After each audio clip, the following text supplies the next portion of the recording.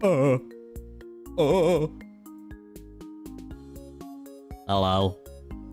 Can you hear me? Can you hear me? Can you hear me? Hello?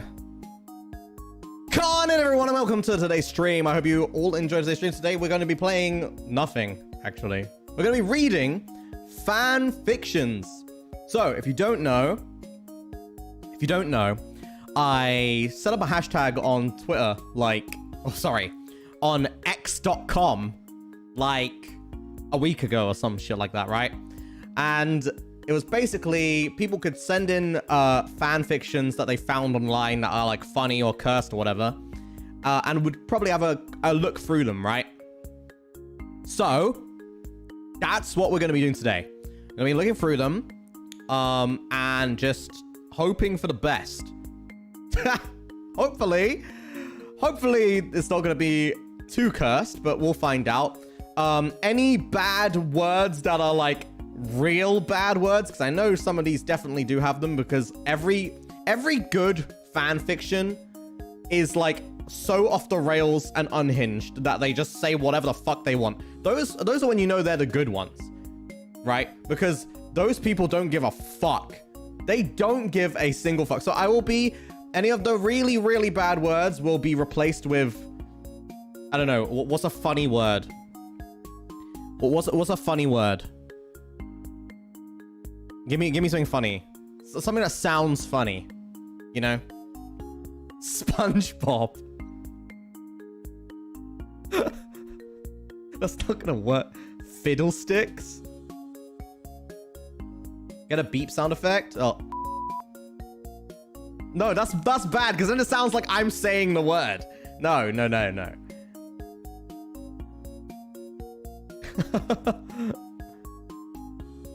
know what? I'll use SpongeBob. That's fine. If I remember.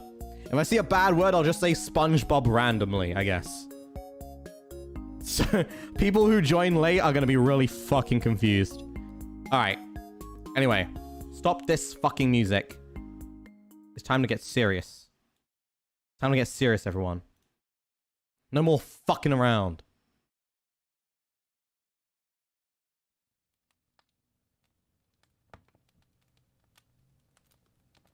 Time to get serious. Everybody. Wait, actually. I'm gonna make this bigger.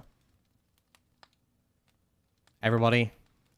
Time to gather around the campfire and sing our campfire songs. Our CAMPFIRESONG song. Oh boy.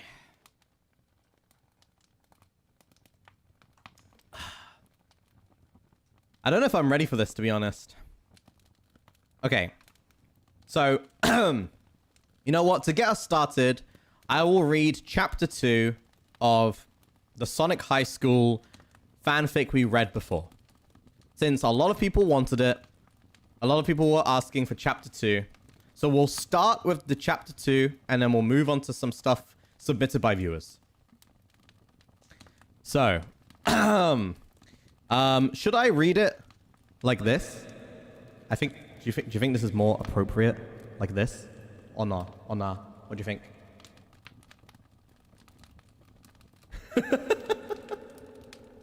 Yes? Okay.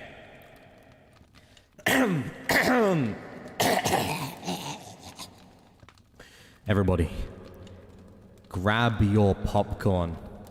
Grab your soda can. It's time for Sonic High School, Chapter 2, The Prom. The rest of the day for Sonic was awful. So bad it was that Sonic went home and went right to the bathroom and took a big poop. It was a mad poop because it went out fast. It shooted out of his butthole so fast that it was like a gun shooting. His poop stunk so much that even the neighbors could smell it, and they all had a meeting at night about what to do about it, and they decided that they would just put fans on outside, and if it really started to smell again, they would do something else. So Sonic pooped and went up to his room and shouted into his pillow, Sonic shouted loud, and he heard a knock at his door.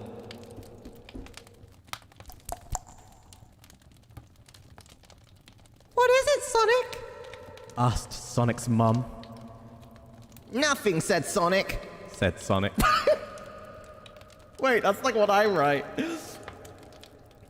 Nothing, said Sonic. Said Sonic. Okay, just keep it down because I'm trying to watch the TV. Said Sonic's mum to Sonic, and left without saying anything else.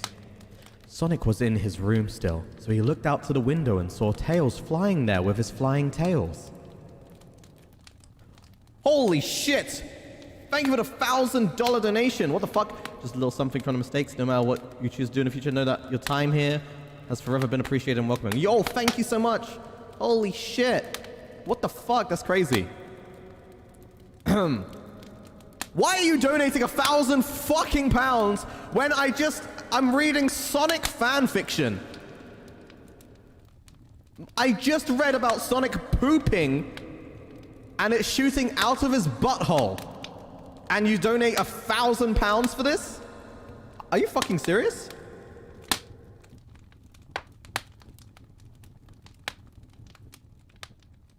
All right. Thank you so much. Whoever donated that, thank you so much. You're insane. Okay, I'm gonna get back to this now. Holy shit, you're crazy. Sonic, are you okay? Asked Tails. I was worried about you, Sonic. Sonic was less mad because Tails was always nice and smart and didn't care that Sonic left his pawns around his room so he could think about kissing and doing sex on Amy when he wasn't with Amy. Please be happy, said Tails. Are you there? Sonic went to the window and opened the window. Sonic grabbed Tails and put him on the bed because Sonic is strong too. This day was the worst, said Sonic. Everyone thinks I am a gay loser, all because I gave them my journal. Sonic cried a little, and Tails put his hand under his face to catch his tears. Tears can stain a carpet. Really? Is that true? is that true? I don't know if that's true. Tails hugged Sonic and said, I'm always here for you. The prom is tonight also. Wow, I forgot, said Sonic.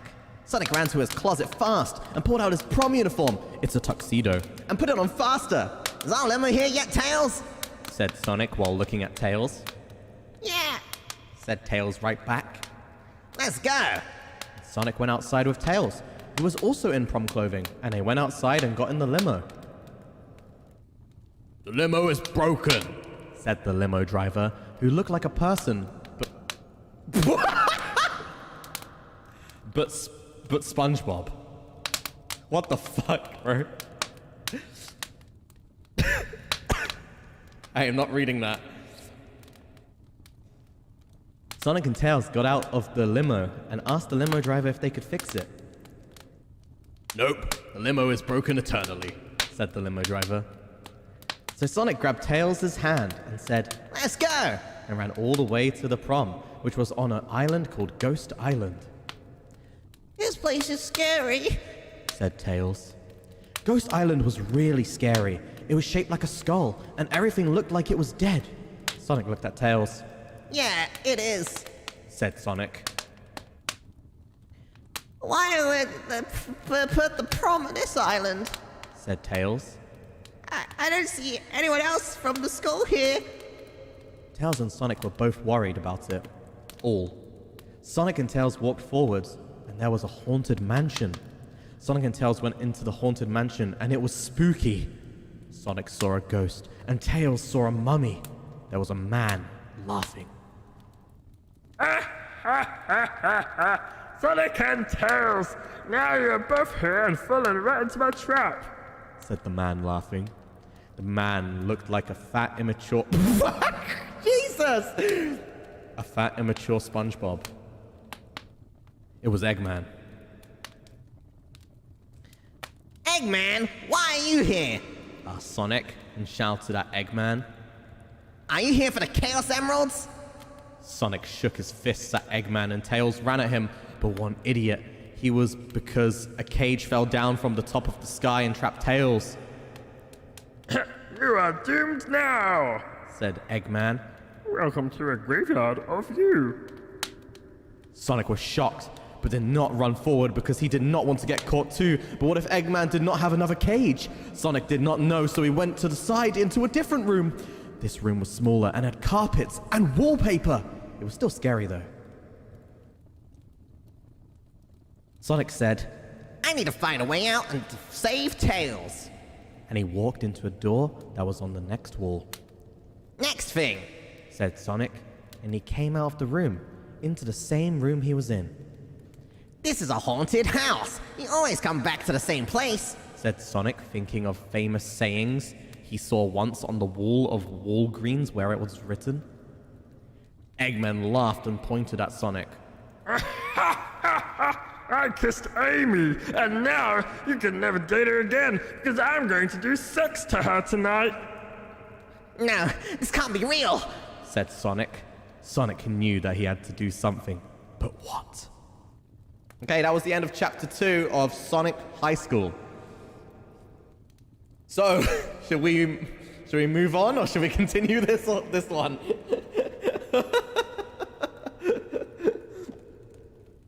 Yo, Crumbs, thank you for the £7. Holy shit.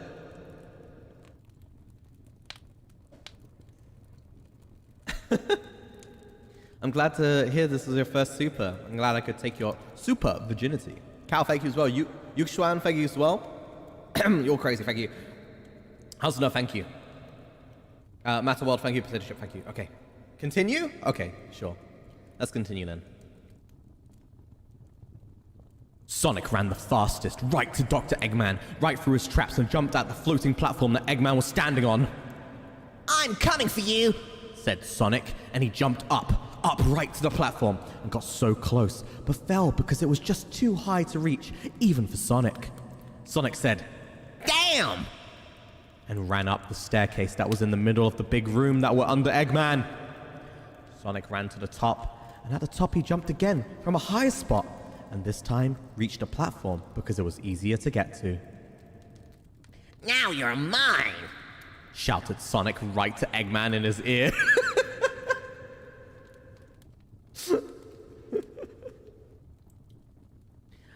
I am not going to fall this easily. Said Eggman, who then grabbed a crystal remote control out of his pocket and pressed a button on it that made a dome of lasers around Eggman. Get out of here! Yelled Eggman. I am Eggman, and I will have my way with the treasures of this island. Said Eggman. Eggman flew up higher on his platform, and Sonic had already fell from the lasers that were on the floating platform, so Sonic didn't get to go too. Eggman disappeared into a purple and black portal at the top of the ceiling, and at the top of the ceiling, why is it spelled like that? And Sonic was left at the bottom of the room on the middle of the stairs. Amy still has to be here somewhere, and I need to get Tails out of that locked cage. Said Sonic, thinking about what he should do next. Sonic ran up the stairs really fast and down the hallway to the top of the stairs on the second floor. Sonic picked the door and ran into the door. The room Sonic ran into had a big picture of an old man on it, and he looked just so old that it was like seeing a skeleton right there. Sonic said, This man probably died ages ago and left all his money from being in real estate to his sons who built this place. What? Sonic thought this was not the right room to be in, so he left it and went into the next room. Okay. This was the right room to be in. Sonic knew immediately. There was a big red bed, and Amy was tied with rope around her feet and hands, and there was another rope around her head with a lock in her mouth so she couldn't open it or say anything at all. Sonic ran right to the bed without doing anything before doing that and untied Amy with his Sonic speed. I'm so glad you're here, Said Amy. This prom is not turning out like I hoped it would when I bought this dress. Amy was wearing a pretty red dress that was like what she normally wears but longer, and there were 2 flowers on the 2 shoulders. Amy's dress also made her boobs look bigger. Sonic noticed. Sonic thought for just a moment that this was the perfect moment to get her to give sex to him, but he did not do it because Tails still needed help. Where is the key to open Tails' cage? Said Sonic to Amy. We need to open Tails' cage. He can't get out the cage. I saw Eggman putting a key in the safe behind the picture in the room you were just in, said Amy. So let's go get it. Amy and Sonic ran to the next room, and Sonic got there first. He is the faster one in the relationship. What? What is that? Okay. Sonic punched his big, strong hand right through the painting, like a bodybuilder, and found the safe behind the painting. This safe needs a password, said Sonic. What could it be? Sonic thought long and hard about everything he knew about Eggman. Sonic knew Eggman was a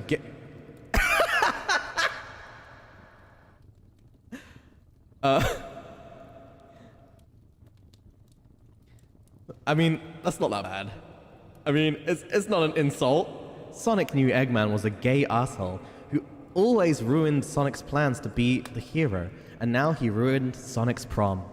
Sonic tapped on his brain and thought harder. Hey, it's not an insult to be gay. You know? Maybe the password is his name, said Amy.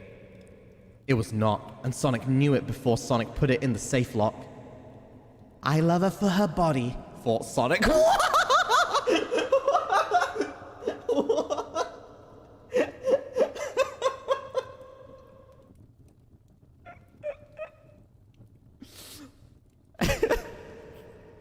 Damn, Sonic, what the fuck? Sorry, let me compose myself.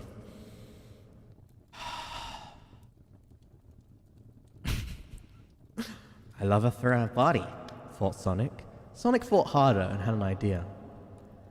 What if the password is Sao Haxi Sadalareme? Finally shouted Sonic at Amy next to him. Amy, who was there, said, What does it mean? Amy, Sonic's girlfriend, was confused. It is Chaos Emeralds backwards. What he really wants, but messed up so we would not guess it, screamed Sonic so happy. Sonic typed the password into the safe, and would you know it, it popped open, and there was this big key, so Sonic took it. Sonic ran down the stairs, and then Amy did, and Sonic opened Tails' cage, and Tails got out.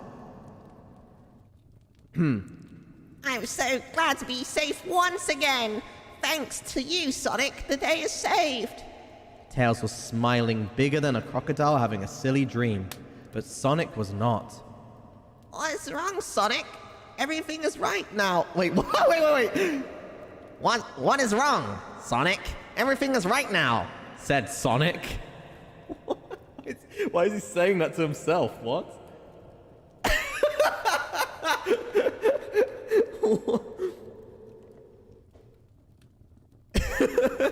Okay. Wait. Okay, I'm just gonna read this out the way it's written, okay? What is wrong, Sonic? Everything is right now, said Sonic. No, it isn't, said Sonic, so mad and sad. Eggman got away without a real punishment for what he did. Sonic shook his face at the sky, thinking about how Eggman slipped away like a slippery balloon that Sonic let go of. But we are all safe, Amy said. That is what really matters. Sonic figured right then that Amy's superpower must be being nice, because like he knew before, it wasn't being smart, which Tails was best, and Sonic is also good at it too. Sonic did not even think about how his day at school was bad anymore, because his balls did not even really itch anymore. Sonic laughed, Tails laughed, Amy laughed, and they went home ready for the next day of high school. Well, that was chapter 3 of Sonic High School. I mean...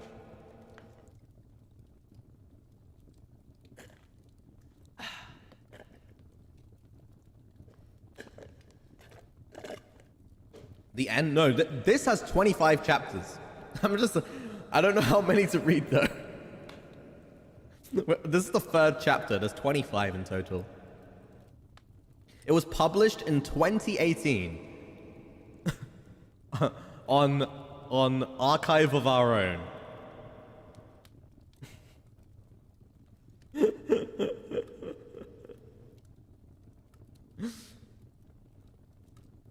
Wait. The next chapter is called Getting a Date. So I'll let you guys decide. Should we move on? Or should we read chapter 4, Getting a Date? What do you think?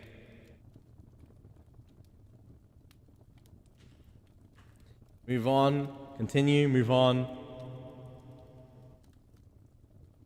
Move on? Okay.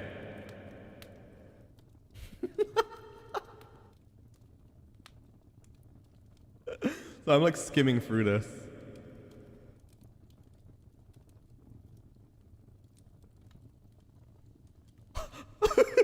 Okay. All right. Let's see the hashtag. I opened up a few of them to check out. So let's have a look at this. So we got one that's called. This one was 26 upvotes on the hashtag. And one retweet, 26 upvotes, called Forever, a Sonic x Obama story. So this was upvoted by the mistakes, so we'll give this a read. I don't know anything about this, so we'll have a look. This was posted in 2021.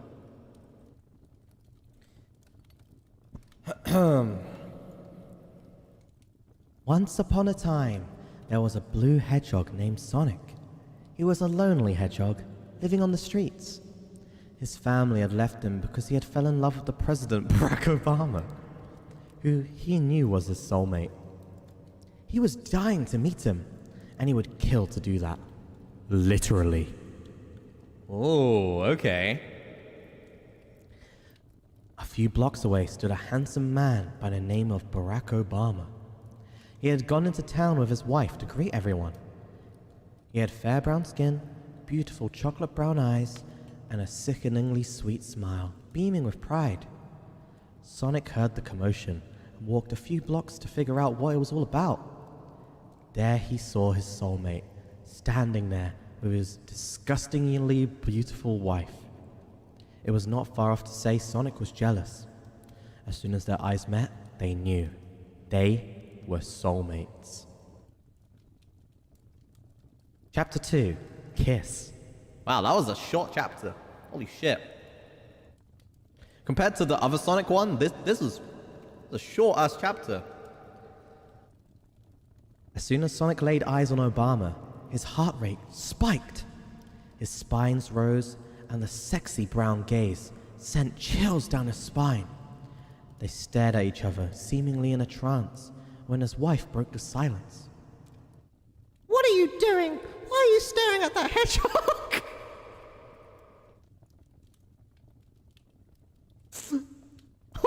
Why are you staring at that hedgehog? She said, as she froze him in her cold gaze. It's nothing, love. He muttered, turning around and tossing one last longing look back at Sonic. Sonic wanted to cry. The love of his life was going to leave, and he couldn't do anything about it. Wait! He called. Obama smiled softly as he turned around slowly, seemingly seductively. His wife and bodyguards had all gotten into the car and could no longer see them. They stared into each other's eyes as Sonic walked closer. As Sonic got dangerously close, the pair's breath quickened. Sonic's eyes glossed over, and Obama closed his as they leaned closer. The next thing they knew, their lips were upon each other's. The kiss lasted just a second, but to them, it felt like an eternity. As bliss erupted from their cores, Obama longingly pulled away. I'm sorry. I have to go now, he said, his voice laced with sadness.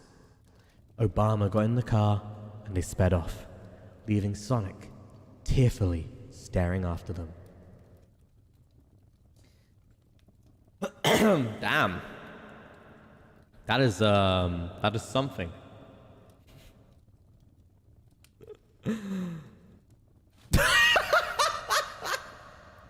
Chapter 3, Break-In. Whoa, what the fuck? Okay. Sonic longed for Obama back. He wanted him. He needed him. He knew he would get him. As Sonic threw his ring down on the ground, it grew into a portal to the White House. He would see Obama again. He was going to make sure of it. Once Sonic had jumped into his ring, he was teleported to the top of the White House. He lowered down to Obama's balcony as he was standing out there. Their eyes met, and Sonic fell harder for the beautiful man. Obama gasped and Whisper yelled, "What are you doing here? You could get caught!" Sonic lowered himself onto the balcony, the light from inside illuminating the pair. Sonic reached for Obama's face and kissed him softly. Obama licked at his lips for entrance, and the next thing they knew, they were in a heated makeout session. Sonic pulled away, and a string of saliva connected them. I love you, Obama. I love you too, Sonic. Little did they know, someone had been watching from the window the whole time.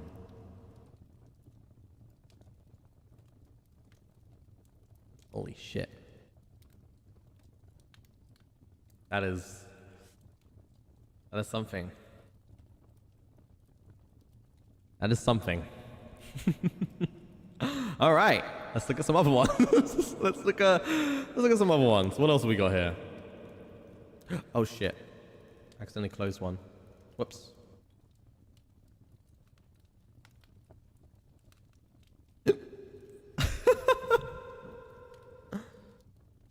Okay, let's see. What the fuck is this? I don't know, I accidentally found this. Hashtag Mr. Fick Read. Archiveofourown.org. And it's called Yes, Megsy Hot Segs, Part 2. For a friend, please do not read on the notes. Summary, they fuck. Characters, Luca Kaneshiro, Mr. Rias.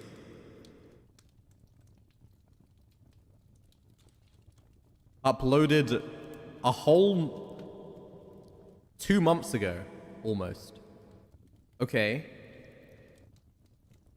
One dia, I'm assuming that means day. One day, Mysta is in his room with Luca. Cure face. But, there was only one bed? OMG. There's only one bed. Oh my god, there's only one bed, says Luca, alphily. You're right, senpai. Senpai? Says Mysta, as his tail wags in his excitement.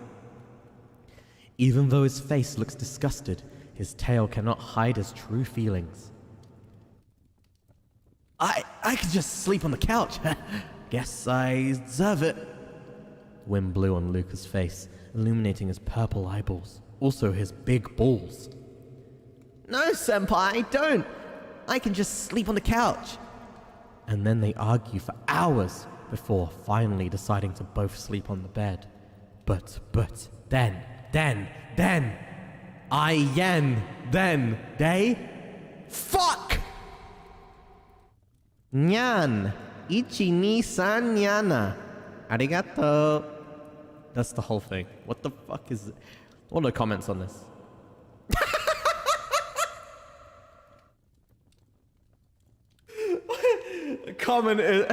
The comment by a person with a Mr. profile picture that says, "Goofy R fanfic, are you okay?"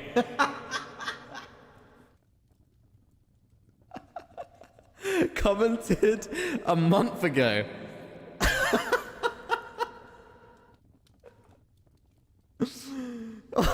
the fuck was that, bro?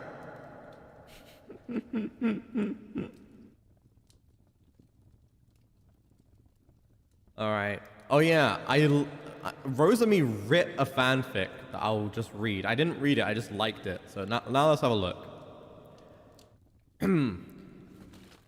This is a fanfic by Rosemi Lovelock. Mr. Rias was stunned. He woke up and had his usual morning ritual, ate his breakfast, changed his clothes. But it was when he got to the bathroom mirror to wash his face that he realized something was different. Staring back at him was the face of a horse. The elongated features, larger nostrils, and even the ears, it was undeniably the face of a horse. He started shaking, not knowing what to do. Should he report this to someone? Call a friend? They would just believe him to be crazy. And maybe he was.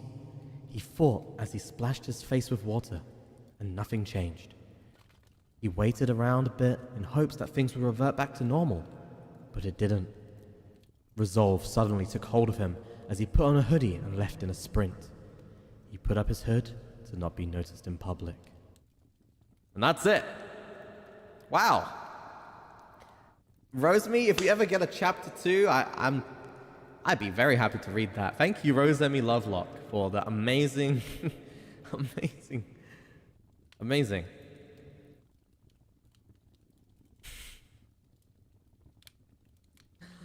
All right. What else we got here, huh? What else we got here? Oh my god, what is this? Absolutely Shrexy. Okay. This one is called Absolutely Shrexy. It was published in 2017. And it has one chapter. So I guess we'll go through this, huh?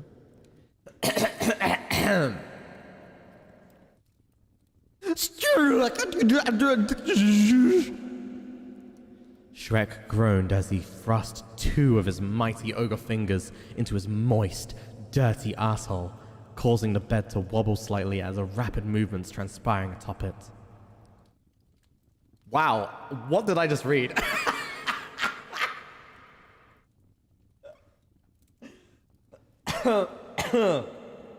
Wow, that is a strong introduction.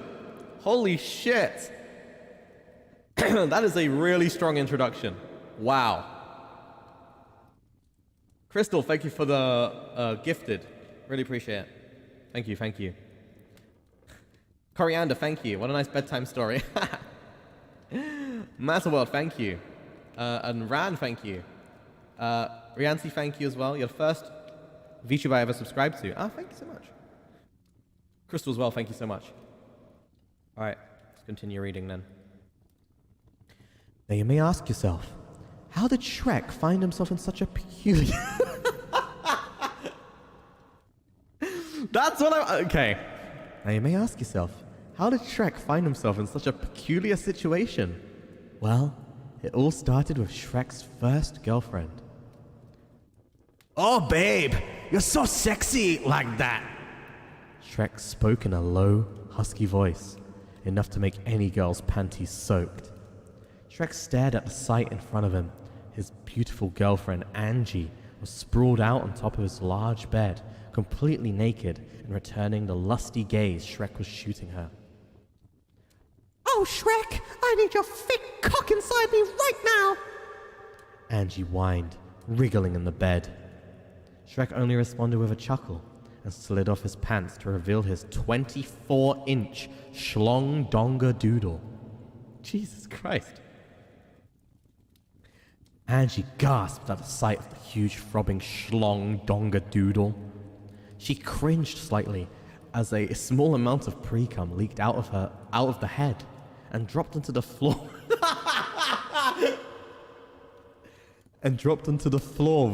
With a splat.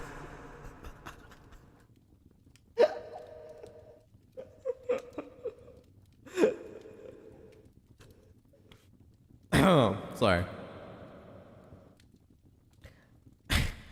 She cringed slightly as a small amount of pre-cum leaked out of the head and dropped onto the floor with a splat. So Shrek, baby, are you really sure that thing will fit inside of me?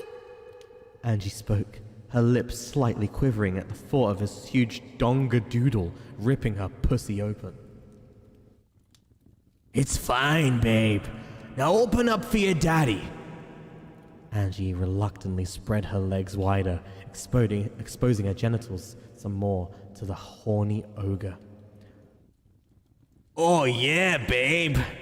Shrek breathed out as he steadied the head of his long schlong at the entrance of Angie's vagina. And when he had plunged in, Angie screamed. Not out of pleasure, out of pure pain. Because when Shrek pulled out, red liquid covered his dick and was oozing out of Angie. Babe, what is this? Don't tell me you're on your... Shrek growled and put his dick out of Angie, who had tears running down the side of her cheeks. Shrek, you ripped me open! And that was the end of that. So Shrek had set out on a quest to find more durable women. Women who could handle his mighty ogre schlong donga doodle. But alas, none could handle the power and intensity of the dong. Every time Shrek engaged in sexual intercourse with a tiny bit of hope, however, was on the bottom... Wait, what? Oh. Every time Shrek engaged in sexual intercourse with a tiny bit of hope, whoever was on the bottom would not split open. But they did, and Shrek was forced to look at the sickening, bloody mess, which was all his fault. So Shrek fought long and hard, like his dick.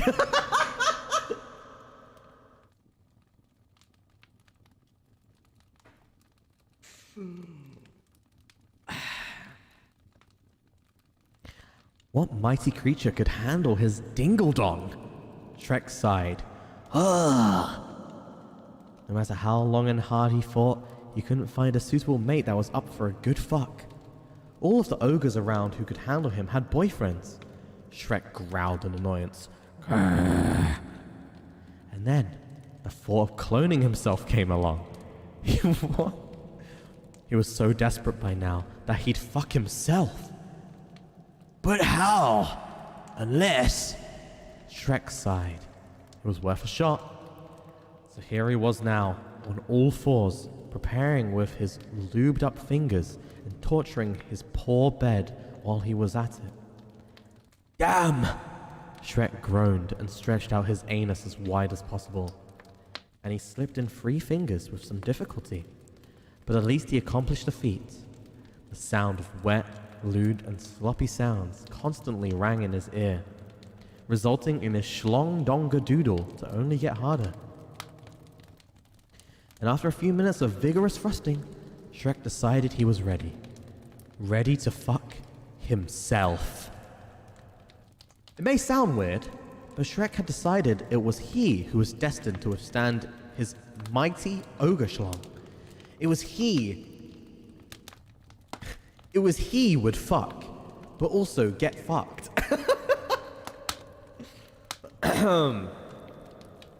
And so Shrek grabbed his schlong donga doodle and bent it back more than it really should go.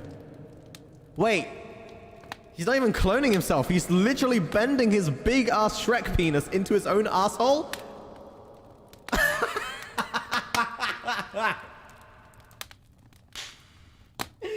I thought he cloned himself. He didn't even clone himself.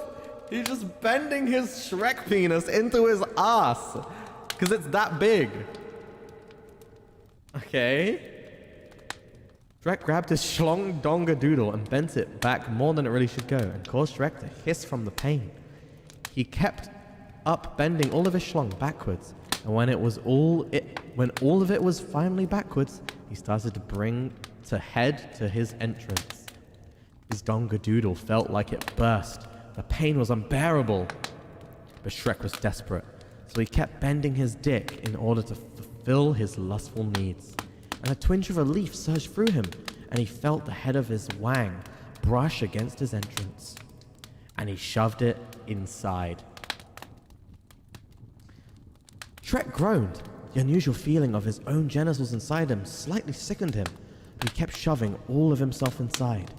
Shrek breathed rapidly, and pressed forward. Goodness! How could anyone possibly derive pleasure from this horrible experience? Shrek breathed out in response to the uncomfortable feeling his asshole being filled. And then he hit a spot deep inside of him, something that made Shrek take back what he stated previously. Shrek moaned out in pleasure as the schlong-donga-doodle rubbed it up against his prostate. Shrek pulled his schlong-donga-doodle out slowly and then thrust it back in, aiming for that spot that caused him intense pleasure.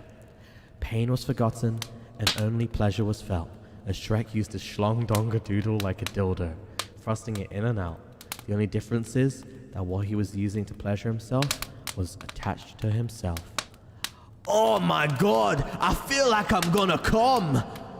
Shrek moaned out as he quickly took note of the warm feeling forming deep within his stomach. He moaned as he thrust his dong more aggressively inside of him and abused his prostate. He grunted and he felt the warm feeling slowly becoming more huge, and he gave one last thrust. And after that, he came. Hard. It was official. Shrek-ass virginity was Shrek's. That's the end. There's notes at the end. It says, notes. I thought long and hard about which words would best describe Shrek's daddy dick, but I gave up and went with schlong-donga-doodle and used that throughout most of the fic. Sorry.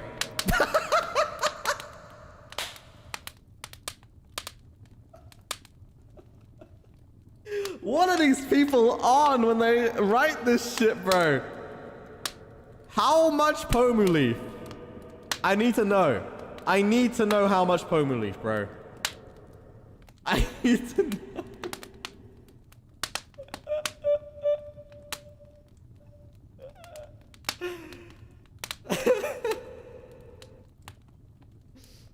Holy fuck.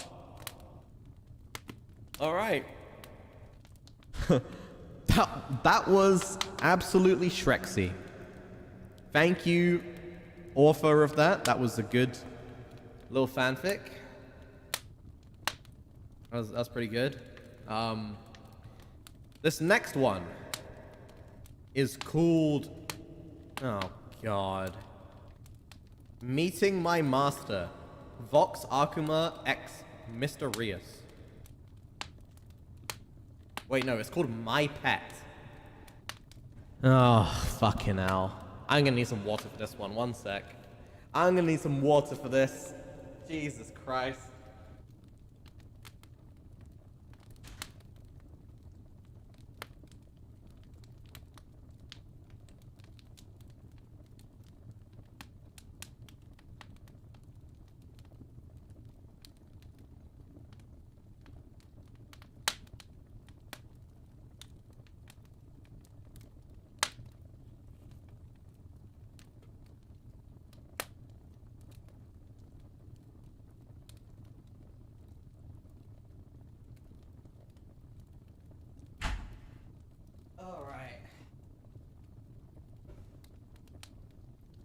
Here we go.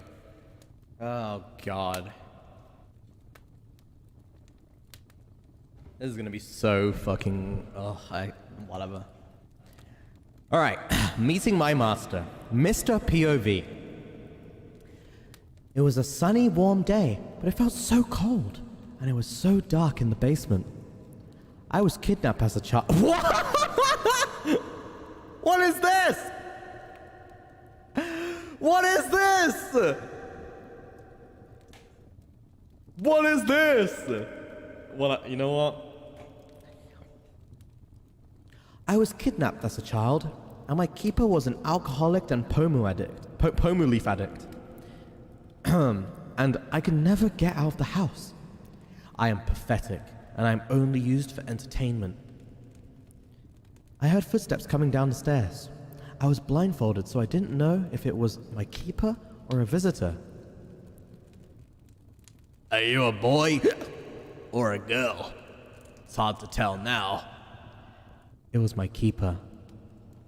I'm a boy, sir. I replied. Oh, hope he doesn't mind. He mumbled. He mumbled to himself loud enough for me to hear. Hesitant to say anything, I reacted. Who, sir? Did someone straight need pleasure? I asked before realizing I should have stayed quiet. Probably wants pleasure from you, and he's your new owner. My keeper said, slurring his words through the sentence. I was able to understand him due to him only remembering and coming down to feed me when he was drunk, so I had to learn to understand. What does that mean, sir? Am I not good enough? I can be better, I swear. I thought to myself as my keeper got behind me and undid my restraints, pulling me to my feet. You need to go have a shower. He'll be here soon. Pushing me towards the basement bathroom guests would use after getting pleasure from me. After I showered, I got out and my mother forced clothes onto my body, making me look nice. After getting me ready, it was dark out. I never got to see the sunlight, let alone my keeper. We waited outside for a while, then some black cars came in. A man with long black hair, with a few red spots in it, walked up to us.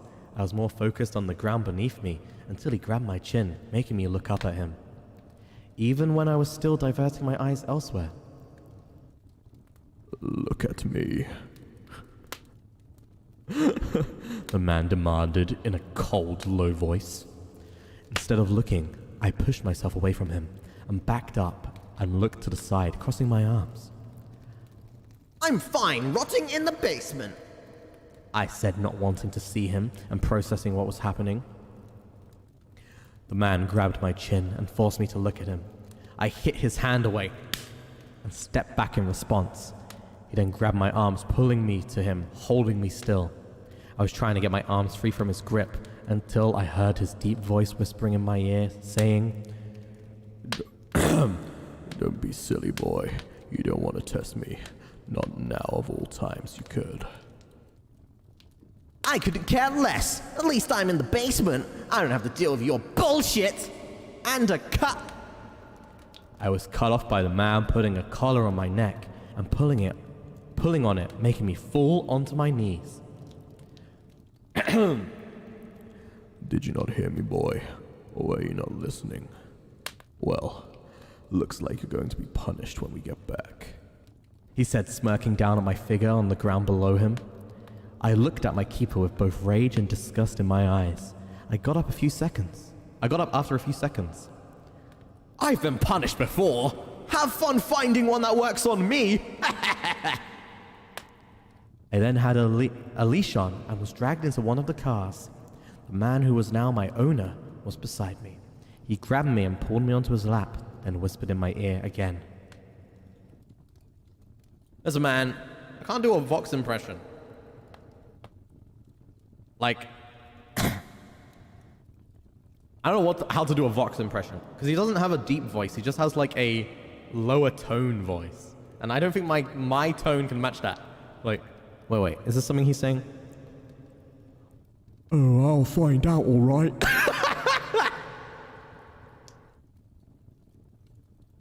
I'll find out, all right. And I don't believe it will take me too long.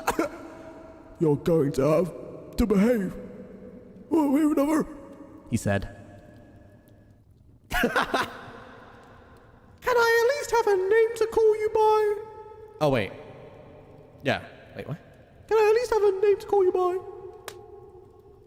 by? I replied. It's Vox Akuma, and you are Mr. Rias, correct? He said as I looked at him. It is. How do you know? The other dude never knew my name. Surely he didn't tell you. I looked both confused and concerned. Now that's my secret, boy. You might even learn later on. Vox being further away from my ear now and looked into my eyes. I'll treat you better than that man did. Trust me on that.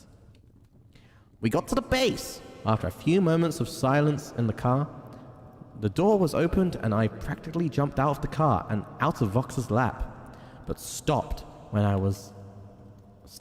I felt a tug on my neck.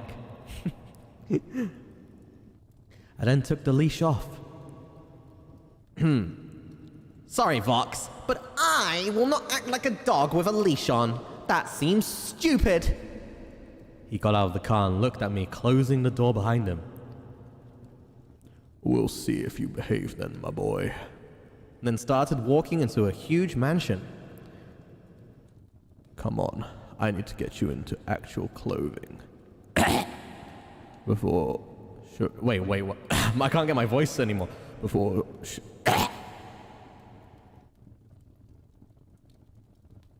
I'm not used to doing this voice for a long time. Okay. Come along. I need to get you into actual clothing before showing you to the boss. I walked beside him. All right, sir. Oh shit. I need to charge my phone. I mean my brain. What phone? Mister, what are you talking about? Phone?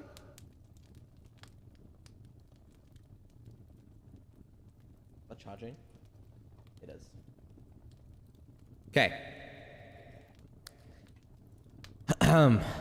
Vox led me into his room and then stripped me. What are you? Before I finished what I was saying, I was rushed into a bathroom by Vox. He had already gotten someone to prepare a bath for me. Come on now, boy. Don't be shy. You can't smell like that cheap soap. He gestured to the tub and I got in. The water was nice and warm. I sat in the tub and brought my knees to my chest as Vox started picking out soaps. Do any of these smell good to you? Holding a few soaps close to the tub. I like that one. I don't know what smell it is, though. He smiled. It's butterscotch. It smells nice. He put the other two away, then came back. Would you please move so I can wash you? Leaning over the tub, yeah, I can wash myself, though. I looked up at him, removing my legs from my chest. Nope. I'm bathing you. I need to make sure you smell good. He then got me to stand up and cleaned me up, looking at a few bruises here and there. After that, I was brought an orange and white outfit, along with what looked like a fox hat.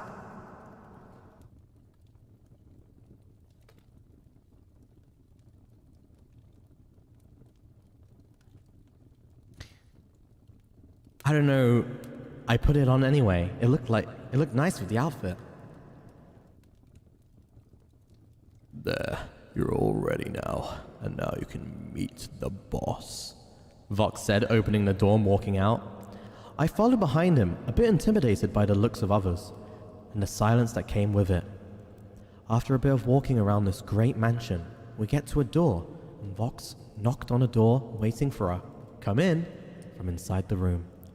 We walked inside, and there stood a man with blonde... And there stood a man with blonde, with a tattoo across his chest. Hello, boss. I have my new pet, but he's going to be pretty tough around the edges. Vox chuckled and pulled me close by my waist. Yeah, well, at least he's cute, and I feel like he's smart too. Could just be the clothes, but you should keep your eye on him. After he said that, I hit Vox's hand away from my waist. I am not... Oh, wait. I am not cute! Just then I felt Vox's hand around my waist again, and his other hand covered my mouth.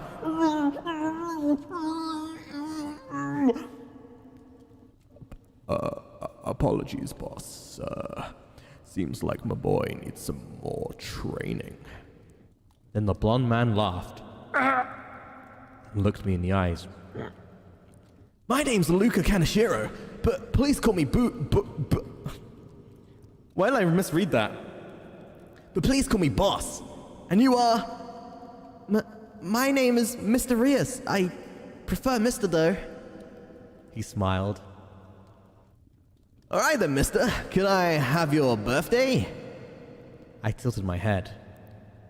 Why do you want my birthday? I asked. So we can celebrate it, obviously.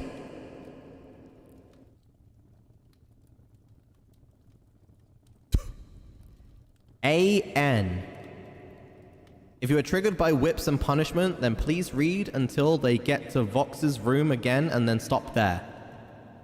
I guess that's like a warning? I don't...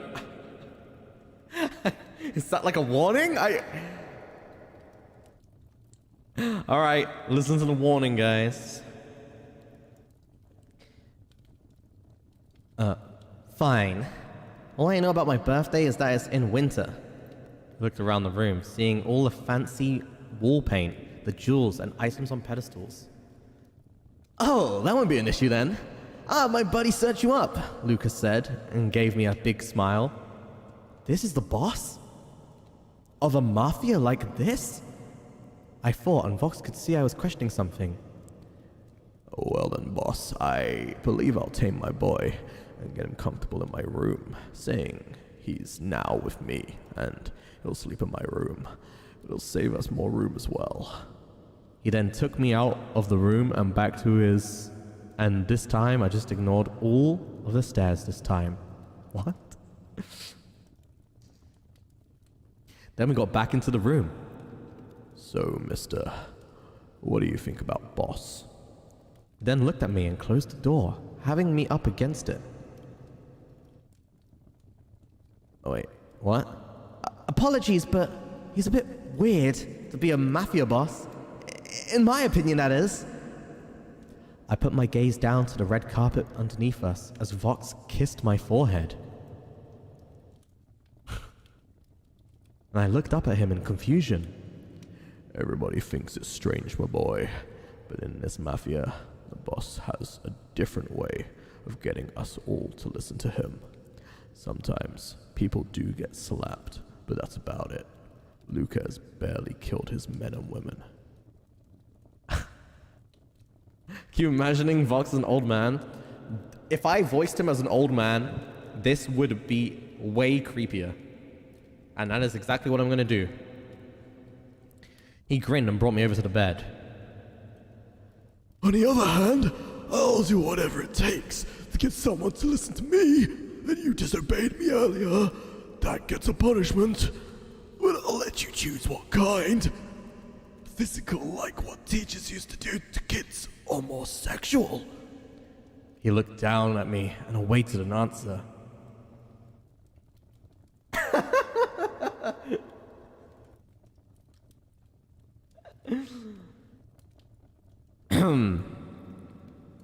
What did teachers used to do?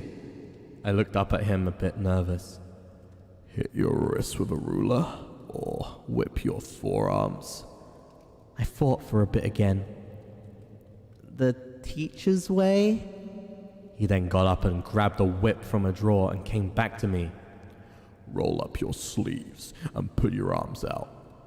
I listened and did as he said. Then he backed up a little and he hit my forearms with the whip. It stung, and I winced when it hit my skin, closing my eyes tight. He kept hitting my forearms for a bit, then stopped and put the whip away and sat next to me. Why? The fuck is your problem, Vox? Fucking dickhead?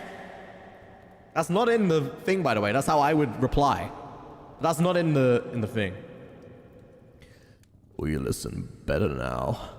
Next time it won't be so nice, and you won't have a choice in what you get, my boy.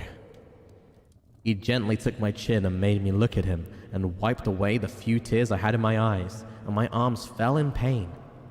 Here, let's get your arms all cleaned up, he said, and grabbed a first aid kit.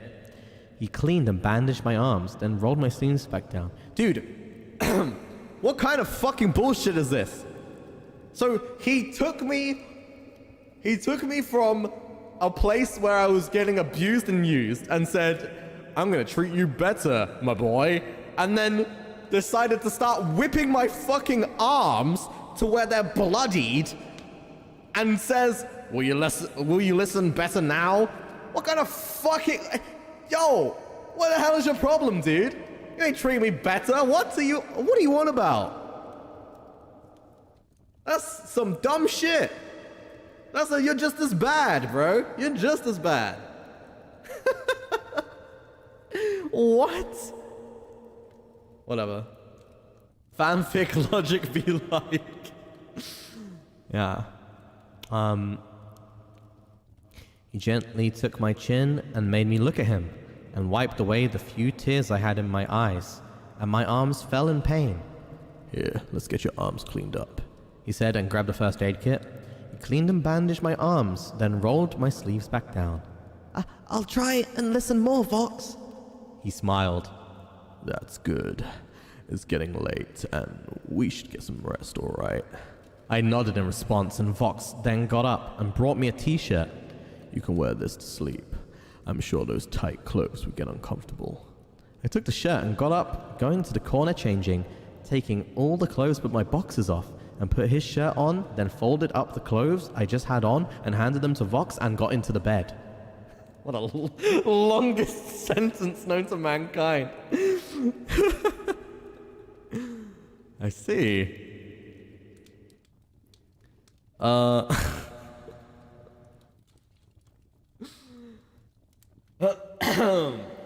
Jesus Christ, this is something.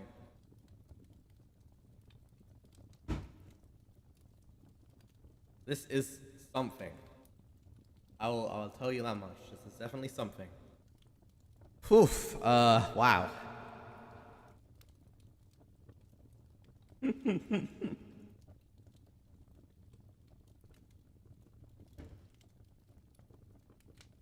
I just got here. Someone explain.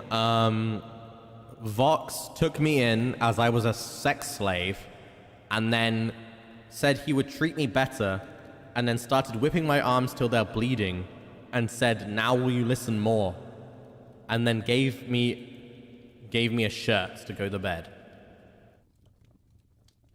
So, yeah, makes a lot of sense so far, you know.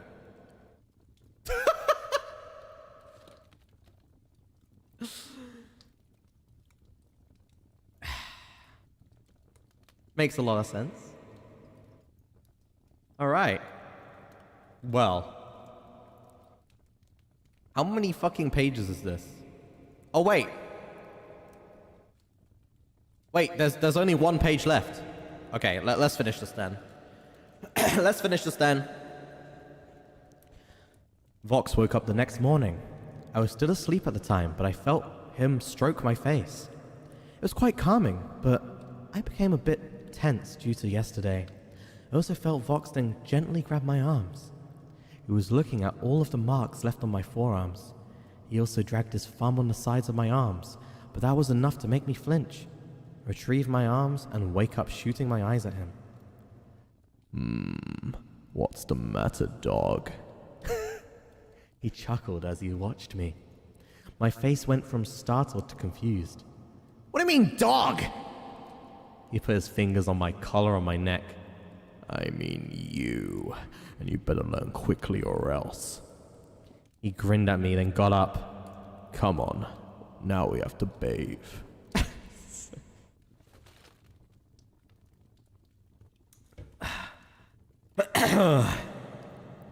I got out of bed and stared at him. We? What do you mean, we?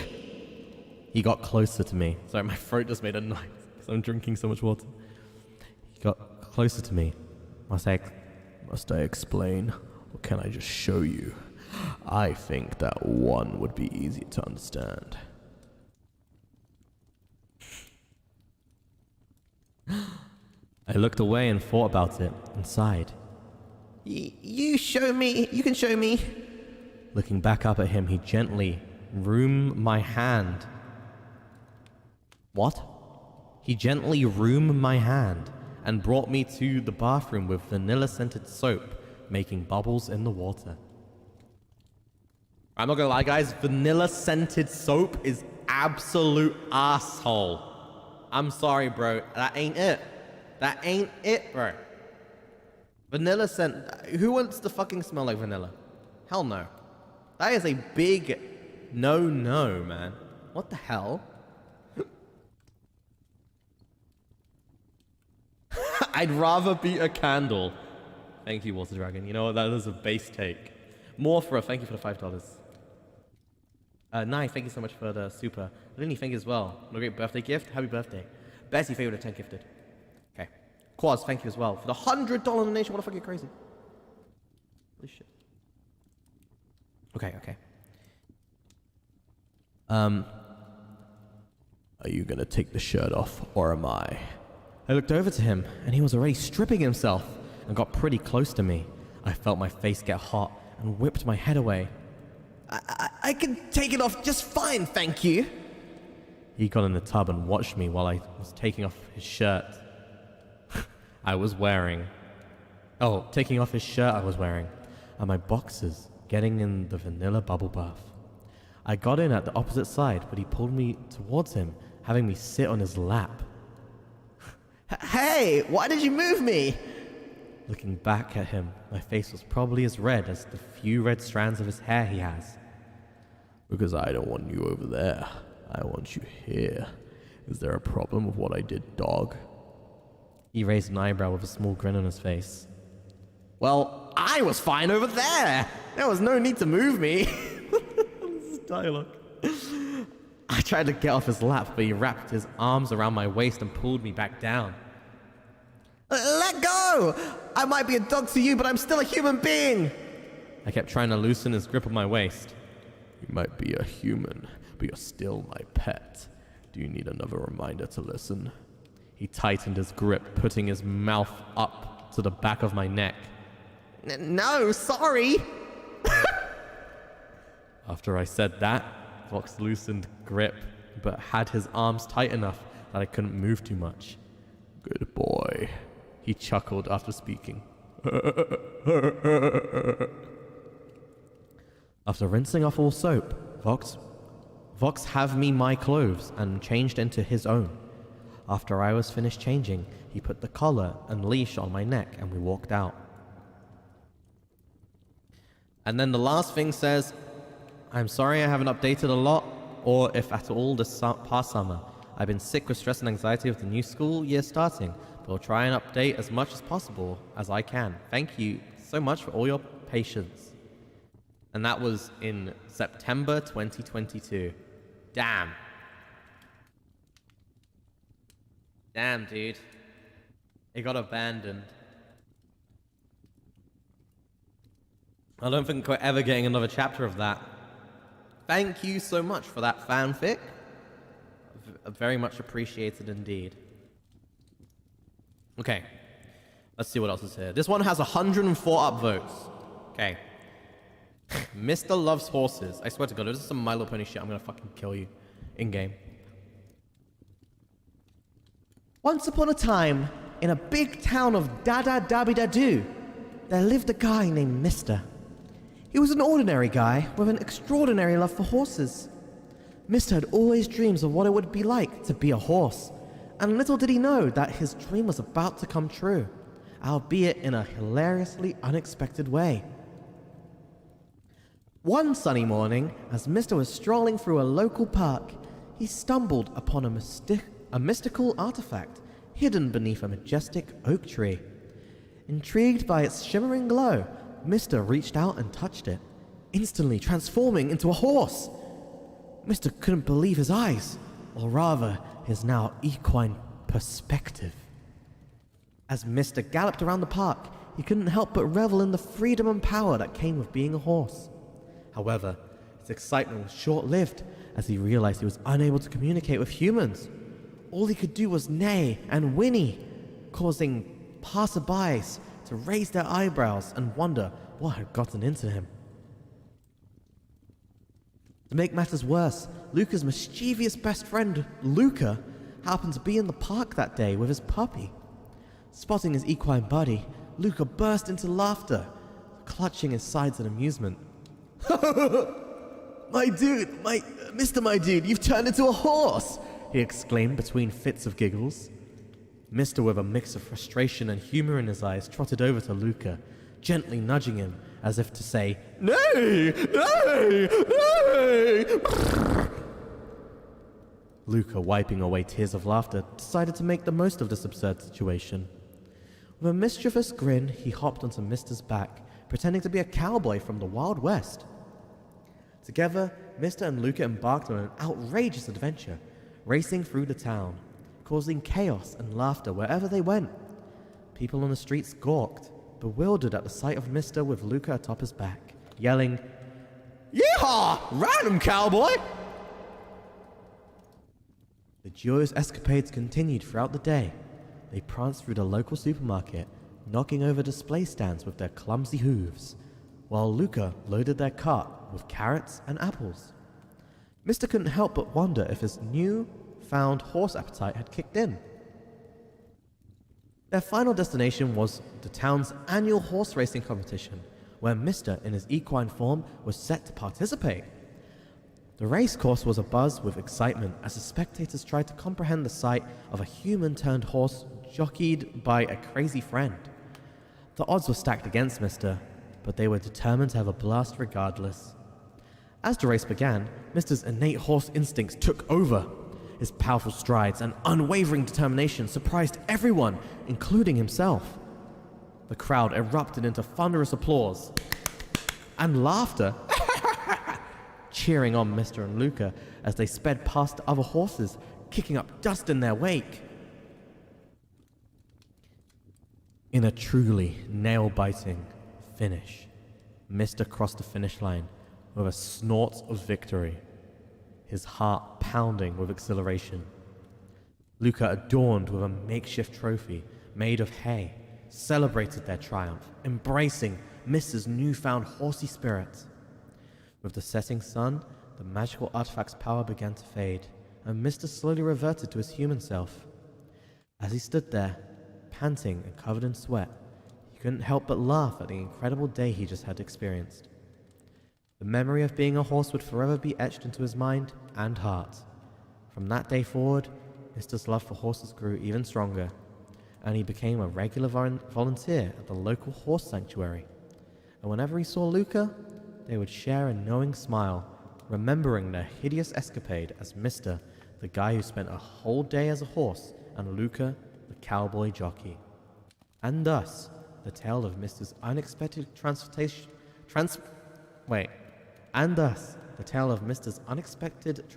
into a horse became a legend in Da-Da-Dabby-Da-Doo town, reminding everyone that life is best lived with laughter, adventure, and a little horsing around.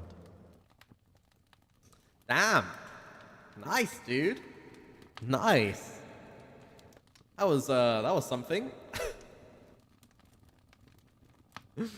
Oh my god.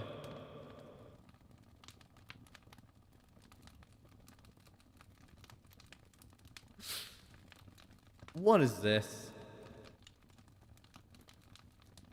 Someone linked me one from 2011 called My Immortal. Holy shit, this has like a lot of views. What is this? Have you guys ever heard of this? I've never heard of this. Yeah, 2011. Based very loosely in the Harry Potter universe and featuring... What is this? What? What is this? Regardless of the author's intent, My Immortal remains one of the most cringeworthy, unintentional, hilarious, so bad it's good pieces of literature the internet has ever shut out. Okay. Let's have a look then. Hi, my name is Ebony Darkness. What? My name is Ebony Darkness Dementia Raven Way, and I have long, ebony black hair. That's how I got my name. With purple streaks and red tips that reaches my mid-back and icy blue eyes like limpid tears. And a lot of people tell me I look like Amy Lee. If you don't know who she is, get the hell out of here. Who the fuck is Amy Lee? I don't know who the hell that is. Why did they write... Why they... Okay. Does anyone know who... I'm looking this up. Amy Lee. Amy Lee, American singer-songwriter. Oh, okay. Oh, wait. They're a singer... Wait. They're a singer for Evanescence? Oh, shit. Okay. My bad, my bad. My bad. I'm not related to Gerard Way, but I wish I was because he's a major fucking hottie. I'm a vampire, but my teeth are straight and white. I have pale skin. I'm also a witch, and I go to a magic school called Hogwarts in England, where I'm in the 7th year. I'm 17. I'm a goth, in case you couldn't tell, and I wear mostly black. I love Hot Topic, and I buy all my clothes from there. For example, today I was wearing a black corset with matching lace around it, and a black leather miniskirt, pink fishnets, and black combat boots. I was wearing black lipstick, white foundation, black eyeliner, and red eyeshadow. I was walking outside Hogwarts. It was snowing and raining, so there was no sun, which I was happy about. A lot of preps stared at me. I put up my middle finger at them. "Hey, Ebony!" shouted a voice. I looked up. It was Draco Malfoy.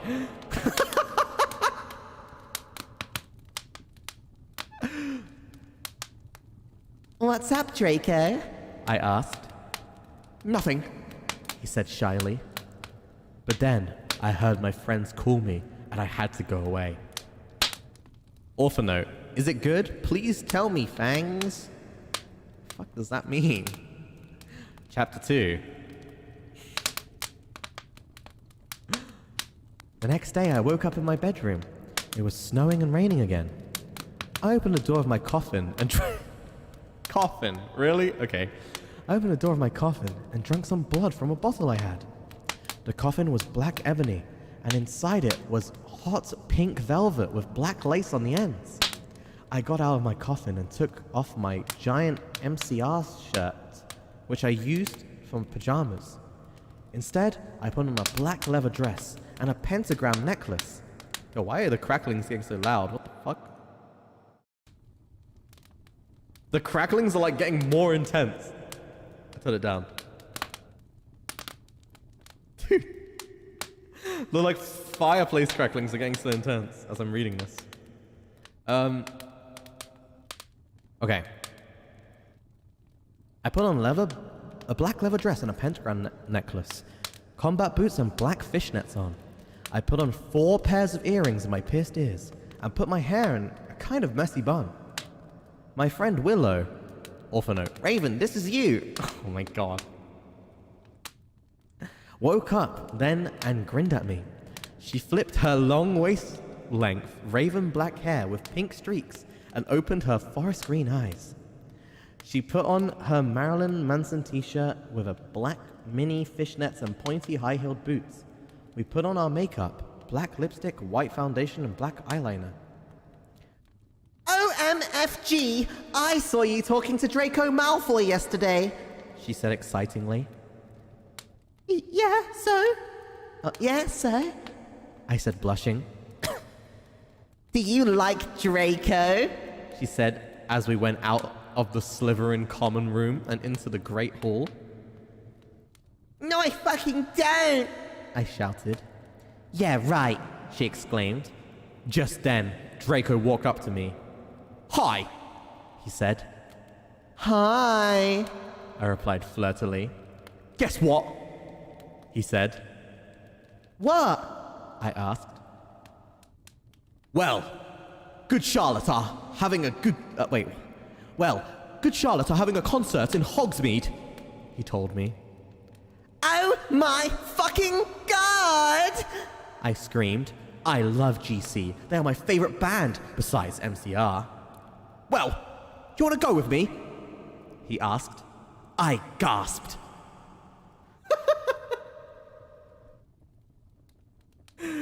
Okay. This is oddly interesting. Let me have a little sip. T Min, thank you so much. Hi, Mr. from Vietnam. Just want to say, I want to tell you that Vietnamese mistakes will always love you. Hey, thank you so much. It's a classic. A classic, yeah. This is this is interesting. Okay.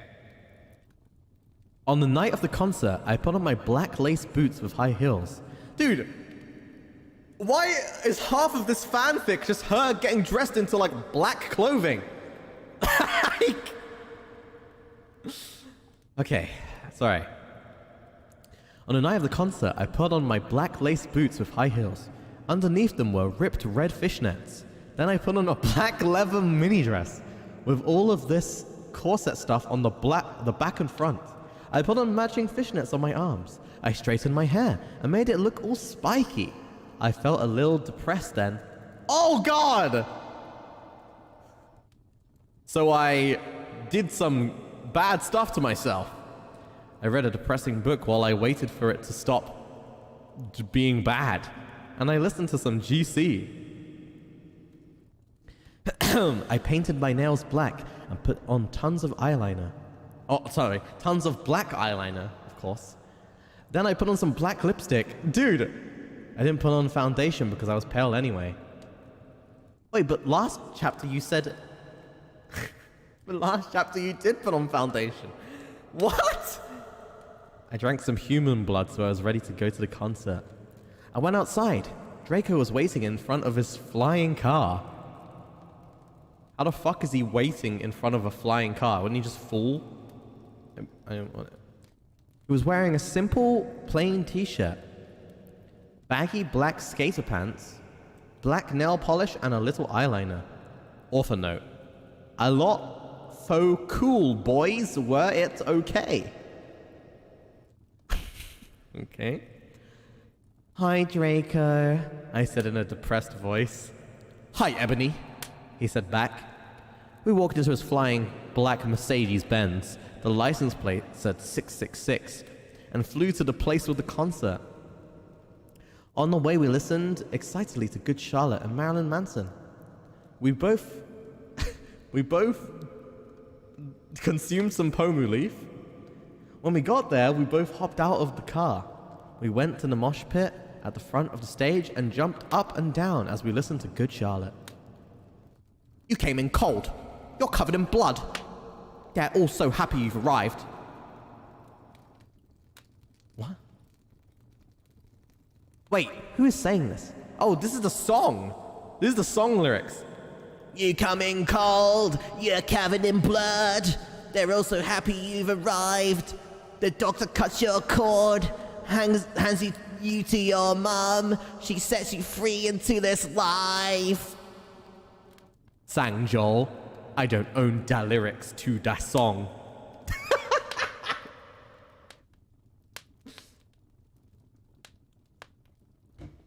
Joel is so fucking hot. I said, oh, Joel is so fucking hot, I said to Draco, pointing to him as he sung, filling the club with his amazing voice. Suddenly, Draco looked sad. What's wrong? I asked him as we moshed to the music. Then I caught on. Hey, it's okay. I don't like him better than you, I said. Really? Asked Draco sensitively, and he put his arm around me all protective. Really? I said. Besides, I don't even know Joel, and he's going out with Hillary fucking Duff. I fucking hate that little bitch. I said disgustedly, thinking of her ugly blonde face. The funny part is, you know that this is like actually, like, you know, the writer's self-insert, and they genuinely probably hate Hillary Duff, and they just wanted to fucking flame her. Like, you know, you just fucking know that they wrote that, like, actually being mad. Like, I fucking hate that. The night went on really well, and I had a good time. So did Draco. After the concert, we drank some beer and asked Benji and Joel for their autographs and photos with them. We got GC concert tees. Draco and I crawled back into the Mercedes-Benz, but Draco didn't go back into Hogwarts. Instead, he drove the car into the Forbidden Forest. All right. Almost done with this page, and then we'll move on. Almost done with this page. Almost done with the page. This is the last part.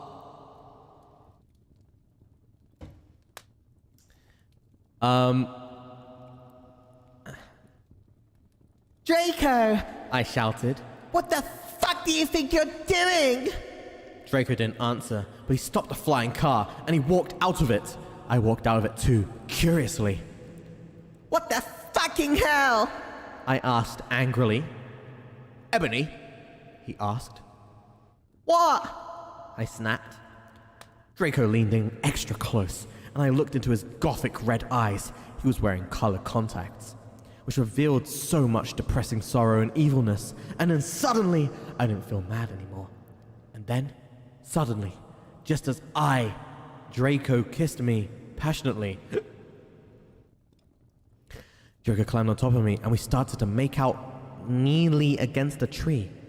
He took off my top, and I took off his clothes. Wait, how old was this person? Wait, did they say they were 17? Hold on a second. Then he put his thingy into my you-know-what. Oh my god, okay, we gotta stop reading this. Wait, before I stop reading this, wait, the last lines. Wait, I skimmed the last lines. Okay, we're not gonna read this anymore because this is fucking weird. But I gotta read you this last part. We started to kiss everywhere, and then my pale body became all warm. And then... What the hell are you doing, you motherfuckers? it was Dumbledore! And that's how it ends.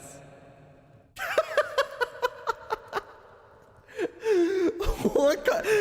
Dumbledore wouldn't say that. What the fuck? Dumbledore would not say that. What made them think Dumbledore would say, "What the hell are you doing, you motherfuckers"? He would not say that.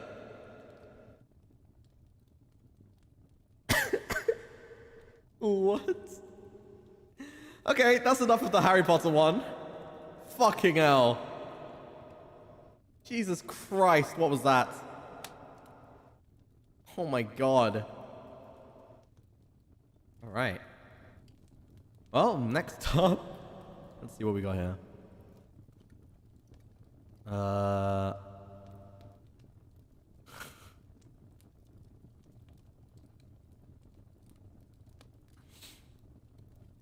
Let's see. What have we got?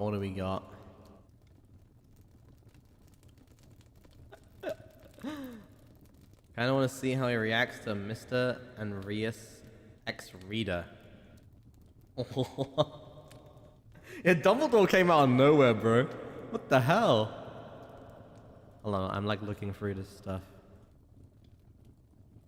What else we got?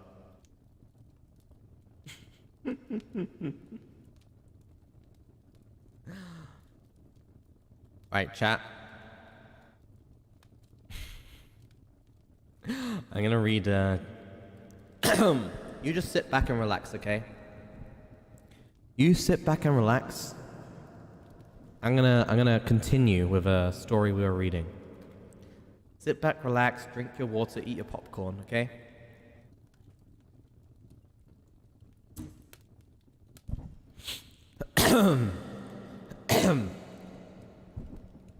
Sonic High School, Chapter 4, Getting a Date.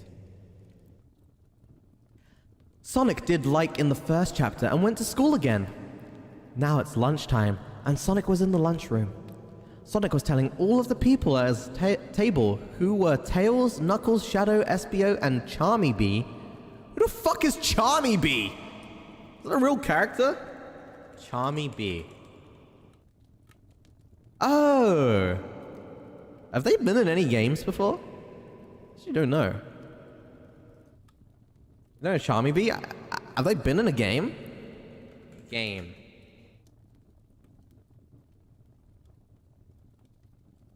They were in Sonic Heroes? Really? Were they really? I played Sonic Heroes. Sonic Heroes. I gotta check this real quick. No, they weren't. Oh, wait, maybe they were. Huh, okay. All right.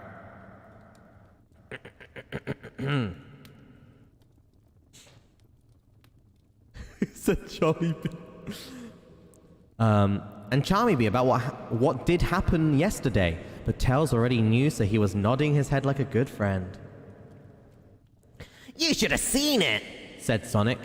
I was in the haunted mansion and I shot Eggman, but I let him get away right before I could have killed him. Sonic laughed, and Tails laughed at the same time. Knuckles said, You should stop going on these cool adventures because high school is more important. said Knuckles. What? That is not... Knuckles wouldn't say that. Knuckles knew, and Sonic knew he was right, because it's called Sonic High School, And it should be more about the high school part. So Sonic asked them all what they're up to. Okay, fair enough. Fair enough, I guess. Well, I am entering the science competition. said Tails. To win the science competition, I have to come up with the best invention, and my invention is this invisibility hat. It makes you invisible, but I can't do it right now because I have to make sure it works perfect for the science competition. Tails was so smart that Sonic knew he would win the science competition because Tails is like in Nestine. What does that mean? Nerd!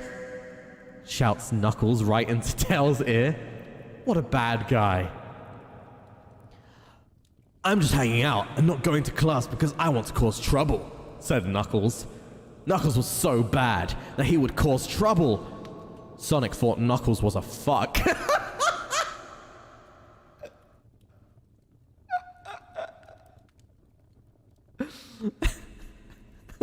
Oh, it was Einstein? They spelt it I-N-E-S-T-I-N-E. Inestine. Yeah, Sonic thought Knuckles was a fuck. Shadow was next, and he was badder than Knuckles, but in a different way. I'm not going to be around for much longer. Oh wait, no, that's still Knuckles, sorry. I'm not going to be around for much longer. Said Knuckles. He always did at the end of what he... Oh. He always did ... at the end of what he was saying, because it was mysterious. Where are you going? Said Tails, because he was curious. I'm going to kill my parents. Said Shadow.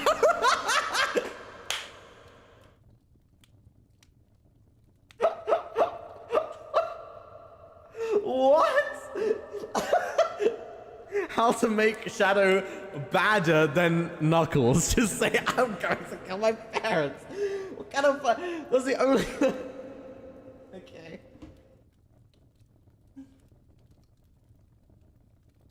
Okay. I'm going to kill my parents. Said Shadow. See, this is how Shadow is worse than Knuckles. He did serious bad things. At least at the end of the day, Knuckles could sleep. Shadow was too dark for that. I'm going to try out for the football team, said Espio. Espio was athletic like Sonic, but not as fast. But he had a horn in his nose that was good for attacking people in front of him, so Sonic thought he would be good at football. I'm going to go to try out for the play, said Charmy B. Charmy B was loud and singing always. Oh my god! You're an annoying SpongeBob, so you should do great, said Knuckles. Do not hurt my feelings, said Charmy. Charmy was used to being hectored, so he was able to remove himself from his potent fury.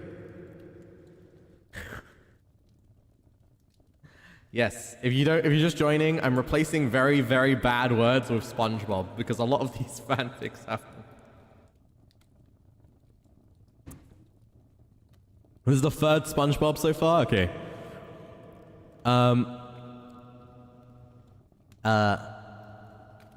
Did you see Rouge right now? Said Espio. She's looking so hot in her tiny bra. Espio obviously wanted to kiss her deep. Yeah, you should ask her out, said Sonic. but the prom was yesterday. Said SBO. Well, that is okay. You can date anytime. Said Sonic. Oh, Said SBO. well then, I'm gonna kiss and sex her tonight. SBO was like a little boy looking at his mum's boob for the first time. Sonic and Tails together were both looking at each other, and they wanted to help SBO. We're gonna help you get on a date. Said Sonic and Tails at the same time simultaneously. Oh, wait. We're gonna help you get on a date. We're gonna help you get on a date. Why is it not recording? Okay, whatever. Just imagine that we both said it at the same time, okay? My GoXLR's not recording. Sorry, your immersion. Sorry. sorry. Okay. And we're gonna do it right now. Said Sonic and Tails. Sonic and Tails got up and both grabbed one of SBO's arms and dragged him across the room. Sonic did most of the dragging because he is stronger and put him right at Rouge. What is this about? Said Rouge with a questioning sound. She blinked her eyelids quickly like a race car. What do you want? Why are you here? Yo, low-key though, I kinda had a crush on Rouge when I was younger. Hey, no cap though, no furry though, okay? No furry, no cap. Okay, anyway, back to the story. SBO looked right into her eyes with a passion, like 100 barking dogs, and said, Rouge, will you go out with me? SBO was sweating, and there were drops of sweat dropping off of his hands in front of her. I don't know, said Rouge, and looked at SBO. Rouge gave him a sexy look. That made SBO fall in love. Please do it. Said Sonic and Tails together at the same time. Okay, we can go on a date tonight, said Rouge. Sonic and Tails and SBO were stoked and high-fived right there. By the time this night ended, one of them would have done their first sex.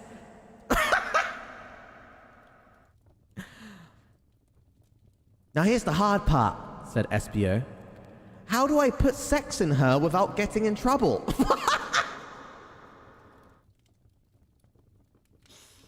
What?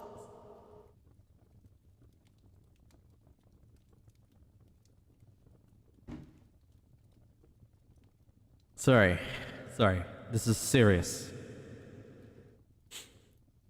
How do I put sex in her without getting in trouble? Sonic and Tails looked at each other and thought, uh-oh. And SBO walked out while holding on to Rouge's boobies because they are now boyfriend and girlfriend and it's allowed to do it. I mean, I guess. All right, here we are. That was chapter 4 of Sonic High School. Damn. That was interesting.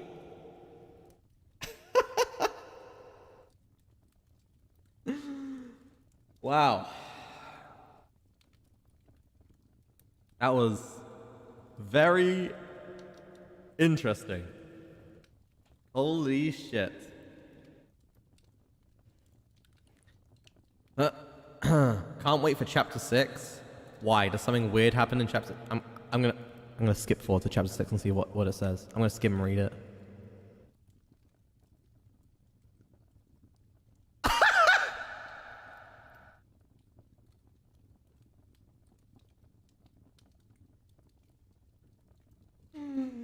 What is this, bro? What is this?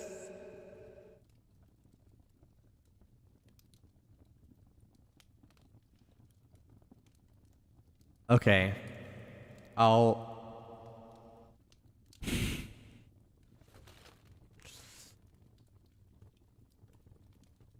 Okay. I'm gonna skip chapter 5 and just go straight to chapter 6. And then we'll stop reading this, okay? This is the last chapter I'm gonna read from Sonic High School, okay? Wait, there's a warning note on this. There's a warning note. It says, warning, contains the worst sex scene ever written.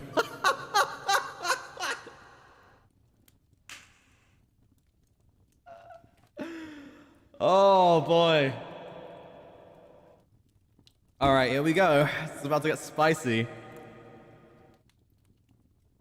Espio walked to Rouge's house because it was time for their date together. And all Espio could think about was that they were about to make sex for the first time. Espio looked at the computer and read about what to do and what the right words were, so he would know how it works and how to say it right so no one would make fun of him. It was Rouge's house he was at now, and it was in front of him. Espio knocked Rouge's house door. "I hope she is home," said Espio, And she was. She opened the door just then. "Hello, I'm home," said Rouge, looking always sexy in a tiny bra and big cool boobs. Espio thought she looked like the hottest woman in the world that he could see from here. Wait, what? That's not really a compliment. She looked like the hottest woman in the world that he could see from here. Is that... I don't think that's much of a compliment, but okay, sure. Sure.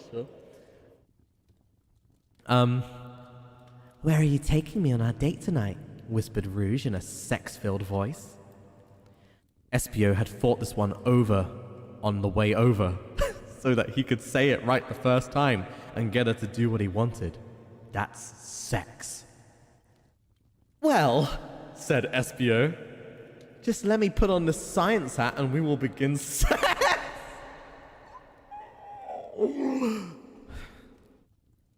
Rouge looked shocked, but she probably was excited too. Espio could tell they both had a nacration. I don't know what that means. What? Said Rouge in a shocked way. "Right here?" Espio said, "Yes, this hat was made by Tails, specifically for our date. Specifically for our date. It makes it impossible to see and impossible to hear while I'm wearing it." Espio did a cool face at her, because being smart can be cool too, as long as you're not a nerd ass. Rouge said, "Okay, let's go inside," and gently grabbed Espio's hand. But he pulled it back, and she fell, causing him to fell, and they both together fell. Sorry, I'm sorry to keep bursting out laughter. This is like... I'm sorry. Let me read that again. This is how... I'm not reading it wrong. This is how it's written.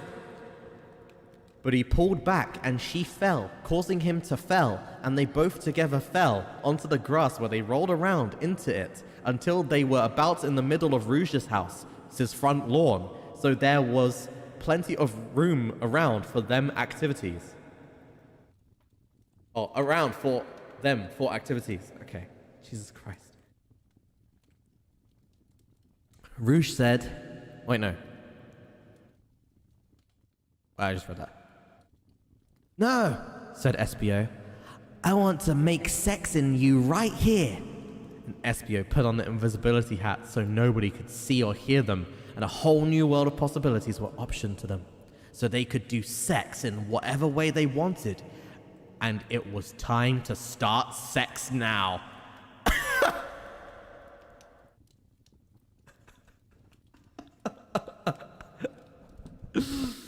All right, here we go. It's time. It's time, chat. Espio revealed his penis to Rouge. Who looked at it? Rouge said, "Cool." Bro, if I whipped out my dick and then someone said "cool," I'd whip it back in. Like, bro, I'd whip it way back inside, bro. I'm unwhipping that. I am unsheathing that shit, bro. What do you mean cool? It's like...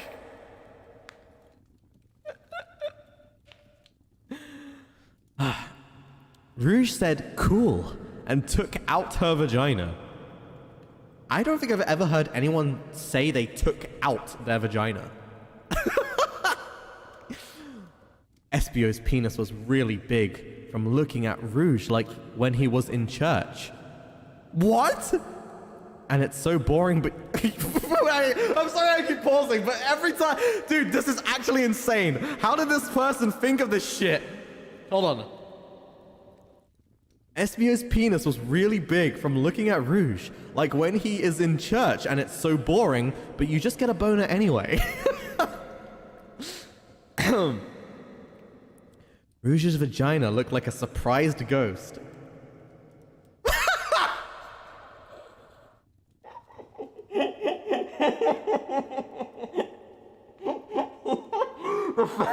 The fact I can imagine exactly what they mean.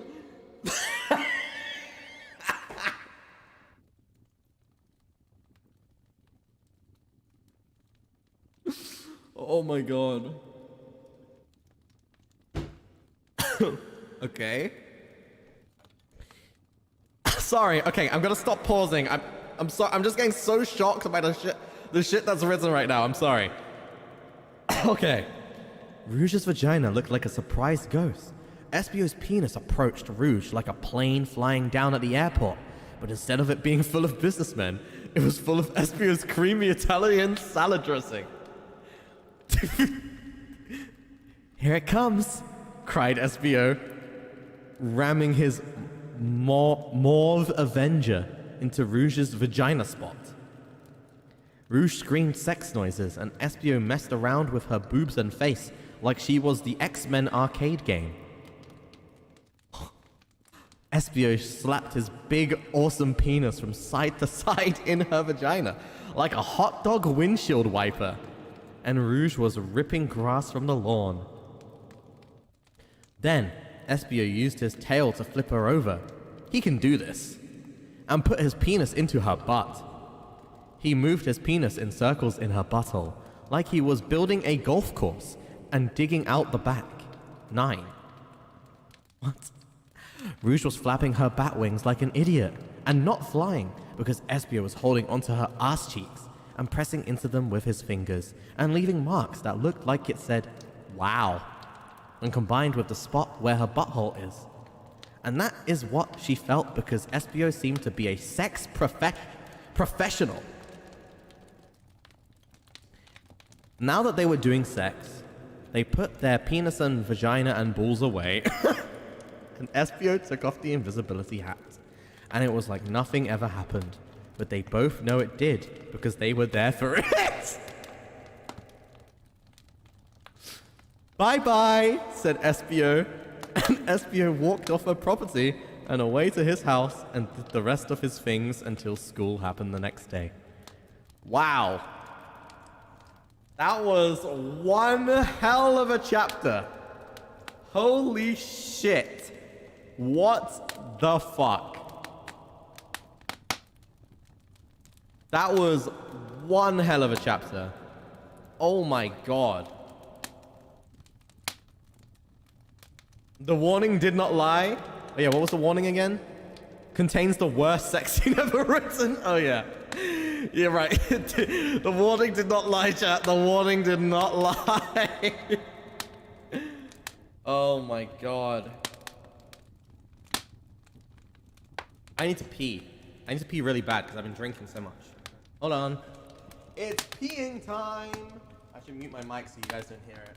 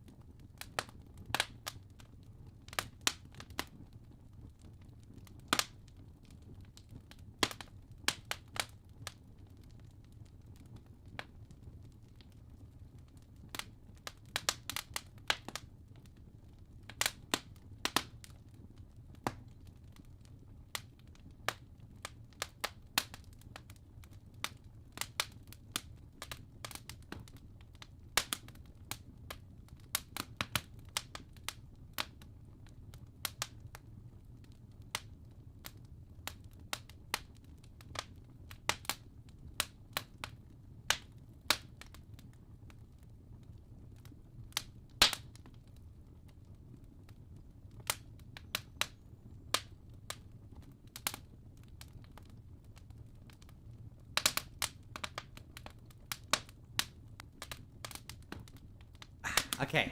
You could not hear me. Shut up. You could not hear me. You could not. Okay. Chat. It's time for just chatting. Just chatting section. I have a few things I want to talk about. That was a fun 2 hours of reading fanfics.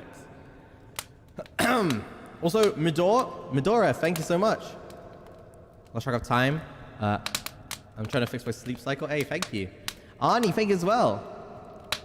So fun and traumatized at the same time. Today's my birthday. Yo, happy birthday, Arnie. Catalyst, I got £50, by the way. I'm just saying, there's like many more cursed fanfictions out there, like Bob the Builder and Handy Mandy. I guess Sonic takes the cake. No matter how fast Sonic can run, he will never outrun this fanfic. Thank you, Kellis. Yes, I wash my hands. Okay, so it's time to talk a little bit. So, guys, maybe I'll turn down this a little bit. Maybe I should put on some background music. You know? About this. The classic playlist that I use. Wait.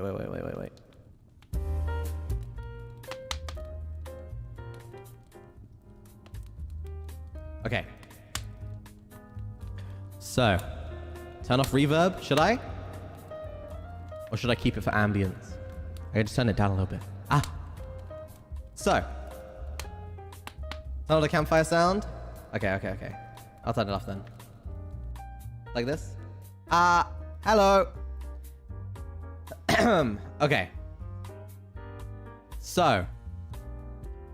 I have been pretty busy recently. I've been doing quite a bit of stuff in my own life. So, I went on like an outside movie binge with some of my friends.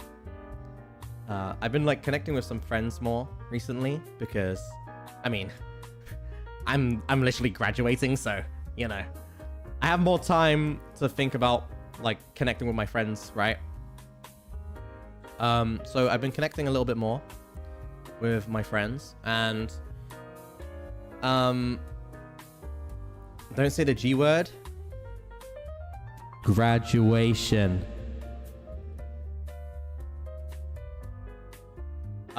So I went on a bit of a movie binge. So I have watched both Oppenheimer and Barbie. Both of them. And you know, I liked Oppenheimer. I think Oppenheimer was good. A lot of people were complaining it was long, but I liked it. I liked Oppenheimer. I thought it was the thing I liked about Oppenheimer was that they didn't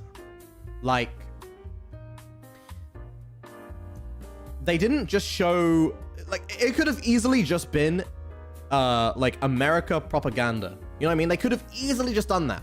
But they actually showed the like bad sides as well, right?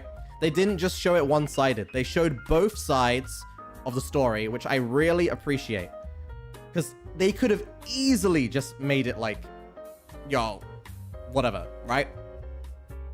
I'm glad that they showed both sides. It was really cool to see that. And I'm a very big sucker for like documentary type things, and this wasn't a documentary, but in a sense of documentaries, they show off a lot of like, it's like a dramatized way of showing a documentary in a way, like a historical based thing in a movie form or whatever.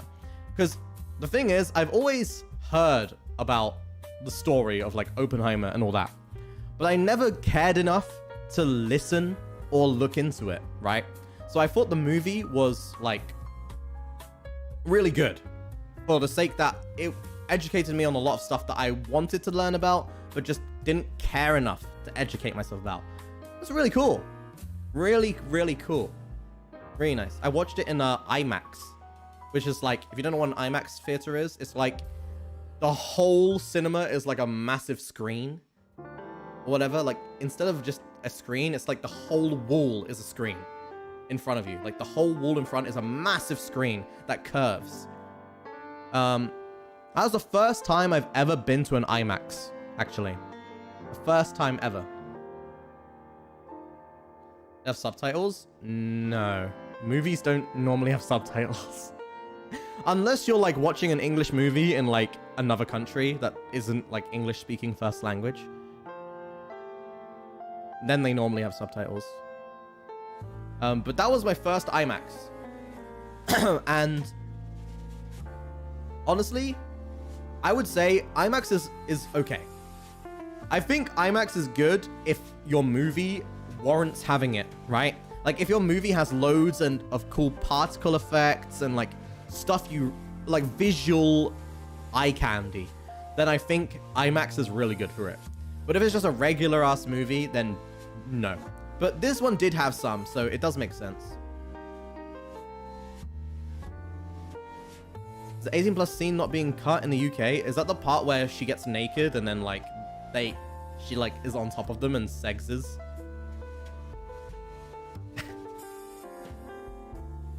And then they make sex.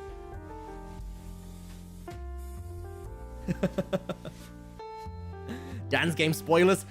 Oh, I'm so sorry I spoiled that there's a sex scene in Oppenheimer. Listen, man, the sex scene was really odd. She grabs a book.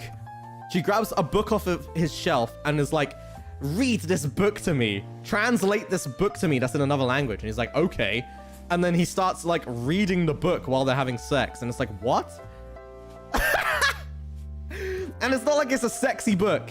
It's not like it's a book that's like 50 Shades of Grey or something. It's like a random ass book that's just saying like random shit. So I was like really confused about that part. I didn't really understand what the hell that was about.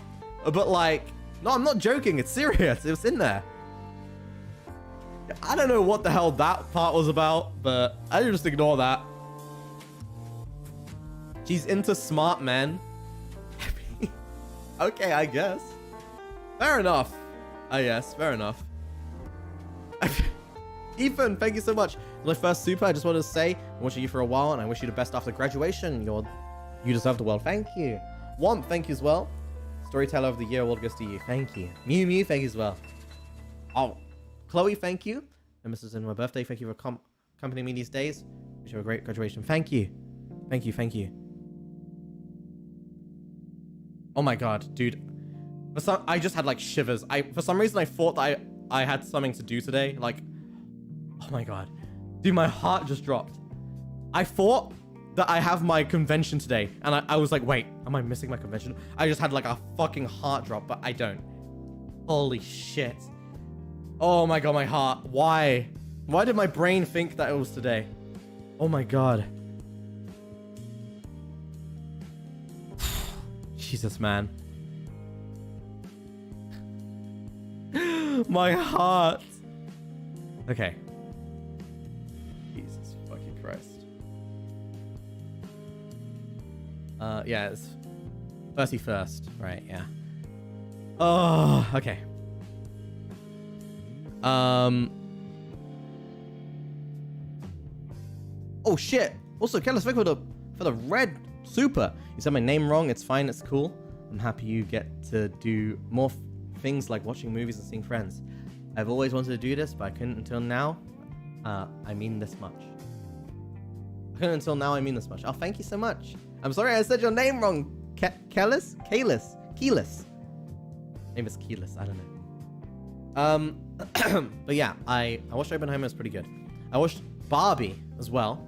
Okay, Barbie is really good. I thought it was really good, okay?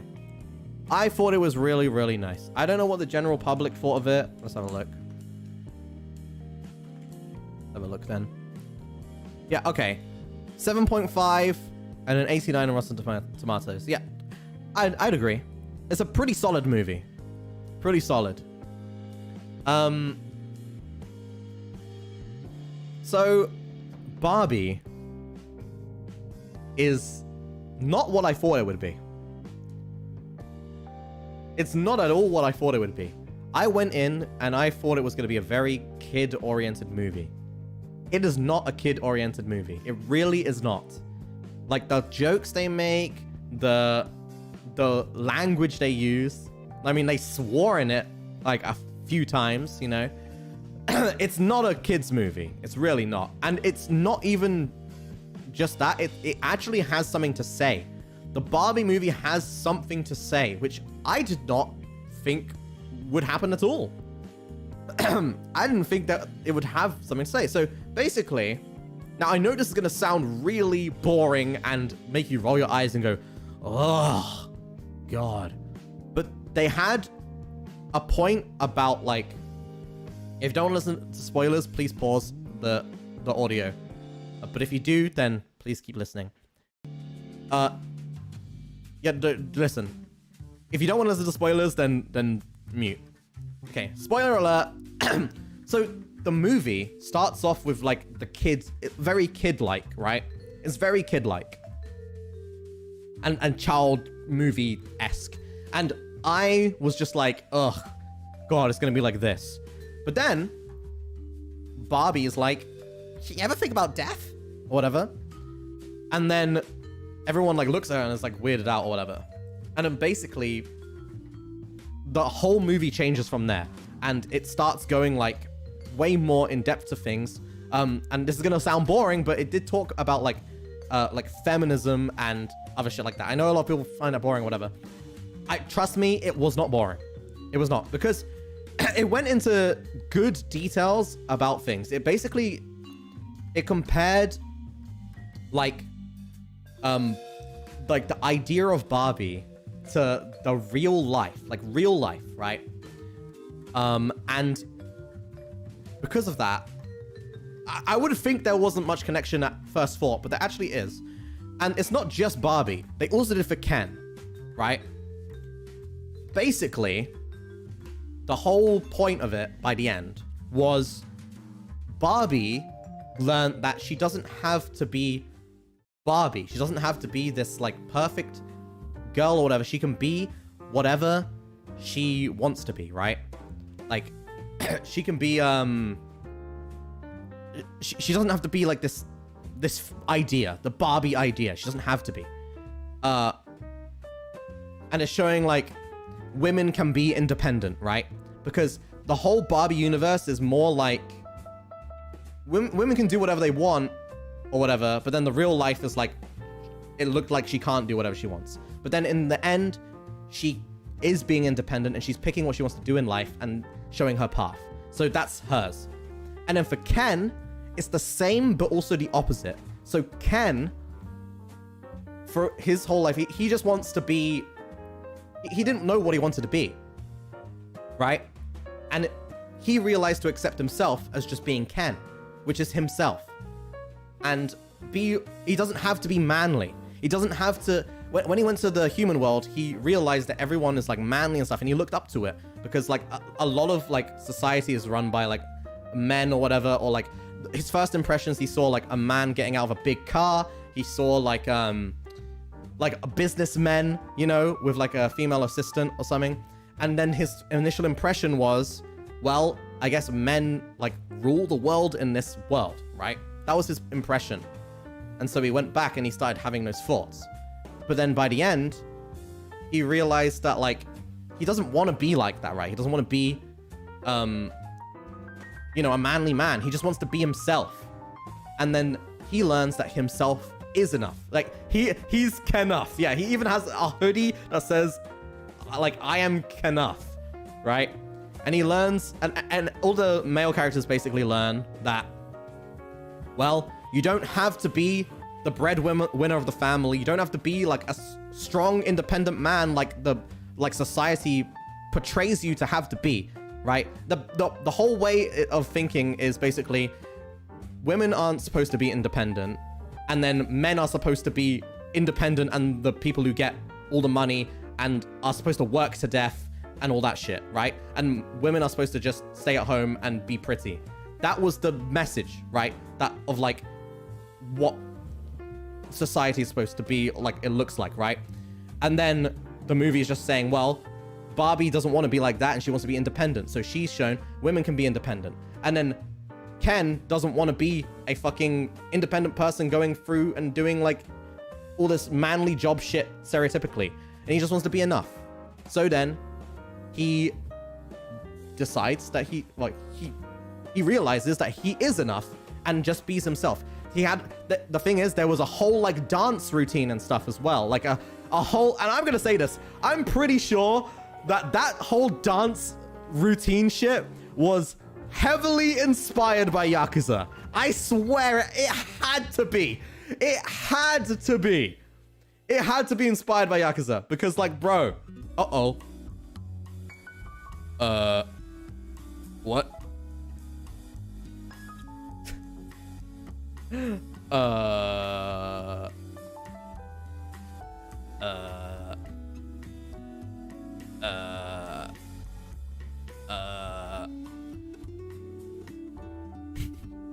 Okay.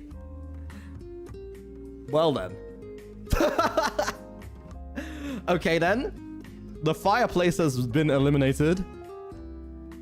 We'll just ignore that happened, I guess. Well. Yeah, but anyway. I think that whole like music video part was so heavily inspired by Yakuza. I don't care if they admit it or not. In my head, it definitely was, okay? It definitely was because it was so, I don't know. Anyway, I found it really interesting that they made such a big point. But they were also really goofy. It was like, it had a serious message, but they portrayed it in a not serious way to where people wouldn't just think, oh, this is just pushing an agenda or pushing a narrative onto people. It was more like, oh, well, this is kind of how it is, and we're just gonna make fun of this. We're gonna make fun of the downsides, we're gonna make fun of the upsides, we're gonna make fun of everything. And I thought that was good. I thought that was pretty nice. Really nice. So yeah, I would rate the Barbie movie I wouldn't rate it a 7.5. I'd rate it a 7.8, to be honest. The only things I didn't like was, you know, some of the pacing was kind of bad on parts, and you know, I think if they just extended the duration more than 2 hours just a little bit, like 2:30, 2:40, I think it would have been better because some of the pacing was kind of weird. And it was also weird to see some of the animation that they did, like when Ken runs up to the water or whatever, and then he like gets Gmod ragdolled into the air, or like Gmod no-clipped into the air. That was a weird, and the same with the car. I thought that animation was weird. I think they could have done that better. It always looked weird to me. But yeah, the rest of it was pretty good. It was pretty damn good. And I would highly recommend it. I would highly, highly, highly recommend it to anyone who wants to see it. Super good movie. A super entertaining movie. Yeah, you guys can unmute. You guys can unmute.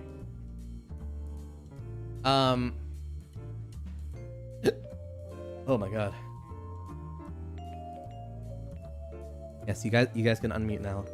Unmute. But yeah. The whole thing with it made me think about it gave me big flashbacks to Lego Movie. Right? Like, as in Lego Movie had something to say rather than just be Lego. And Barbie had something to say rather than just be Barbie. You get what I mean? That's what I can see from it. Because if you haven't watched Lego Movie basically is showing like you don't have to be, there's no age limit to having fun.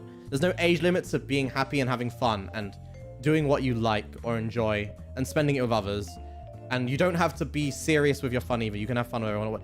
It was a pretty broad thing. And I like movies like that. I like movies where initially you think it's just going to be something and then it diverts your expectations. That's cool. That's why I like Barbie. That's why I like Lego Movie. Go watch Barbie. Go wear pink. I did wear pink. Yes, I did. Of course I did. I wore pink and I wore some sunglasses and I had slick back hair. Yeah, and I had my fucking big ass Gucci watch on that I bought like a year and a half ago with Vox. Actually, I still have it on right now. I still have this on right now. I've been wearing it recently. I haven't took it off.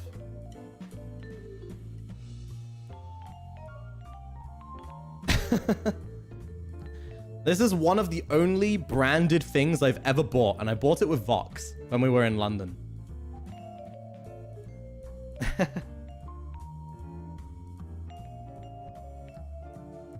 I know, right? I'm never buying another fucking branded thing again. Which model? I don't know. It has a B on it. It's silver and gold, and it has like this, like, gold B in the center. I can probably find the exact thing if you want to see. Gucci B watch. Yeah, if you just type Gucci B watch, you'll see it's the one that has silver and gold. I actually don't know how much this was. How much was this? Holy shit, it was this much? I don't even remember spending this money. What the fuck? I've been knocking this against like... Yo, I've been knocking this against like bathroom stools and shit and like hitting it against random shit, not even giving a fuck. This was $1,400. Holy fuck, I didn't even realize. Well, shit. Whoops. My bad. See, I got it impulsively because Vox wanted to go... Basically, we went out together, right? And Vox wanted to go branded shopping for the first time. I had also never really done branded shopping before. So we both decided to buy something branded. Like some branded stuff. I don't remember what... Oh, I think Vox bought like Balenciagas or some shit. Actually, I think Vox posted them on Twitter. I mean, x.com. I think, like ages ago. I think he also got some other stuff. You guys remember? Yeah. That was that time. That's like the only time I've spent on luxury ever. I'd say I'm much more of a minimalist kind of guy. I think Vox is way more of a... he definitely suits buying branded stuff more than me, I think. Because I don't really live... I'm not really good at living a lavish lifestyle, you know? Whereas like the difference between like when me and Vox got on the business class flight was like... Vox was like, oh my god, this is amazing. This is this. And for me, I just felt out of place. I was just like, yeah, this is pretty cool. I don't know. And he was like ordering stuff off the menu and stuff. I was like, yeah, it's all right. That was like the difference between us. I think he suits a more lavish lifestyle than I do. I feel a little bit out of place, to be honest. So I don't really invest in stuff like this. Because the thing is, I always feel like if people don't know what the brand is, then no one gives a shit. Like if you met someone and you're wearing a Gucci watch and they don't know what Gucci is, they'd be just like, oh, it's a watch, right? They'd just be like, oh, cool watch, bro.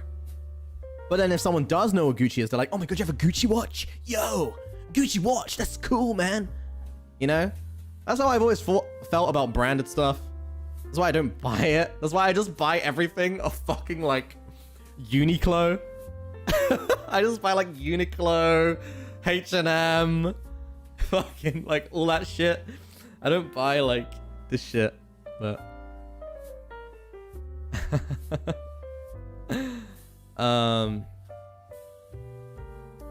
Uniqlo is good, man.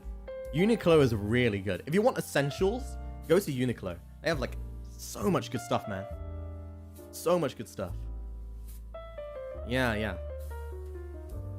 Actually, I recently bought a blazer from Uniqlo to wear with like my shirts and stuff.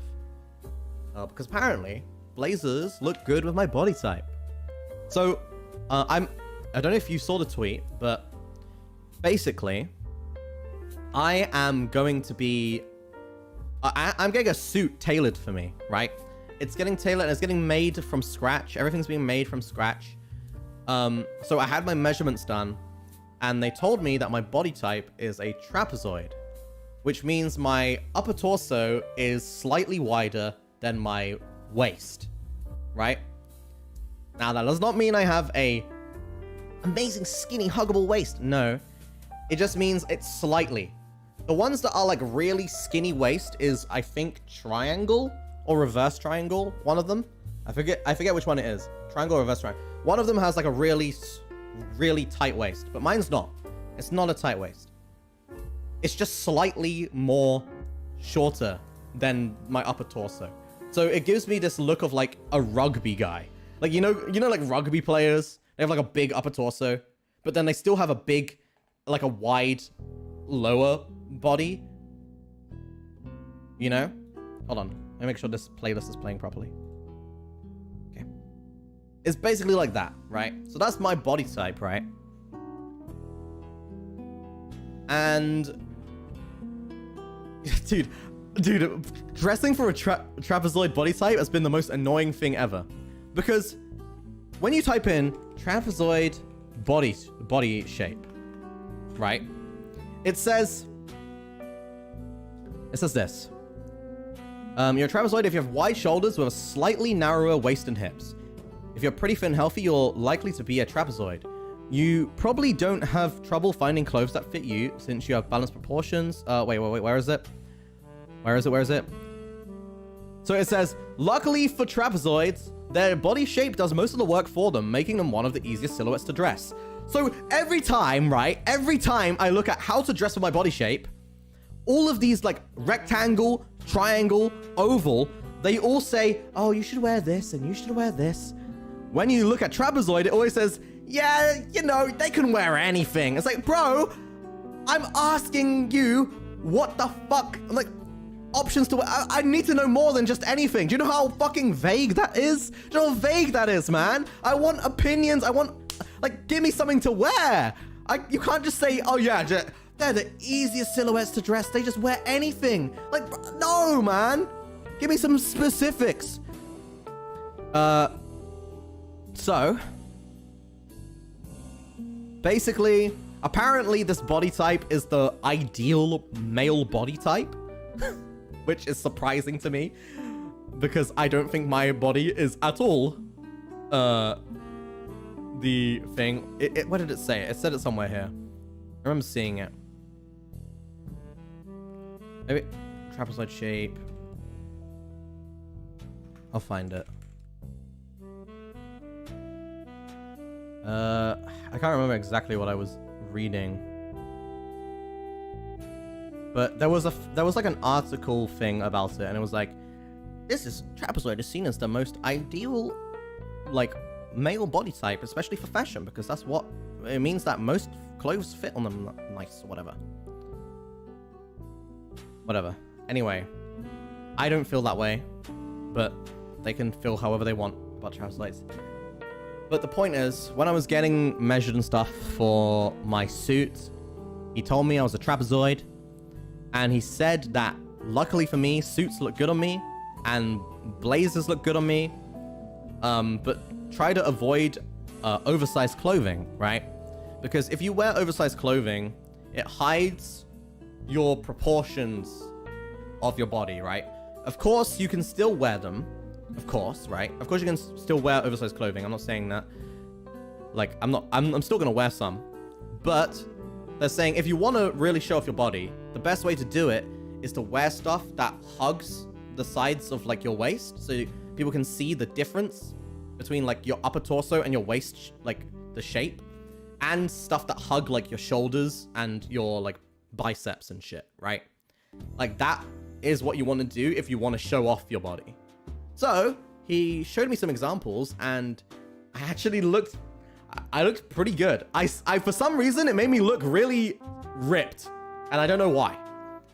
It made me look really like I had a lot of muscle on me, but I don't. So I was like, holy fuck. Okay.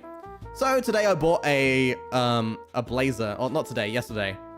Yesterday I bought a blazer. And yeah. Yeah. I'm gonna be wearing that in incorporation to my stuff.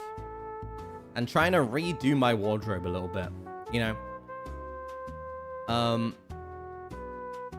Yeah. And you know the most annoying part as well? So, I had my... I asked about face shape as well, right?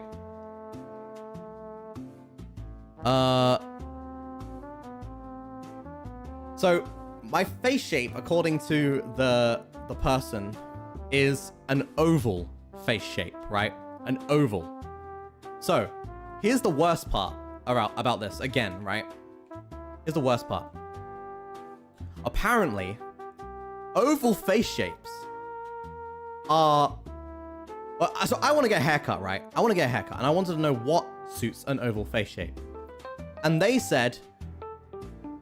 they said an oval face shape can wear pretty much any hairstyle, right? And I'm like, bro! So you're telling me I have a trapezoid body type so I can wear whatever the fuck I want, and I have an oval face shape so I can wear whatever the fuck I want on my head. I need to know specifics, man. I might be slightly on the spectrum, right? We went over this a little bit. I might be slightly on the spectrum. I need to be told what the fuck to do. I can't make up this decision myself. I need to be told. I can't be told, fucking, yeah, you can do whatever you want. That doesn't help me, man. That makes me more anxious.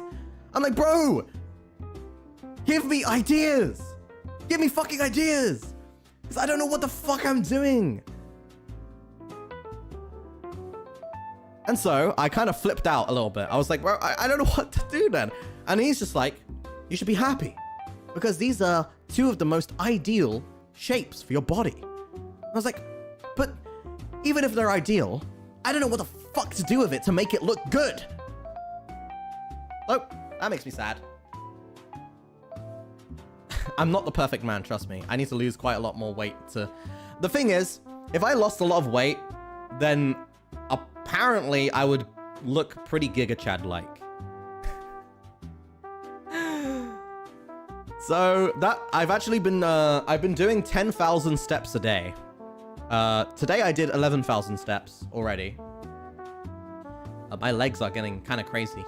But yeah, I've been doing 10,000 steps a day, and I've been also doing intermittent fasting. So wait, let me see. How's my phone? So yeah, I've been doing intermittent fasting. So basically, I'm doing a 16... Let me see my app. My app has a timer for intermittent fasting. Hold up. Let me open it. Fasting tracker. It's 16 something. Oh my god. Wait, hold up. My phone, like... What the fuck is this? Get out of here. My phone is full of notifications. Hold on.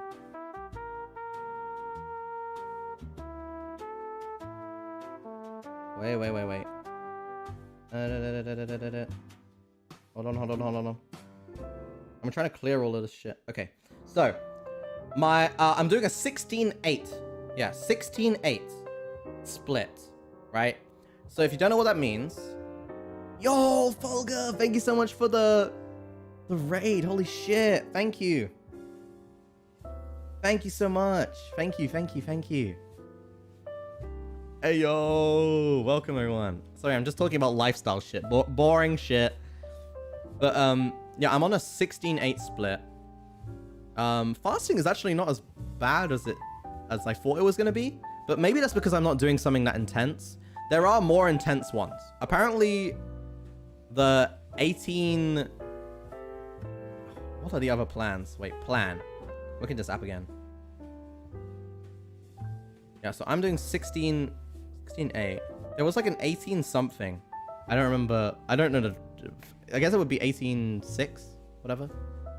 And then there's one that's like fasting for 24 hours. I don't know how the fuck someone fasts for 24 hours.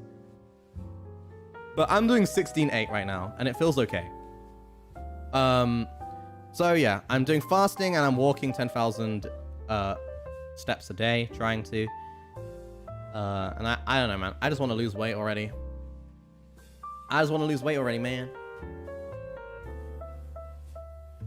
Man. But yeah. If I was over 2 days now, it's not that hard for me at least. Oh, damn. I don't know how anyone could do 24 hours. I mean, I've never attempted it, but I don't think I would be able to do it.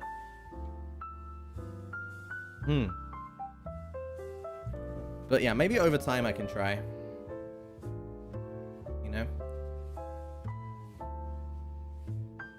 Yeah, maybe over time I can try. How many kilograms away from your goal are you? A lot. A lot away.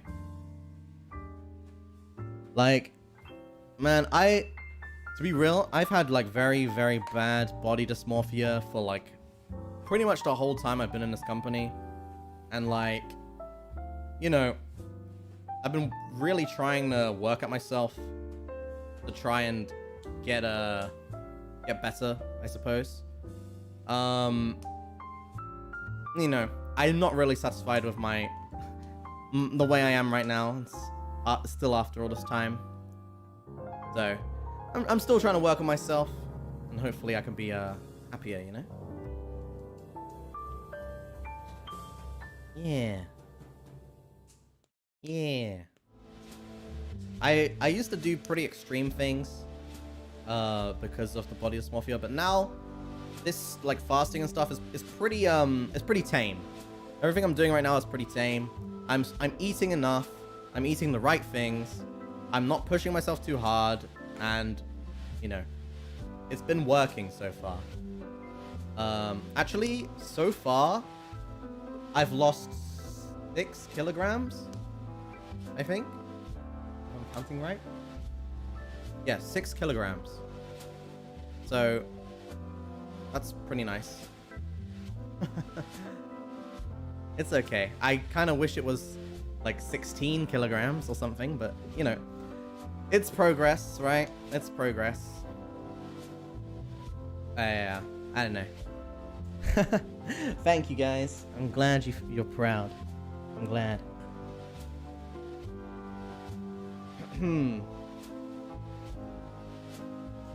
Yes. Yes, I'm staying hydrated. I have been pretty good with my water recently, actually. I've been so good with my water to the point where all of my pee has been clear, which is really weird. Having clear pee is definitely a weird thing. Yeah, just my chest, my chair a little bit. Is your leg fully recovered? You know, I started walking every day instead of running because my legs got fucked. And I honestly am enjoying my time walking more. Even though walking is not as good for losing weight quicker. You know, like if you're doing like high intensity training, you're obviously going to lose, you know, you're going to lose fat and weight quicker than like, what is it called? Steady state cardio, right? It's always best to do that. But the thing is, this steady state cardio makes me not want to blow my brains out IRL in game in GTA. So I'm kind of enjoying my time just taking the walks and listening to podcasts and doing my 10,000 steps and then just like chilling. It's been quite nice.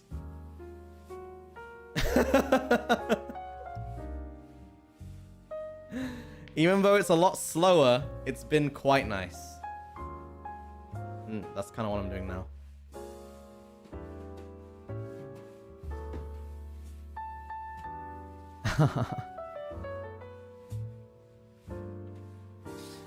Yeah, the thing is, a lot of times when I'm feeling down, I felt like going on a walk has actually improved my mood a lot. It really has, weirdly enough. It always seems to improve my mood. Yeah. You know what a good side is as well that's been improving my mood? Like, I know that a lot of people have been mad at me because, like, I don't look at social media or I don't post tweets anymore and shit like this, right? The thing is, one, I've been saying Twitter's dying for, like, fucking almost a year now, and now Twitter is literally officially dead because it's X now. And 2, not looking at that dumb bullshit makes me realize that there's more to life than Twitter, you know? Like, the thing is, I feel like with social media, we get so caught up with what everyone on social media thinks, right? And you get surrounded by all these other people on social media, and you all start to think the same as each other. And then the thing is, when you take time away from that, you start to realize how weird people are, and how weird you are for thinking these ways, and how weird you have been for like saying certain things or caring about certain things. And in reality, these things don't matter in your life. They don't. Yo, a celebrity said something fucking bad, and now people on Twitter are like canceling them or whatever. Okay. Does it change the fact you're going to a fucking 9-to-5 job tomorrow? No. Is this person going to fucking come into your job and then say anything to you and ruin your day? No. Is this gonna change your life in any fucking way? No. Why the fuck do you care? You know, why do you? It's because everyone around you cares. And that makes you want to care too. To fit in, you know? You want to fit in with everyone around you. You want to be able to talk about this. You want to... It's like an addiction. The more you do it, the more you want to do it. And once you just distance yourself from this bullshit, you realize, man, I'm a sad fuck. And everyone around me is a sad fuck. Why am I willingly making myself a sad fuck? Right? Like, what? Like, if you were on your deathbed, right? Well, okay, if you died, and then some being is like, I'm gonna reincarnate you. Do you want to live a life where, you know, you always look at negative things all the time and make yourself feel like shit, and you get obsessed with it and you comment on these negative things all the time, ruining your mental health? Or do you want to have a normal life without any of that? Of course, no one wants to fucking choose that option, do they? Like, what? When you look at it like that, like, no, I think I just want the normal life, please. Like, what? What benefit does it give me? It doesn't give you a benefit. When you look at it from that perspective, you're like, oh shit, this doesn't give me any benefit other than to feed my negativity, which just makes me sad. It's like, what? Goal? I don't agree with certain aspects of cancel culture. I don't agree with cancel culture, to be honest. But that's just my opinion. And for even saying that means I am now part of cancel culture and people can cancel me. I think cancel culture is stupid. If someone genuinely needs to be cancelled, then they are already in prison, or they will be eventually. Like, just stupid. Just fucking stupid. Otherwise, you're not cancelling, bro. They don't need cancelling. You aren't cancelling. You're not doing anything. I feel like cancel culture is literally just a way for people to feel like they have power over anyone or anything, you know? You know what I mean? It's just one of those things, man. It's like, I don't know, it's cringe. I find it really cringe. I mean, I've had personal experience with the bullshit, right? So, I find it cringe.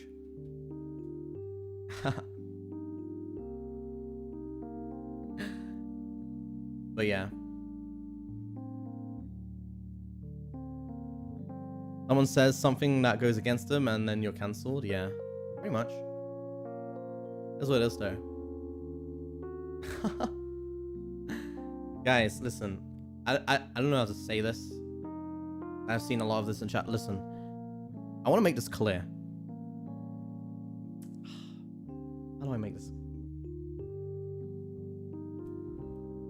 Guys, I really don't know how to word shit. You guys know how careful I've been with wording shit, right? In regards to my graduation, right? I'm trying not to say like stuff because there's stuff I can't say, right? It's just how it is. I'm trying to think of ways to say stuff without saying stuff. And I have been for a while. And right now, I'm just gonna say, people have the wrong idea. Right? People have the wrong idea of what it is that is making me leave. Right? A lot of people, like, even now in the chat, like, people are like, yeah, your experience, whatever. It's not, like, the hatred. And that's all I'll say. It's not that. Okay? I don't like it. I don't like the hatred. No one likes the hatred. But it's not that. Okay? And that's all I'll say. Right? If I say any more, then I'm probably teetering on the line of something bad. So, I feel bad about it. Because I feel like people latched onto that one thing, and now they're giving me so many sympathy points. When that's not the thing. I feel like I'm getting sympathy points for nothing. Like, for something that doesn't even exist. It doesn't feel good, if you get what I mean. Like, it just feels, like, icky. It makes me feel icky. Because that's not the reason, you know? Like, you guys are giving me all this support and stuff, but it's not for the thing that I actually want support over, I guess. Yeah. It is what it is.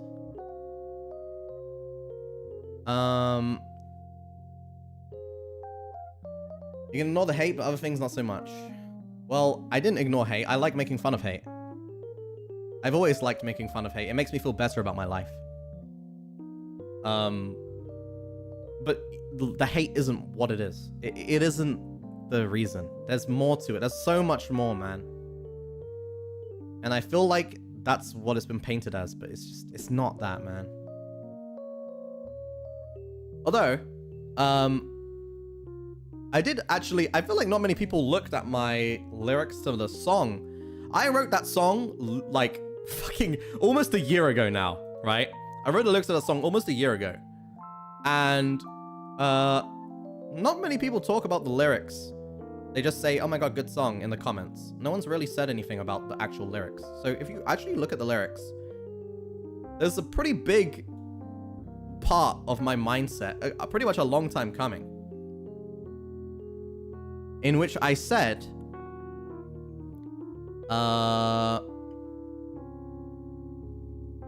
my influence be getting bigger every day. I need some competition because I'm tired of being in this position, getting told to disappear like I'm a fucking magician, but I don't listen, making numbers like a fucking mathematician.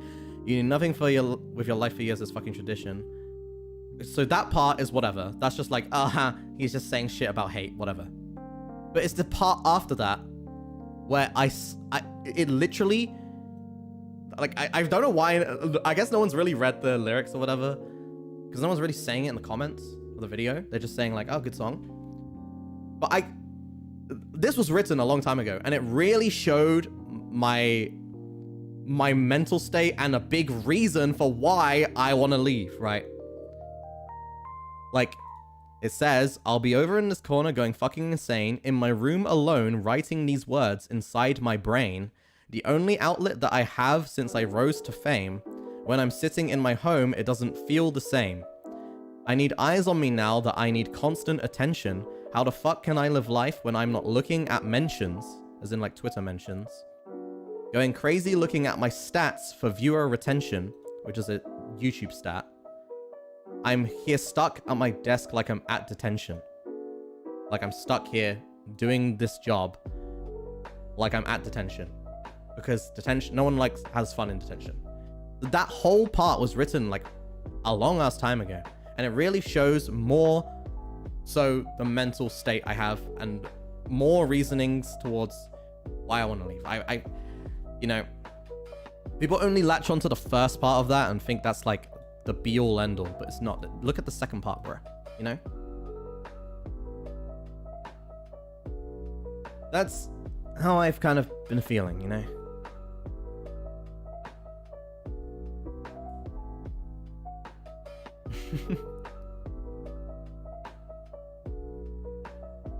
For comfort now that I'm nearby. Oh. Hold on.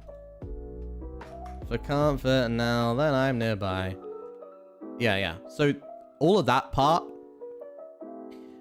So this was, this is the way it was written, right? I know it looks pretty goofy or whatever, but I actually had reasoning behind a lot of the lyrics here.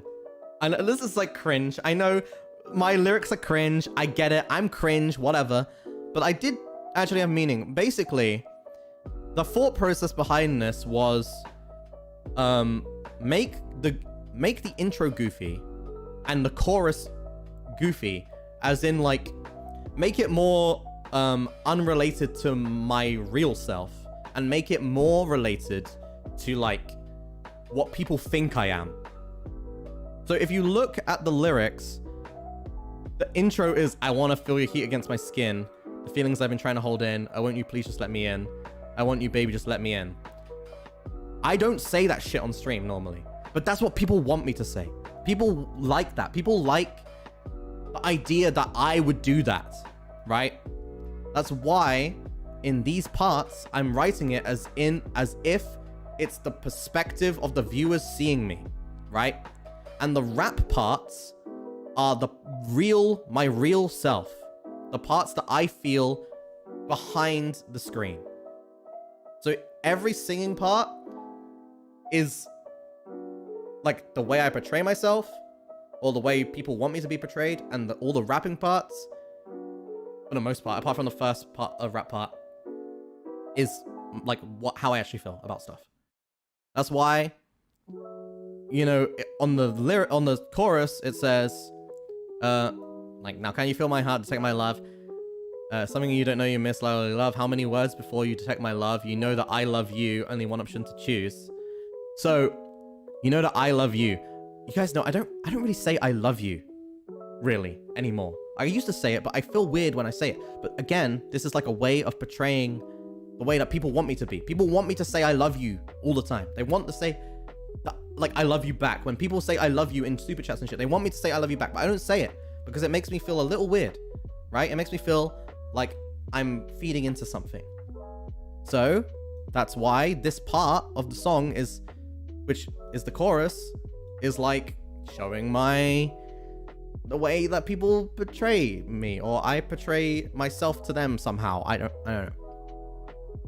And then after the rap part, where I say I'm stuck at my desk like I'm at detention, it goes back to the way I'm portrayed again, which is, don't panic, look at me. To calm down, your stare is all I need, but I just want you to make me free. So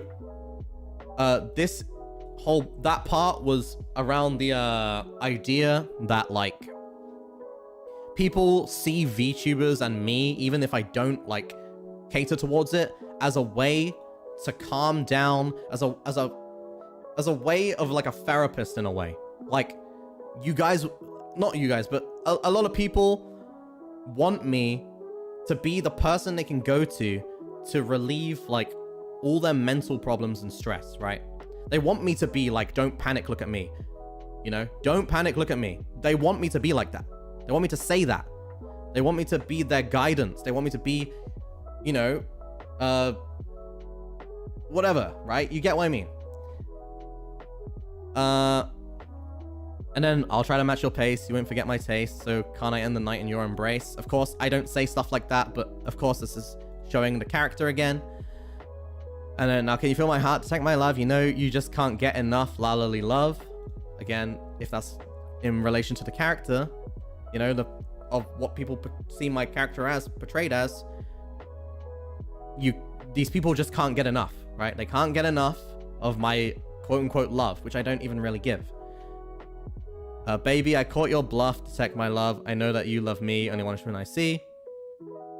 And when you're in front of this mysterious guy. Okay. Hooked on this case, I know I just can't stay away. This trial's been hot, I really like the way you play. These pictures in my office, you're my prime suspect. After our fun, I will make sure you will detect. Again, this is just random shit, right? Doesn't really matter.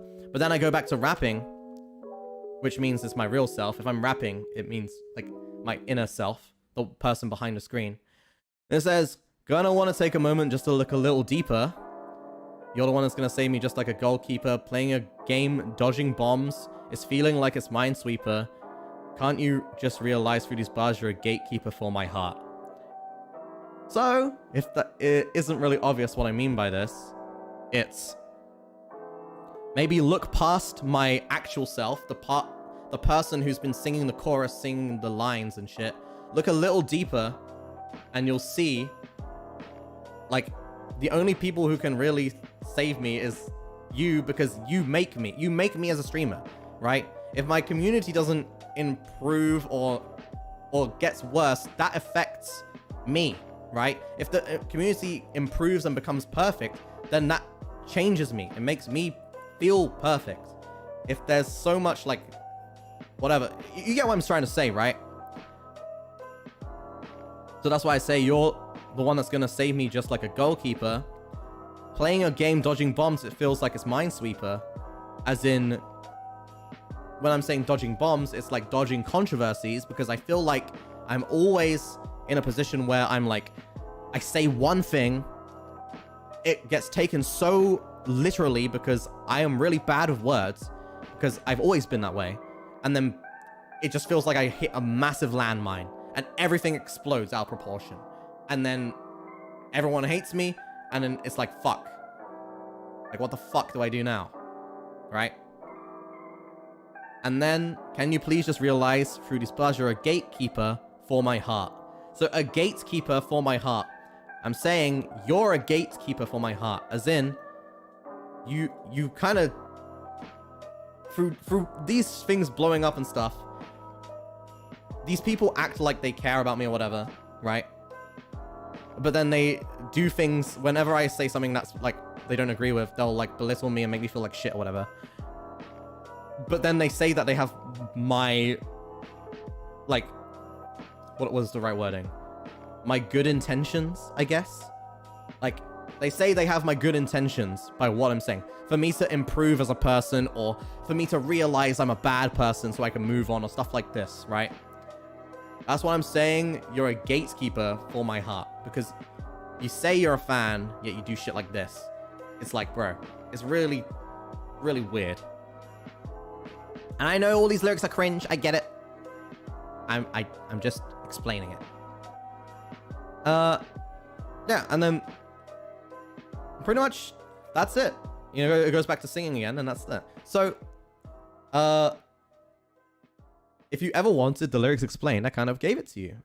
There was quite a lot of thought put behind it, but I'm not a rapper, I'm not a singer, I'm not a songwriter, so it probably didn't come across the way that I was thinking it would come across in my head, because, you know, the way I sing, the way I rap, the way whatever, I'm so inexperienced in all of these fields, you know, it just comes off a little bit cringe or whatever, but that's the actual meaning behind the lyrics, and that was the idea behind the lyrics, for me. Yeah. So, now you guys know. Hey, now you guys know.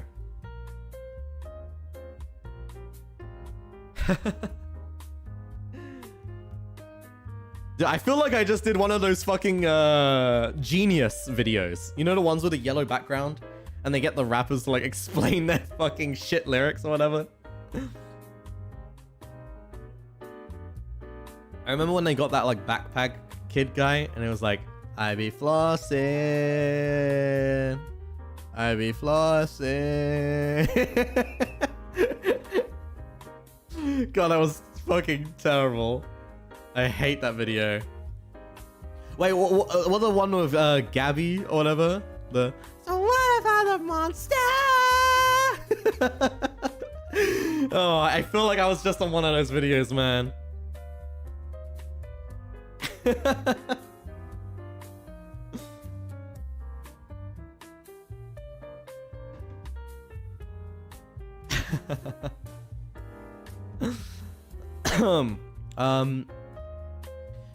Lulis, thank you.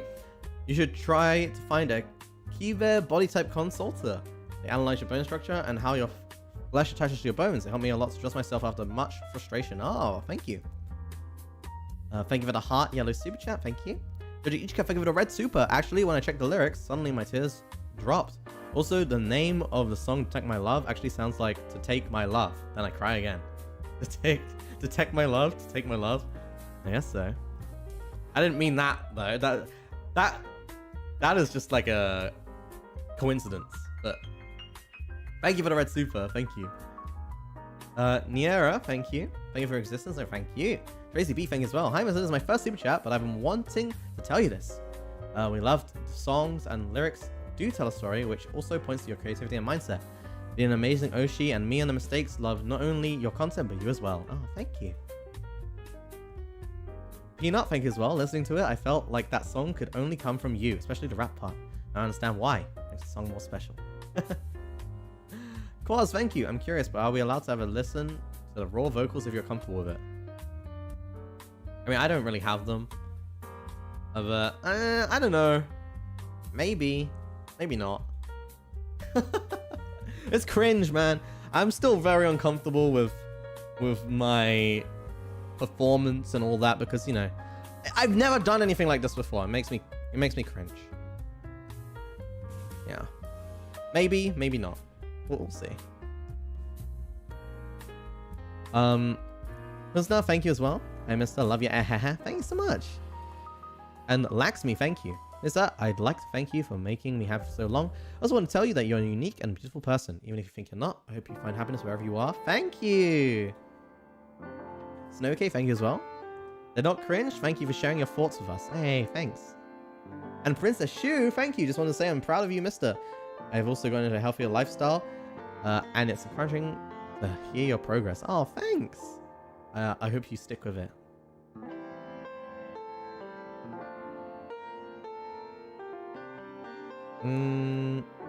Also, Suhan, thank you. Content it, Mysta. I'm so happy I can see you live when I get home. I'll get off work. Thank you, Mysta. I love you, Mysta. You're perfect. Thank you so much, Suhan. Thank you for the red super. You're so generous. And Fuzuki, thank you as well. So it's my birthday. Happy birthday! Wish your future be beautiful. Thank you. I understand you're leaving, but in my blood it will always be a mistake. So if and only if you come back, we will, and I will promise we will be back. I highly doubt I'll be back in the company, to be honest. I don't really think I want to be. But will you be deleting your VODs? No. Chat suggested to make a bet if I get 1 million views on my music song in a month that I'll keep my VODs up. So I'm gonna ask staff to not do it. When the time comes, I'll tell them don't private it, you know? Since it should ultimately be my choice. I think. I think. I'm Jim okay, thank you as well. If you keep writing music, I was really impressed with how well the lyrics flowed. You rap with your own voice, and that's impressive for a novice. Thank you. I don't think so, but thank you so much. I'm glad you think so. I don't know. I've had a lot of people tell me, to not give up on music because I did pretty well for my first time ever doing music, but we'll see. I don't know. Probably not going to do anything. Masato Vega as well. Thank you for your deep feelings on your song, Mysta. Sorry if I'm saying that, but do hope you will be relieved after you graduate. Hey, thank you. Mia, thank you for the red super. I want to say thank you, Mysta, for sharing this with us because I know this sort of thing is hard to share. Oh, but someday, somewhere, you can find your true happiness. I love you so much. I always support you. I am proud of you. Hey, thank you. Thank you. Just don't worry. This place has given me a lot of happiness. The people here have given me a lot of happiness. Zinnia, thank you as well. When I listened to the premiere and the song ended, I cried automatically. Still, thank you. This song is amazing. Oh, thank you. Minri, thank you as well. Here for almost a year. Gonna be a college student next month. You won't be able to reach my birthday, so can you sing me happy birthday for me? Happy birthday to you. Happy birthday to you. Happy birthday to everyone. Happy birthday to you. JJ, thank you. Gone in at Mysta. You are streaming and I'm also working. I'll tell you, you're so good. Just do what you want to do. Hey, thank you. You do what you want to do too. But I'm sure you don't really want to be working right now. They're gonna leave social media completely. You know, I'm not gonna be Mysta, and I'm not gonna be using social media, you know, as Mysta anymore. For sure. That's for sure. I'm not gonna be doing that. Mysta's going to another city. I'm sorry, man. Let's see. Asna, thank you as well. Just want you to know that you always makes me happy every day. So I really hope that you're always happy in life. Hey, thank you. Dino, thank you as well. Your looks aren't cringe, they're really deep. You were very brave to make yourself very vulnerable and showing a new side to us. Mistakes will always support you no matter where or what you do. Oh, thank you. And Kagamissi, thank you as well. Was so happy yet traumatized by a single stream. Never was so happy yet traumatized by a single stream. I love your content and the beautiful community you made, Mysta. Also, wear my holy water, by the way. Moo moo moo, thank you for the red super! Nya nya nya nya. Thank you for the cute little Neko. You'll miss me? I mean, I still got a lot of days. It's still July. It's still July, guys. We got a long time. Alright? We got a long time.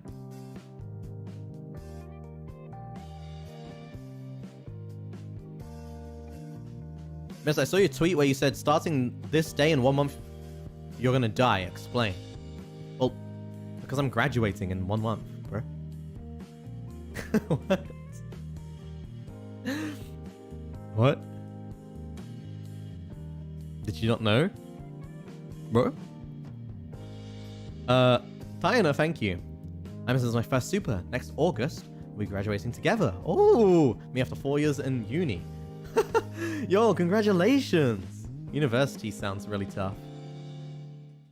Shine, thank you as well. We will miss your goofy cursed tweets. It's okay. Listen, you have Doppio for those. Ash, thank you as well. Hi, Mysta. I was the Ike pony during Ponytown. It was amazing getting to talk with you. Can't afford meet and greet. You made it feel so chill. I'm so proud of how far you've come. Rooting for you always. Hey, thank you. During Ponytown, huh? I don't know if you were there after the stream ended or not.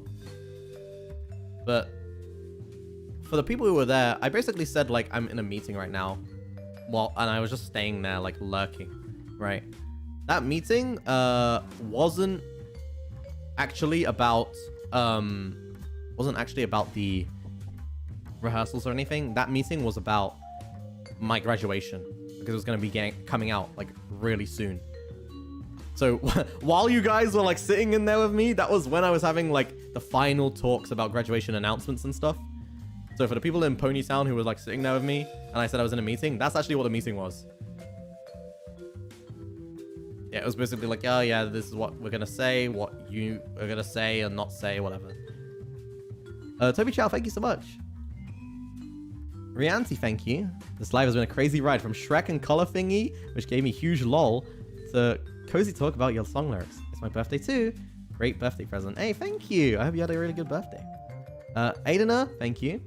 Aidena. I will miss you so much, but I will support your decisions. Thank you. Araki, thank you. I love you speak Japanese and slow English, but I don't understand some English. I keep studying. Thank you. Midore, thank you as well. I like your cat picture.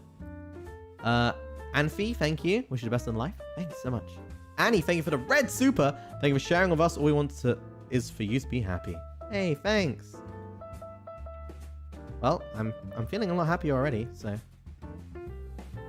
Mistake 1 in a trillion. Thank you. You also have a cat picture. It's my first super. Thank you for being here, Mysta. Yo, happy birthday tomorrow. Kadambari. Thank you. The moment you mentioned people missing out on the lyrics, I thought of Hey Ya by Outkast. There's a line that goes, yeah, you don't want to hear me, you just want to dance. Yeah, I know what you're talking about. Thanks for bearing a part of your soul and mind to us, Mysta. We do be slow sometimes. Hey, thank you so much for the red super. You're not slow. You're not slow at all. A sip steak, thank you. I feel matters a lot to us, whichever path you decided to take in life. Hey, thanks. Lemon Bear as well, thank you. Pog of all stream. Because of your existence, every live broadcast time feels very fast and happy. Going to be through all kinds of difficult times. You can be Pog when you go to another place. Take care of your good health. I will, thank you. Maggie, thank you as well. Hi, Mysta. You're my first Oshi and introduction to NIJISANJI. Thanks for giving me so much joy throughout your time here. Trying to support you. Hey, thanks. Thanks so much, Maggie. So will you keep the VODs? Yes. As long as management let me, then yes. Super bye-bye, thank you. Did I just say that? Thank you, Super bye-bye. Alex, thank you as well. Will you be private in the VODs or not for private in the VODs? No, as long as they let me not private the VODs, which they should, because I'm pretty sure it's my decision, then it should be fine. Also, holy shit, there was a big super... Flora, thank you for the £77 donation. Fucking crazy Streamlabs donation. Jesus Christ. Jaru, thank you as well. I think I need therapy after the cursed fix. By the way, the lyrics aren't cringe. It kind of reminded me of those Vocaloid songs that is upbeat, and when you read and analyze the lyrics, it gives you depresso. Can, thank you. I ordered 2 Mr. Nendroid, and they go travel with me every time. I don't have a Nendroid. Do I? I don't think I do have one of those. I always wanted one, but... Thank you. Oh, can you see Loaf before you leave again? I don't have a Loaf, I'm sorry. Yeah, no, I don't have an Android. Oh, they made one, I see. They custom made one. Yeah, sorry chat, you can't buy one. Kahana, thank you. It's Anton Music, I love his song. Thank you. Bun, thank you as well. Thank you for being a part of our lives. Just being here is plenty of joy for us. Thanks. Bobin, thank you as well. Shrek do be love, Shrek do be life. True. Kagamitsu, Miss, I have a confession. When mistakes were trying to get your song to 1 million, I motivated them by saying I would let my cats decapitate Mr. Puppet. Don't do that. How dare you? I hope he's not decapitated. Cheeky, thank you. I'm kind of old and honestly used to get discouraged when I see people younger than me seemingly pass me. But you've helped me not see life like that. Hey, thanks. This is the first time I've ever watched your stream from start to finish. Traumatizing, kinda, but couldn't let it slip watching you for the last time live. Had last 2. Good luck, mister. Thank you, Joyce Ann, in the chat. Appreciate it. Appreciate it a lot. Appreciate it. Kyoka, thank you. I was the Shu in Ponytown. It was nice playing with you. Loved hanging with you. Hey, thank you, Kyoka. Arunyan, thank you as well. I'm glad I could be your first Oshi. V Hannah, thank you. Been a closet mistake since the beginning. Lyrics are such a sweet spot of me, or of you, and how far you've come. You have no idea how literally nobody else can sing and rap like you do. Hey, thanks. Sam, thank you as well. Made it 1 year as a mistake. Congratulations! I'm glad I could be a distraction. Crying, I won't be able to see your graduation stream live because I'll be at school. Well, you know, it's okay. I mean, I'm planning to stream for a long while, so I'm sure you'll probably be able to catch some part of it. I'm just starting it really early so I can stream for a longer amount of time. But yeah. Let's see. What else we got? Yeah, Rain, thank you. Furfur, thank you. I'm studying nursing now. It's really hard, but I think I can do it. Oh, dude, you got this. Leo, thank you. Your streams since your announcement helped me feel better. Hope life treats you well when you're gone. Hey, thanks, Leo. GB-chan, thank you as well. You're the reason I knew about NIJISANJI because of the unwashed rice tweet. You are the first I get the member. Oh, first I got membership to. I'm glad I could meet you in Malaysia. Thanks for all the joy and chaos content. Thank you, GB-chan. I'm glad I could meet you in Malaysia. Let's see here. Mika Rias. Oh my god, that's a cursed name. Mister, it's my birthday last Thursday. Could you wish me a happy birthday? And this will be my last birthday with you. Yo, happy birthday. Happy birthday, Mika Rias. Joyce, thank you as well. Hey, Mister, any fun story to share during recording your song? By the way, I'm graduating from my job on August 25th, so kind of relatable. Thank you, Lucy, by the way, for super. Any fun story while recording?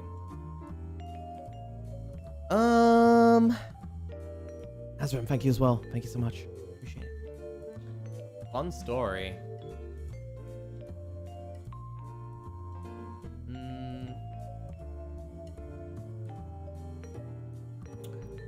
Not really a fun story, but there's a cringe thing that happened. Basically, in FL Studio, which is where I recorded everything, I would record lines and I'd delete them. But if you don't, if you delete it off of the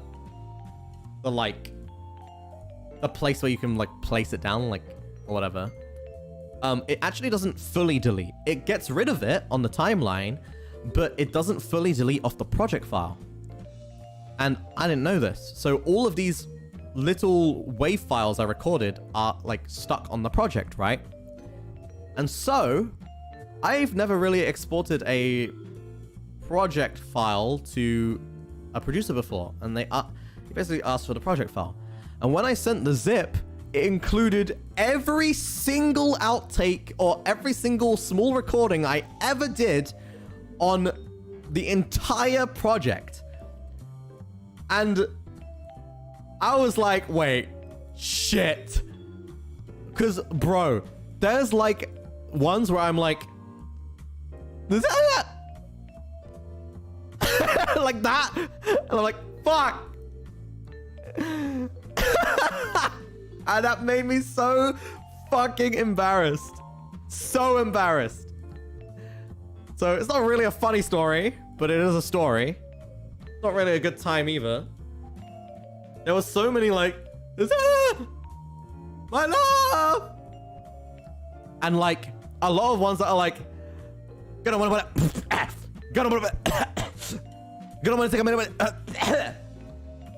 fuck, like shit like that. There was so many of those. So that's cringe. That's really cringe. I didn't know you have to manually delete everything if, like, you record something. It's so stupid. Whatever. Yeah, it is what it is. It is what it is, but who cares? I don't care anymore. I don't care. I don't care. I don't care. If I keep saying I don't care, then it doesn't feel as bad. Joyce, thank you. Oh, wait, I already said that. Tori, thank you. Everybody knows you are doing so hard for everything you want and bring happiness for the mistakes. Till now, allow me to say, I'm an honest to be a mistake. Hey, thank you so much, Tori. Thank you for the massive pink super. You're crazy. And Lingen, Ebby, and Ginfo, thank you for the pink super. Guess who is chilling together? Why is your profile picture a chicken with a fish inside it? Whose idea was it? Okay, you know what? I'm gonna guess. I think it was Ginfo's idea, wasn't it? It was Ginfo's idea to put that as a picture. I'm guessing. That's what I'm saying. Sania, thank you. I think the lyrics are great, and I think you're a genius for writing that. The rap parts are actually my favorite. And because I'm a K-pop fan, it actually reminds me of earlier BTS songs. Oh my god. My god, earlier BTS songs. Like what? Fire. What? Like what? DNA? Or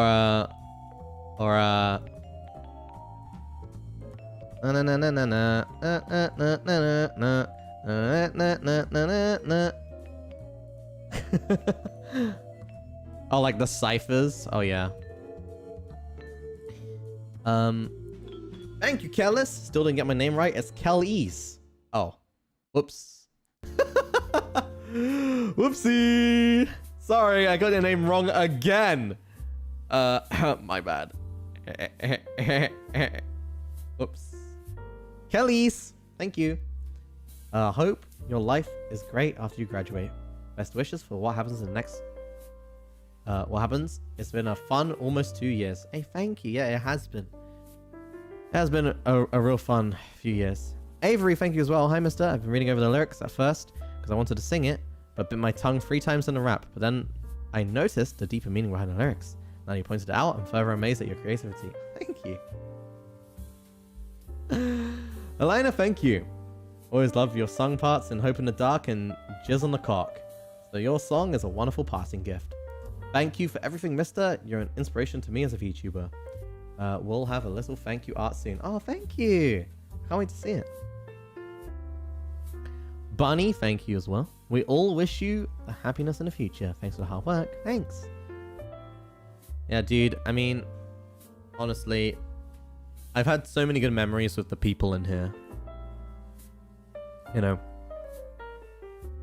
So many. So many good memories.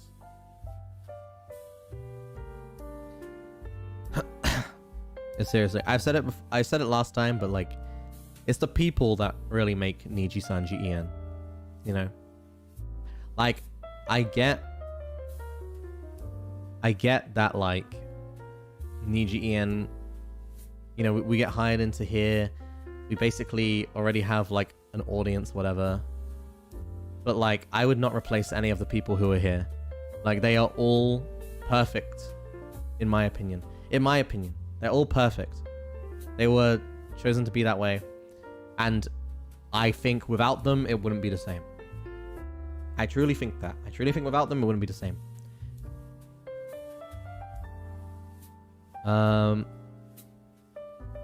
Giggles, thank you so much. I always told myself that I will send you my first ever super when you happen to graduate. The time came sooner than I thought, but I wish you all the best. And I am looking forward to your last month. Hey, thank you. Ebby 10? Thank you. Congrats on 1 million views. Thank you. Couldn't have done it without you guys. Melody, thank you for the orange super. Wait, actually, the rainbow. Thank you, Melody, for the rainbow. You're crazy. Holy shit. Piplop OP. I love Piplop. Kiwi, thank you as well. Mysta, I won't be able to catch your streams up until graduation because I'm traveling. Oh, good luck on travels. I'll take my Mr. Nui with me. Hey, thank you. Rita, thank you. I missed you after graduation. Please search for Mr. Hashtag and come to see us. Thanks. Yeah, Melody, thank you for the rainbow super. And they said, you really have some special talent for music. Look at your song. By the way, would you use your second outfit stream again? Oh, yeah. The only reason I still have this is because the app saves the last outfit you use. And I'm lazy. And I don't want to click it to put the other outfit on. But yeah, of course. Popcorn, thank you as well. I really love your song, and I keep looping it these days. I found it so difficult to follow the beat. I am really so proud to become a mistake. Thank you so much, Mysta. I love you always. Thank you. T-Sai, thank you for the 2 supers. Hi, Mysta. I told you before that your stream helped me to get through tough times, and one of the reasons I can live better now. Thank you. It is sad that you are leaving, but I will always remember the happy you brought us. Thank you for appearing in our journey on life. Thank you. Will you stream tomorrow? Probably. Yeah. Probably so. I don't think of what to stream tomorrow. I'm gonna think about it. Let me look at my Steam.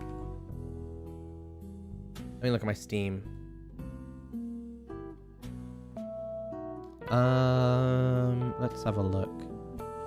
I'm thinking of doing like a hand cam, maybe the end of next week or the week after. I just don't know what. I've been like installing a new kitchen area for my house. There's been like construction. I think I've talked about construction in my house a little bit. I don't think I went into too much detail, but there's my kitchen's gonna look a bit different.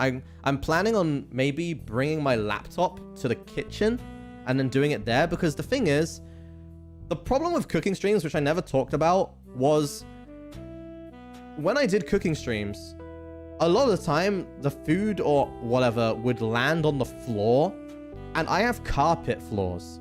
And the thing is, it's way harder than you think to get rid of like stuff in your carpet. Like than you would think. It's really hard.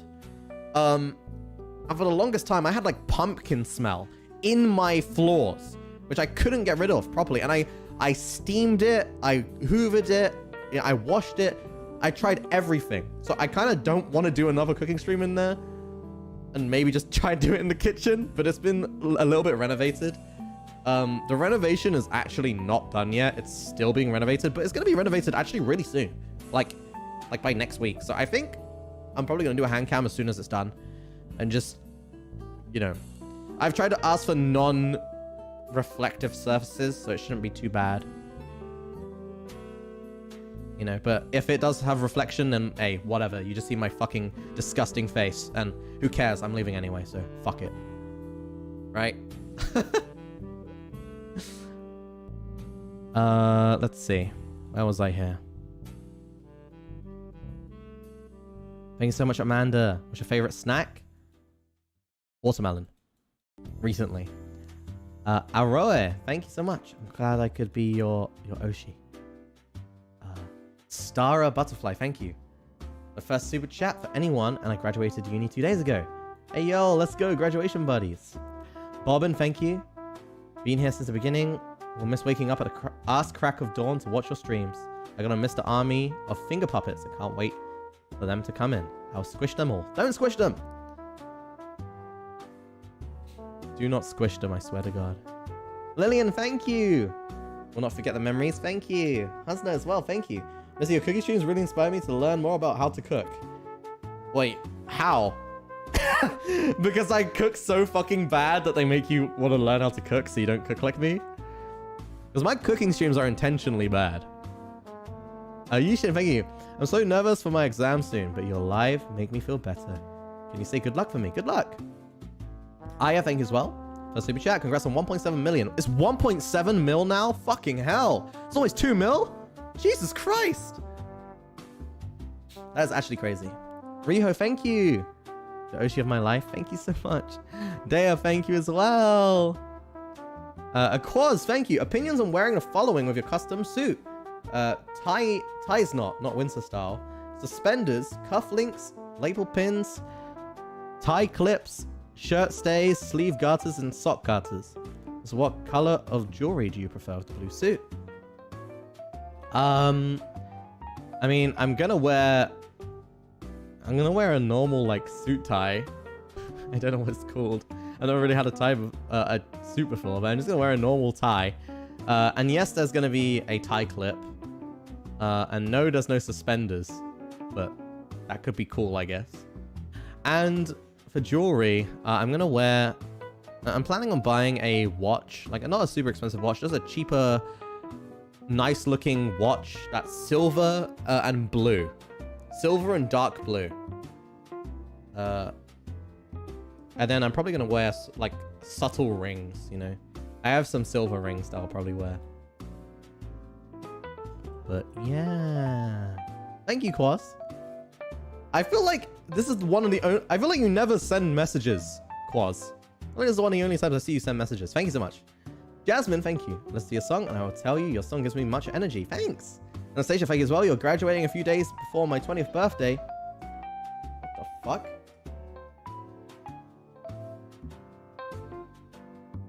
My phone is ringing, and I don't know who the fuck it is. How do I turn it off?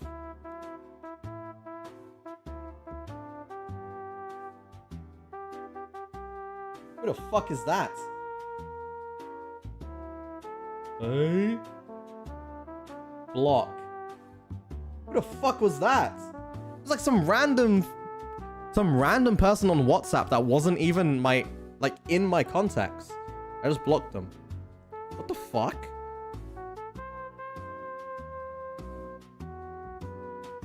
What? I didn't even know people can call you on, like, WhatsApp and, like, find your number. What the hell? That's weird. What the fuck is that? I have no idea who the fuck that is. That's weird. Yeah, okay. Anyway, Anastasia, thank you. Graduating before my 20th birthday. So I wanted to ask before you go, any advice for my 20s? You're pretty insightful and tend to give good advice. Advice for 20s? Don't think that your life has to be sorted out by being 20. A lot of people think that their life has to be sorted out the moment they exit their teenage years. You know, like 18, 19. As soon as that number stops ending with teen, they think that they're supposed to be an adult. They're supposed to be grown up. They're supposed to have a full-time job. They're supposed to have an apartment themselves. They're supposed to be fully self-sufficient. and not rely on anyone. No, you don't, man. It's not normal to be like that. I know your parents probably will say that. Trust me, if you're not like that, you're not weird. You're not a failure. You're not a failure at life. You don't need to know what you need to do in life right now, okay? Take your time. Okay? Work those jobs. Work those random jobs you get. That does not... Don't ever think that that job is going to be the last job you ever have. It won't be. So many things happen in life. You can find, like, better places to go the more experience you get. So just... don't think that your life is ending the moment you hit 20. It's literally just beginning. Literally. That's all I can say. I'm not very good with advice. I don't know why you said I'm good with advice. I don't think I am. But thank you. Lin, thank you as well. Can't wait for the handcam stream. Thank you. See you win, thank you as well. You're my Oshi. Thank you. Thank you. Chibigami, thank you. I'm punching your pillow through the stairs as soon as it arrives. Milo, thank you. Please be careful. Some people call when the person is streaming to check if it's their phone number. Well, shit. I guess I just confirmed it was. Haha. Smiley face. Ah, fuck.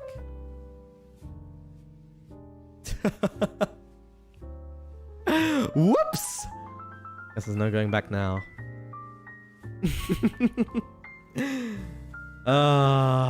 Whatever. Who cares? Who fucking cares? This is like an Irish wake. Anyway, all my love. Hey, thank you for the £15. Can, thank you as well. May I have a happy birthday. Happy birthday, Can. Ginfo, thank you. Why me? Fuck you. By the way, Lingen is a fake friend. She doesn't even know how to spell my name.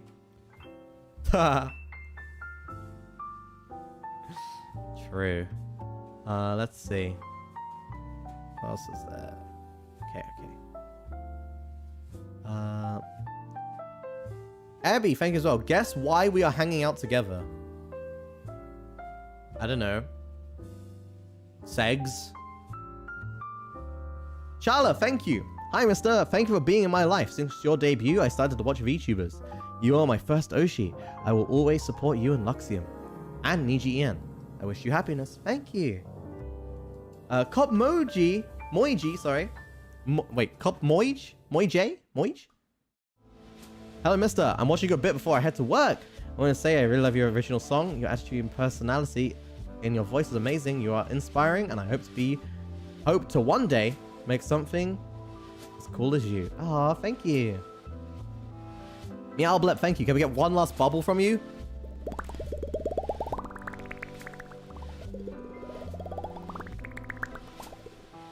Okay, there you go. Birdie, thank you. Hi, Mister. Wish you nothing but luck for the future, and you inspired me to change my life for the better. Which I'll do after I'm better. But I just wanted to let you know I'm working on a fan letter. Hell yeah! Yuzu, thank you as well. Miss, you've been keeping me awake at night whilst I'm studying for uni. And now that you're like a ticking time bomb, my grade's probably gonna be dragged along too. Oh no, I'm sorry. Emma, thank you. Bought a Fox plushie a few days ago. I haven't given it a name. Any good ideas? Call it Mysta. No, call it Rias. Call it Rias, and so then you remember me. Iwas, thank you. Hello, Mister. My first Oshi. Thank you for everything. I love watching your streams. Wish you good luck on your new journey. Thank you. That's nothing as well. I mean, it inspired me because for the first time, I saw someone who really happy and enjoyed themselves while cooking. I find it comfy. I thank you. Tracy B, thank you as well. Here's part 2 to my super chat with a big red super. I'm proud of you, and we love the you we see on stream, not just a Mr. Rias as a character. Hope we made you as happy as you made us. Thank you so much, Tracy B. BBT, thank you. First super chat, what should I say? Yo, thank you for the first super. Yuka, thank you as well. Excited to see your kitchen stream. Can it not be a crazy one? Honestly, maybe I'll make like an actual cooking. I don't know. Maybe we can actually cook something. I don't know though. I don't know what to cook. Maybe I can cook like bolognese or something. Lucy, thank you. Hi, Mister. I love your voice, personality, the way you talk, and even the way you curse. Thanks for being Mister. Glad I have a chance to know you. Thank you. Jasmine as well, thank you. I never experienced what it would be like to be a teen, so despite me being 20, I'm still trying to experience teen-like activities. Yeah, you don't have to give up on being a teen just because your number age like doesn't have teen in the word anymore, you know? Like you can still do all these things. Like you don't have to think that's the end of your teen experience. You can still do a bunch of shit. In fact, it normally makes it easier for do the shit you want to do when you get older. It normally makes it a hell of a lot easier. You should actually start like having a brain. Cozy, thank you. Hey, mister, you're my first Oshi. That's my first super. Thank you. Bochi, thank you so much. Cute name and cute profile picture. Nice to tell. Profile picture. It's my first time sending a super chat. I just want to tell you that I am proud of you. You are enough. You deserve much more than what you have, and we love you very much. Thank you. Ayaka, thank you as well. Those are great songs too. I listen to them every day. I always get energy from Mister's voice. Thank you. Gimpo, thank you as well. What do you mean question mark? I don't know. I don't know what you guys are doing. What are you doing? Are you like cooking together? I don't know, man. Whenever I go on an off collab, people say that I'm having sex with them. So if you guys are fucking hanging out together IRL, then what? From my personal experience, from the way people talk to me, apparently if you hang out with someone, you're supposed to have sex with them. So I don't know what the fuck you're doing, man. Bite me, bruh. That's what people say to me. If I'm hanging out with another liver, apparently I'm having sex with them and can't just be hanging out with them normally, so whatever. Let's see. Where was this? Where was this super? I clicked it and it's been... Lucina, thank you. First and last super. Poor. Happy graduation. I don't want to cry at the moment. First day on university, so I'm not going to watch last stream. The day you graduate. Oh, thank you. Also, Lucy, thank you. I have a new cat. What should I name them? Name them Albin. Livey, thank you. First super chat. I just want to say you're such an amazing person. You're not my Oshi at first sight, but I was gradually attracted by your personality. Thank you for bringing us joy. Oh, thanks. Joyce, thank you as well. My favorite VTuber. I hope you have a great day. Thank you. Also, I want to hear you do the frog sound again. Frog sound? What's going on? No. How's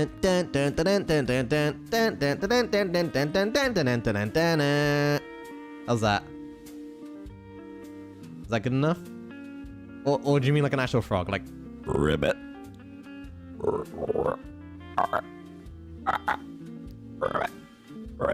I don't know what frogs actually sound like. I've never seen one in real life. Another, thank you. Mister, I can finally buy super chats on my own because I'm out of uni with my first job. Yo, congratulations! Well, I wasn't a Niji fan when you debuted. I'll stay to the end. Thank you. Gyutan, thank you. Being a shy Japanese, this was my first super chat with a message. I love your talent and kindness. I always want to be like you. Thank you for making us happy. Oh, thank you. Let's see. Alice, thank you as well. This is my first super chat. I love you forever. Thank you. Rory, thank you as well. Hold on, let me just read this. I saw this posted a lot. Hello, mister. I'm Japanese. I have one question. I want to write a fan letter to you, but I'm not good at English. If I write Japanese hiragana, can you read it? You can write it in whatever language you want, okay? Feel free. Actually, the Google Translate app allows you to take pictures and live translate, like, photos. So don't worry about it. Write in whatever language you're comfortable in. It doesn't matter. I can still read it. Okay, don't worry. Yes. Thank you, Rory. Second verse is the best part. Thank you. Yamini, thank you. Sent from the vent. You sussy baka. Alex, thank you for the first super. Junsta, thank you. I have beef with you, sir. Why do you have beef with me? What did I do? I'm sorry that I'm costing you a amazing job. Working for the most amazing person in the world. Shiyun, thank you for the 5 gifted. Sugamochi, thank you as well. Halkita, thank you. Billen, thank you. Hey, mister, thanks for being my first Kamioshi. Hey, I'm glad I could be. Sour, thank you. Feels like I've grown because I'm not sad to know you're graduating. It's just I regretted because I especially like your streaming content. It makes me feel relaxed and happy. Hope you have a great life after graduation. Thank you. Lillian, thank you.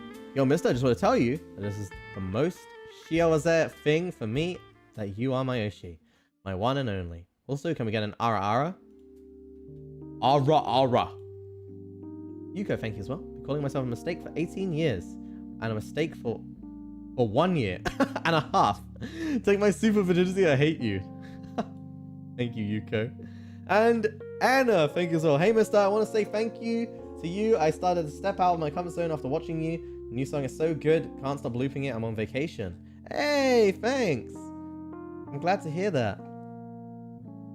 I'm really glad to hear that. Nora, thank you as well. I love your laugh and your smile. Thank you. I'm glad you could enjoy being a fan.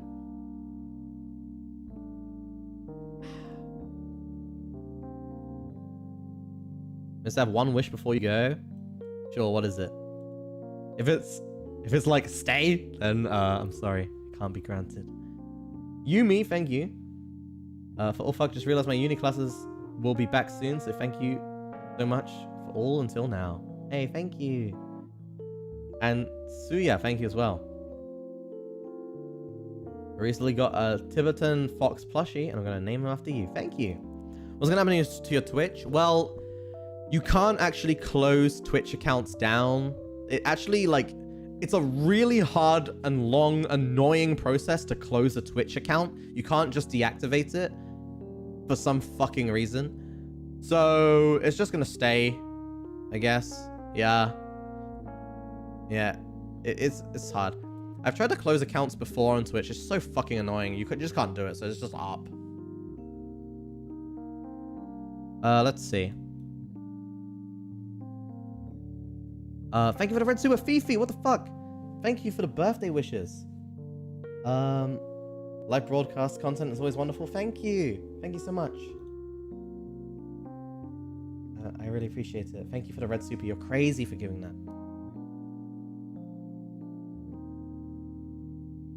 Let's see. Joysu, thank you. Can you say to my friend Veiny Fire?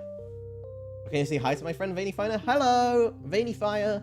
You are her Oshi. Thank you so much. Should a day ever come that we are not together, you'll continue to shine like gold in my memories. Zhongli. Ah, nice Zhongli quote, bro. First, thank you for everything. Truly, you're the reason I got into VTubers. I'm glad to hear that. Charlotte loves cats. Thank you. Hi, Mysta. This is my first super chat. You're my first Oshi and also the one that brought me into NIJISANJI. Thank you for always giving me so much fun and happiness every stream. Hope you can find your own happiness one day. I cherish all the memories. Thank you for the red super and thank you for the kind message. Can you say Mahal Kita for me? I need it for my school project. Okay.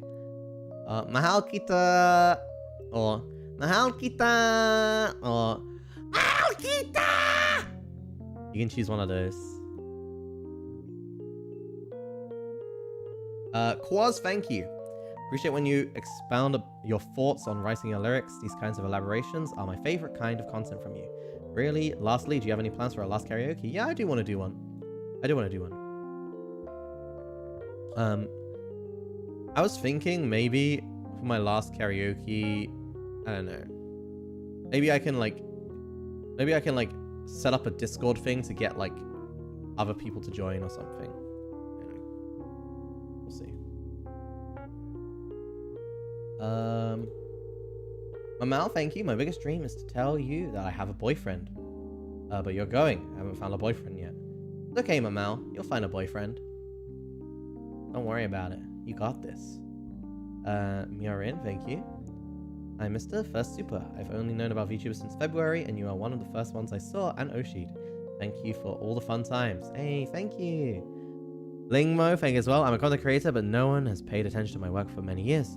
Because I drew your fan art, I made a lot of mistakes and became friends. Thank you, Mysta. You're my hope in the dark. Thanks. Shuan, thank you as well. Sugar Mochi, thank you. Alsai, thank you. Mysta, thank you for the stream today. When I hear your voice, my heart is healed and I feel better. I'm glad to hear that. Making a mistakes face cake with cooking stream. Oh, that could be a good idea. I guess it wouldn't be that hard. The mistakes design isn't that hard. Honestly, I probably could. Maybe what I could do is just like, I might just buy pre-made sponge cake or something and then cut it. Like, I'll cut 2 massive ears and then I'll have like one cake that's like in the shape of the face or whatever. And then like I'll icing it and stuff and like make it like that, you know? That could be fun. Like, instead of baking it, we're basically like making it with pre-made sponge cake. We can like make the cake and design it. It could be fun. Because I've baked a cake a few times now. It's getting a little stale.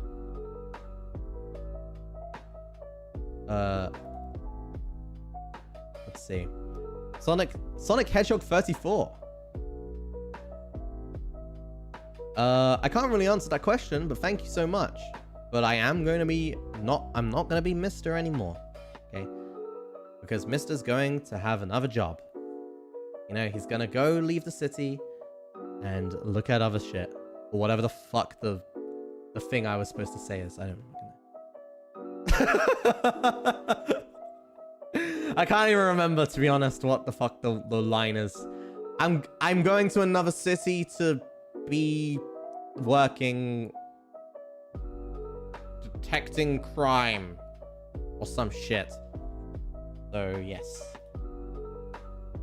all the crime is done in this city. This city is no longer chaotic at night. Da da da da do. Insert something here about, I don't know, I can't remember. Orange, thank you. Oh wait, also, thank you to Orange Super. Hi, Mysta. I was going to see it before going to bed. Yo, have a nice bedtime. Orange Americano, thank you. I love your laugh so much. You smile for no reason. I don't know what to say here, since I'm going to send you a fan letter. Wish you are able to laugh from your heart. Thank you. Small Fox, thank you as well. It was a pleasure to have met you in this timeline. It's going to be sad. See you go, but only hoping for better days. Thank you. Chris, thank you as well. It's sad that we only have such a short time. Happy that you are going to live your life. Thanks for all the happiness you brought us, and you will live in my memory vividly. Thank you. Thank you, thank you. Zuri, thank you as well. I can't wait to see you cosplay. I'm sure you're going to look amazing. Lingen, thank you as well. Ink, thank you. You're my first VTuber, and thank you for so much. Use my art for thumbnails. It's a fancy experience and always love you. Thank you. And Misty, thank you as well. Thank you for having Ganyu as a waifu. I like Ganyu too. Alright, someone in the chat said... K Mira said, hello, I really love hearing your advice. Can you share advice... Sorry. Can you share advice on not getting too nervous on interviews / any general tips on doing good at interviews?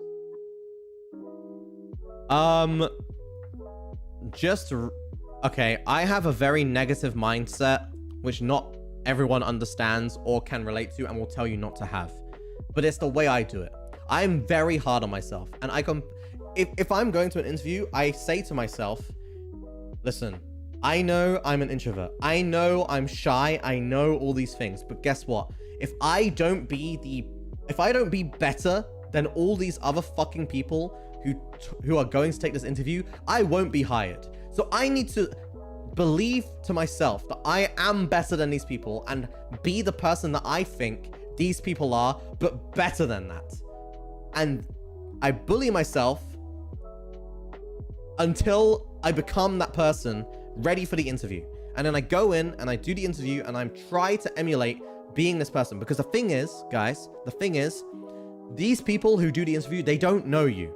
They don't know that you're just sitting indoors all day. You have like no friends or whatever. You're just like chilling to yourself. You're an introvert. You're shy. Any of this shit. They don't know this. This is their first impression of you. So if you act confident and like, yo, I'm fucking this, I'm a big shot, I know what I'm doing, all this shit, in front of your like mom or something, you're probably gonna like feel cringe, right? You're gonna feel cringe because they know you're not like that or whatever. Or if you do it in front of close friends, you're gonna think, this is cringe, like they know I'm not like this, so I feel cringe.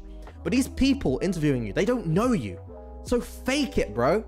fake it. They don't know. They don't know that you're not confident. Just act that way. Act confident. Act like, be completely toony about it, bro. Who cares? You're going in there to get the job, right? You're going in there to get the job. Doesn't fucking matter if after they hire you, if they find out that you're shy and shit, who fucking cares? You're getting that dough, bro. Who cares? You're already in, right? You're already in, and you can improve on the job as you go. And they're not gonna go, oh, well, fucking, we'll just fire them then. And like, no, they're not gonna do that, bro. The process of hiring is so long and tedious. So fake it until you make it, like people are saying in the chat. Just be confident. Try to be the best version of yourself, and then try to be the best version of other people, but better. And as long as you do that, you will do well. They did fire you because of that? Well, that is a rare occurrence. Because I pretty much change up when I'm in my job, and I've been fine. And I've done a lot of jobs. So don't take, like, one person or two people's things as base value. Don't take my thing as base value. Try it for yourself. If it doesn't work, then at least you gave it your best shot, right? Like, it doesn't even matter what I say. If you disagree with what, if anyone disagrees with what I say, fucking whatever, fuck off. I don't give a shit, right? If someone's asking me for my opinion, I'm gonna give my opinion. If you think I'm fucking stupid, I don't give a shit, right? So, like, you know, also, this is not saying it to you, Bisque. I'm just saying in general. If anyone doesn't like my fucking opinions and shit, then whatever. The thing is, if you do the way that I said, if you do everything I just said, then you will have done the best possible performance you could have done to get into a job. And if your whole mindset is to get into a job, then you should do that. If you're, like, after you get the job, that's when you worry, okay, how the fuck do I maintain this? How do I maintain this confidence? That's when you start worrying about that. But don't start worrying about that before you even get the fucking job, because you're not going to get it by doing nothing. You're not going to get it by not being proactive. You're not going to get it by being all fucking shy in the corner, okay? No one's going to want that. So just pretend. Just be the best version of yourself.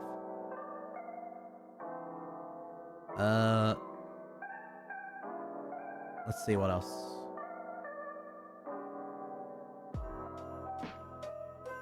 Anyway, so would you consider doing a drawing live stream? Your drawings are really fun and artistic. Oh my god. And artistic. Thank you, Balala. I mean, maybe. I do have a drawing tablet that I can use. Jesus. Sorry.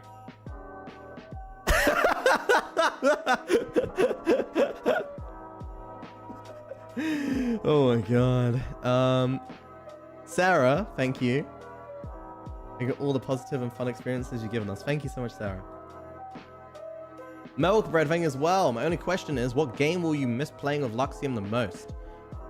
Miss playing with Luxiem? I mean, we don't really play games very often together, but only for like Luxiem collabs. I don't think I miss any games playing with Luxiem. What I miss with Luxiem is just being around them. Like, hanging out in Japan, going around, doing whatever the fuck we want, and like, talking about random shit, making our inside jokes, and, you know, being dumb. That's what I'll miss. I don't give a shit about the games we play. I care more about, like, the connection. There's not really any games I'll miss playing with them. Let's see. Yeah, da boys. Da boys. Would you fancy, Mr. Wait, hi, Mister. Would you fancy for a pancake art? I don't know how to do pancake art, but if someone could make pancake art of me, that would be awesome. Hal, thank you. I'm actually trying to draw you right now. Oh, hell yeah. Thank you.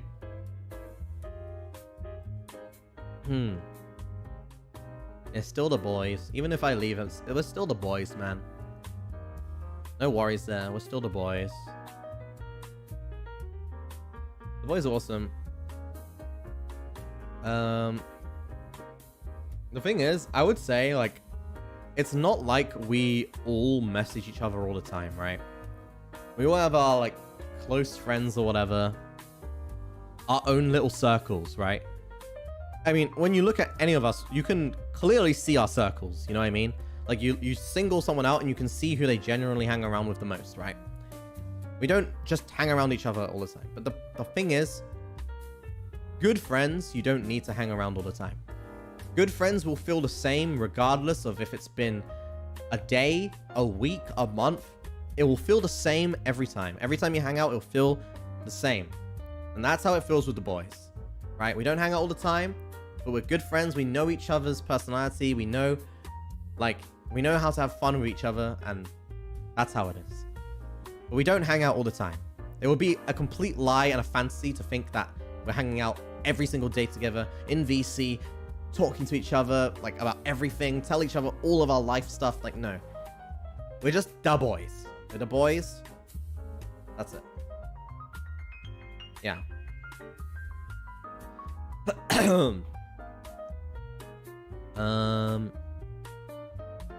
Yeah, I like friendships like that. They're nice. Especially for me, because I'm a really bad friend. I've said it a million times, but I'm not a good friend. I like being alone, and I don't like talking to people very often. Even, like, messaging, I don't like talking very often at all. And, you know, I mean, I don't even, like, I don't know. I don't really call either very often. I don't call, I don't talk, I don't whatever. Yo, Shoto, thank you so much for the red super. Thank you. Bitten. Low maintenance friendships, I think me, yeah. I don't know, man. I hate looking on Discord and feeling like I have to reply to people. And I hate looking on Twitter and feeling like I have to reply to people. And I hate... I just don't like the feeling. Actually, me and Iron Mouse talked about this. I don't know if it was on stream or not, but me and Iron Mouse have a very, very similar way of communication. Actually, so does Gant from Trash Taste. So does Giguk. We were talking about it. When we met up, we were talking about it. Like, we were talking about how easy it is to talk to each other or, like, communicate with each other, because we know, like, we communicate in the same way. We just, like, say one or two things and then we kind of just, like, leave it, right? So it's very easy to talk to him. Yeah.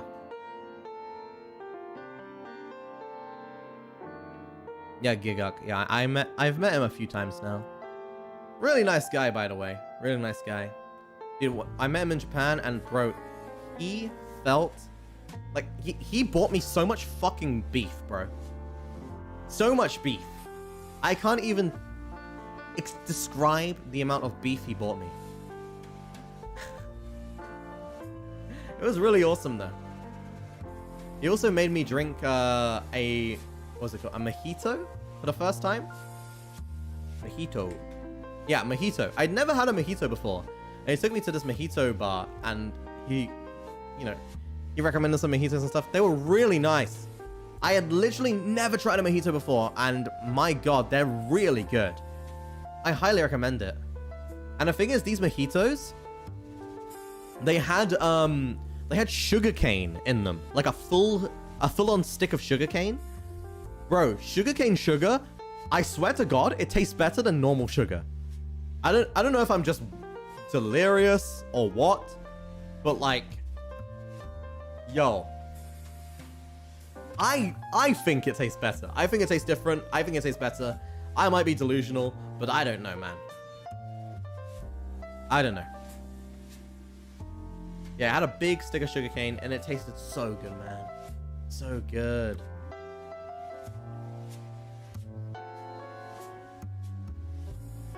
I think this is a bad friend. Like, me and my friends were like that. We don't feel the need to always be together. Okay, but here's the thing. Especially in a social media sphere, people want to message you. Especially if you have influence, people want to message you all the time. And if you message them once, people will keep messaging you. And if you don't message back, you're seen as an asshole. You're seen as someone who just ignores their stuff all the time or whatever. And you're seen as, like, egotistical or whatever. When in reality, I just don't want to message anyone. I don't give a shit who the fuck you are, man. I don't care who you are. I just don't want to message anyone. I just like my own fucking space. I like doing my own thing. I don't even like looking at my DMs. I don't like looking at my emails. To me, looking at DMs is like looking at emails. Like, I don't know, man. That's why I'm a bad friend. Because friends want to message you and shit. But I don't like doing that. You know, I don't like it. It's just not my thing.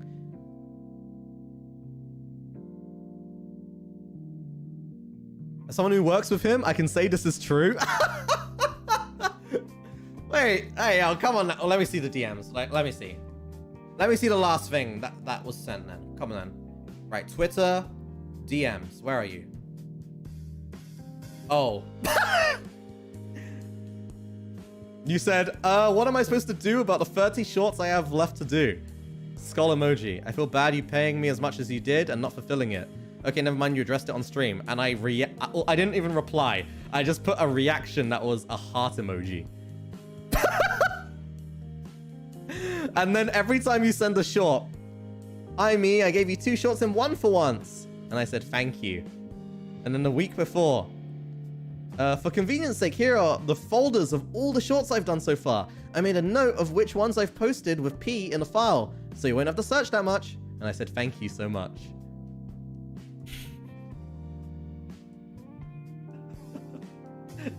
Yes, I'm a dry texter. I'm sorry. I'm sorry, man. It's what it is, man. I'm sorry. I don't like replying to messages. I don't like looking at messages. It makes me feel weird.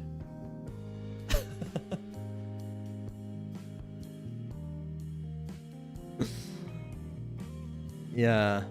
I'm the type of person where, like, someone will come up to me and be like, or they'll message me and be like, yo, are you okay?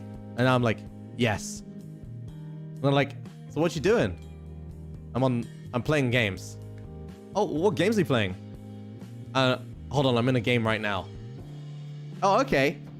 And then I just don't message them back for like, I'd never message them back after that because I forget. And then I'm like, oh, it's been too long now. So it's a bit awkward. So I guess I just won't message. That's why I'm an asshole. That's why I'm a bad friend.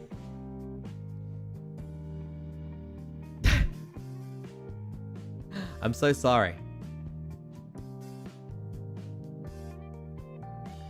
I like being alone. Being alone is nice. Being alone gives me comfort. Being alone means the best thing about being alone is I never have to let anyone down. People get let down initially because they think they want to like connect with me and shit. But like after that, they forget about me and then they don't want to talk to me. And then that means I don't have to talk with them. And that means I don't have any chance of letting them down. So I just chill on my own because it's nice. I don't have to feel like I'm playing a mini game all the time, you know? Yeah, I don't like feeling like I'm playing a mini game with a new person every day. And the thing is, guys, when you're an influencer, I hate that term, but when you're like a streamer on social media, people approach you. A lot of people approach you to talk, right? A lot. More than you would ever think. And because of that, shit gets tiring if you're like me. If you're like me already, where you don't want to talk to people, bro.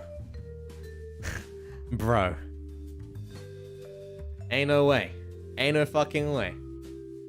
Nope.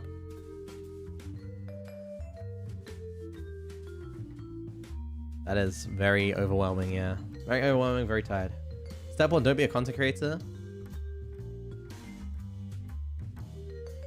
I mean... Your merch tag on Twitter so I can share pictures of my Mysta merch. I don't have one, no.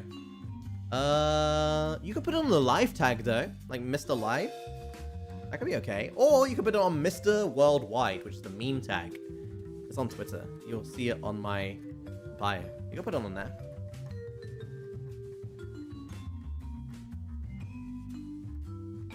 Mysta confirmed as introvert. You know how in like, you know in Bochi the Rock, you have like Bochi who is like an introvert, but they don't like being alone, right? And then you have Rio that's like the opposite of that. Is an introvert, but likes being alone. You know what I mean? I relate to that. I'm not an introvert who doesn't want to be alone. I'm an introvert that likes being alone and would prefer to be alone. Like, there's different types, right? There's different types of introversion, because there's ones, like, you can still have social anxiety and introversion and still be different. Like, there's a lot to it. I like being alone. I don't really care if people are around me or not. Being alone's nice. I'm like a Shiba Inu, you know?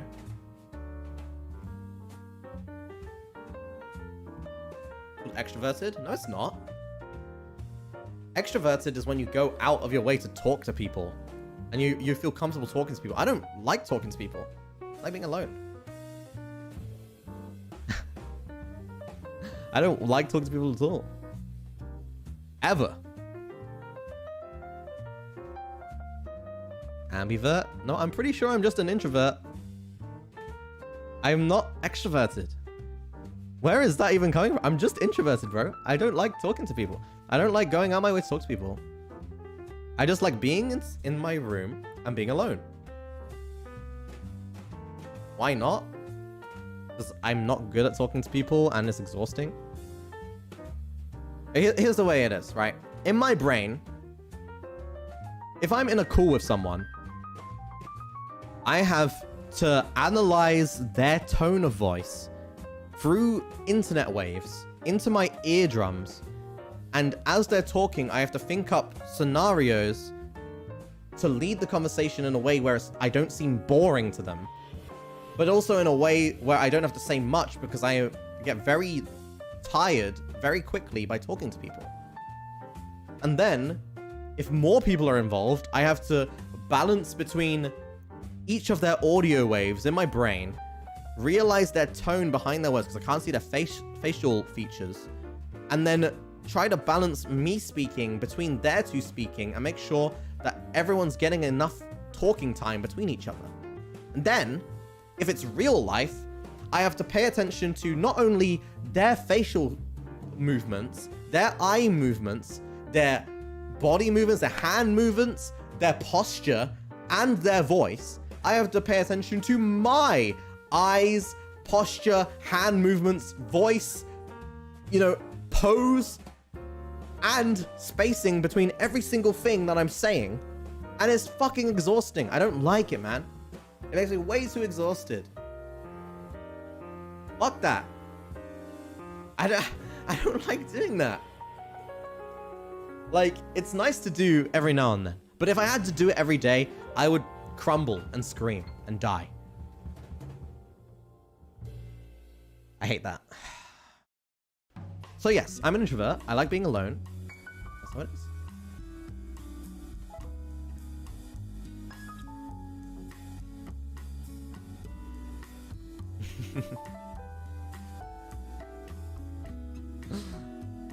Yeah.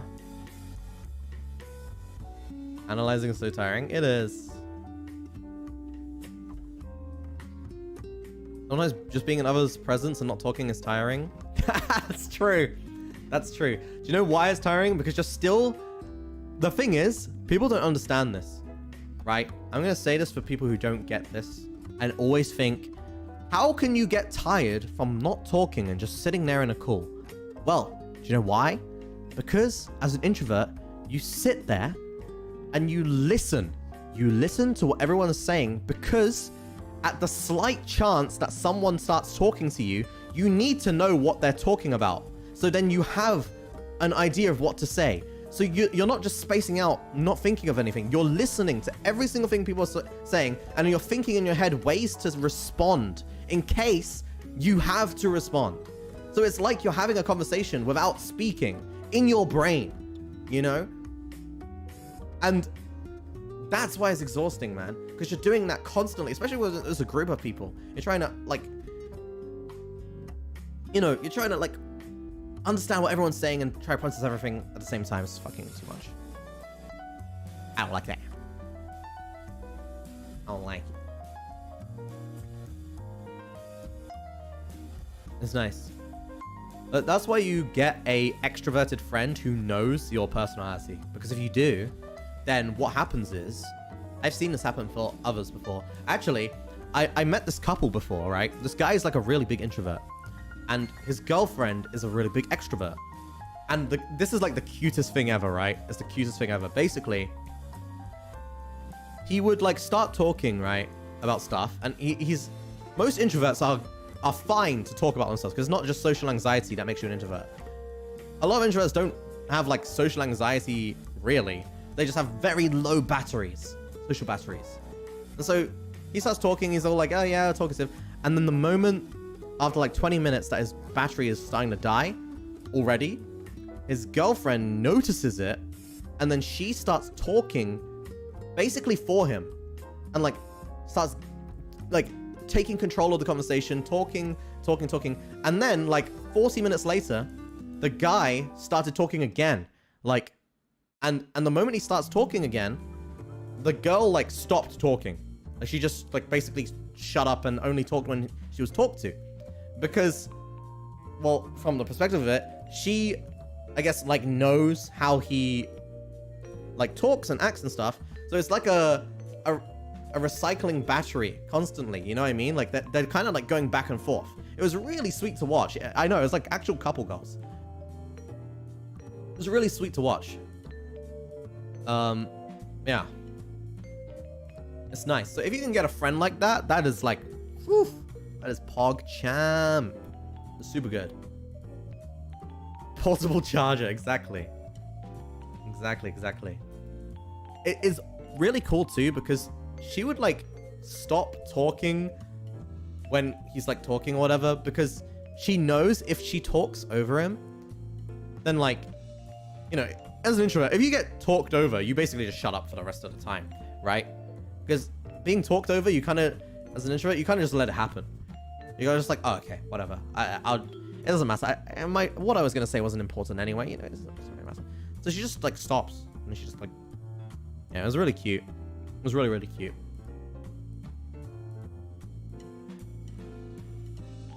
Yeah.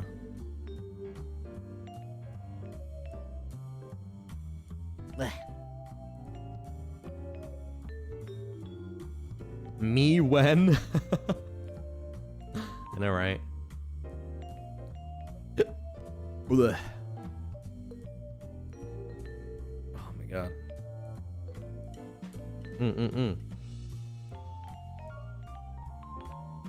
I always make sure to speak out if someone speaks over me. Damn, you got the balls, bro. You got the balls. Okay, here's the thing, right? If someone speaks over me, I normally just let it happen because like I can't be bothered.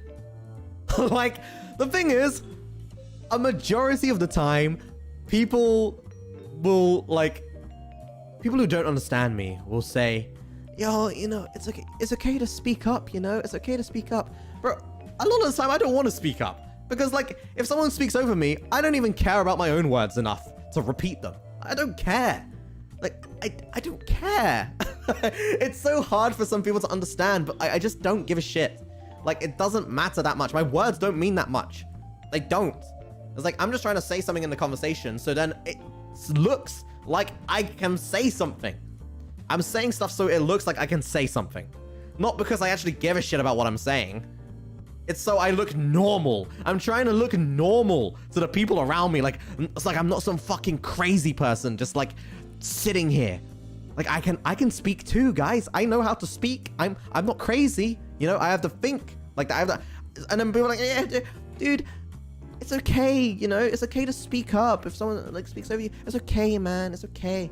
Like, bro, I don't give a shit about what I'm saying, man. Unless it's like in a game or something, like Among Us, like what Ike did, right? That's different. But in the normal world, I don't give a shit.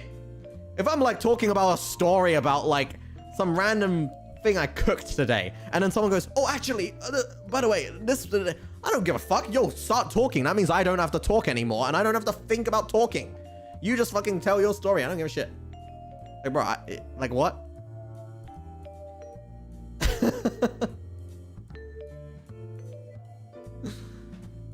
Like, I would prefer someone to speak about a story because that means I don't really have to listen much. because it's not like a conversation. It's more like them telling me stuff. And I just have to go, oh, yeah. Yeah. Oh, wow. Oh, damn. I don't really have to think of a response. I just go on autopilot at that point, right? But if it's a conversation, oh man, I have to think about how it's going to go. Do simulations in my head. It's like, ugh, exhausting. Exhausting.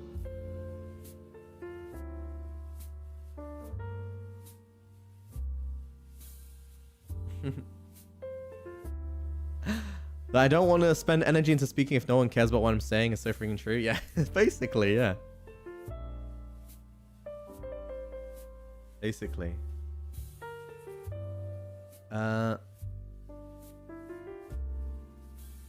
These are people talking to me about something and I don't know what to say back, so I just say yes repeatedly. Yo, you know what the worst thing is? Like, when you're speaking to someone who has a soft voice and like you can't, oh my god, okay, listen, I know I mention this person a lot. It's just, it's one of my best friends and I had a lot of experiences with them. So I'm gonna be real. You think Mika is a loud person on stream, okay? You think Mika is a loud person on stream. In real life, she is the most quiet person. I swear to God, she is the most fake persona I've ever seen on fucking life. She is like the most loud, outspoken person on live streams, and the moment it goes off, she's like a little timid, little fucking fluttershy. Actually, legitimately. And bro, oh my God, I have to lean in so close to like her face just to hear what she's saying, and she'll just like go like, Mysta, like, yeah, she go, like, what? Like, I don't know what you're saying, man. Like, we're literally like in like fucking London and shit, right? During the London time. Do you know how loud London is? Do you understand how loud the crowd is in London, bro? And she's just like, like, you're gonna have to speak louder. You're gonna have to. And it's just like, I wanna, you wanna go over here, maybe? Like, bro, what happened to the Mika I know on livestream? What happened? What happened to the super confident, loud person?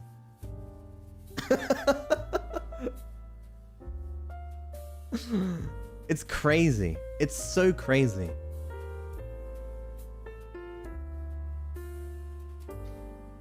Even better when fiance calls me out because I only go up in pitch.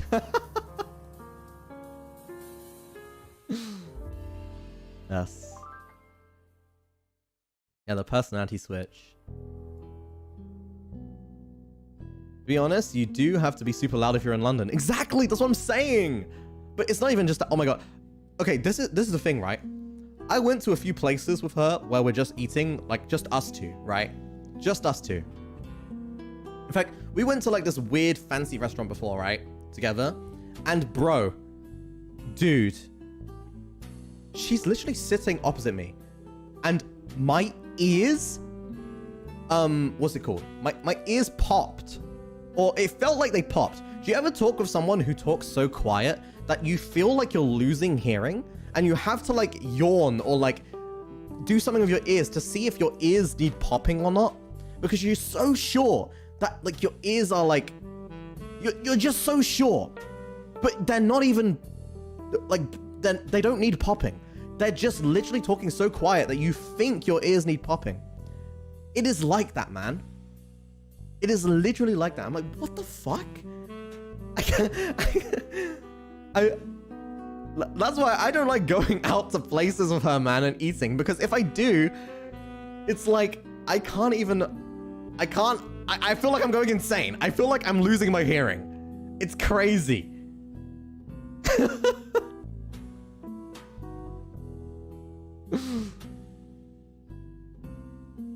It's so many times, man. It's so many times I thought I was going insane with my hearing. So many times. Yes, it's that quiet. It's really quiet. Crazy.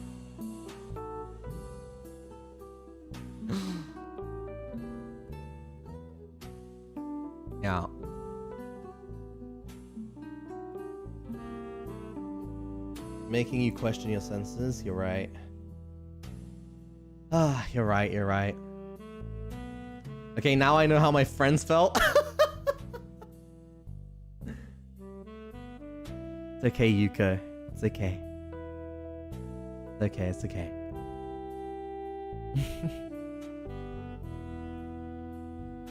I've been to London before and you can't hear yourself think. I know. It's so loud. It's so loud. I hate London. Fuck London, bro. I hate that fucking shithole. Fuck the blues. Hell no. Alright, chat. I might end it here. Is London that loud? It is. If you go to like the tourist spots, it's fucking loud, bro. It's loud. Even like the Chinatown area. I love the Chinatown there, but my god, you can't move and it's so loud. All you hear is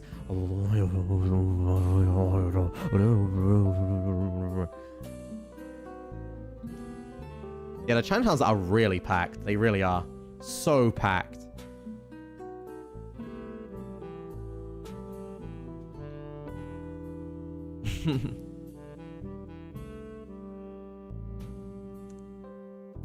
Yeah, when your personality online is nothing like your personality in person. I think that's a lot of people, though. I think that's a lot of people, to be fair.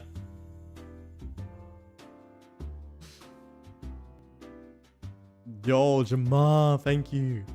I mean, it's not as active as I wanted to be, but actually, I want to thank you for everything. I try to be even half the person you are. I would wish you good luck, but knowing you, you'll be fine. Hey, thank you, Jamar. Thank you so much. That means a lot, man. Thank you, Jamar.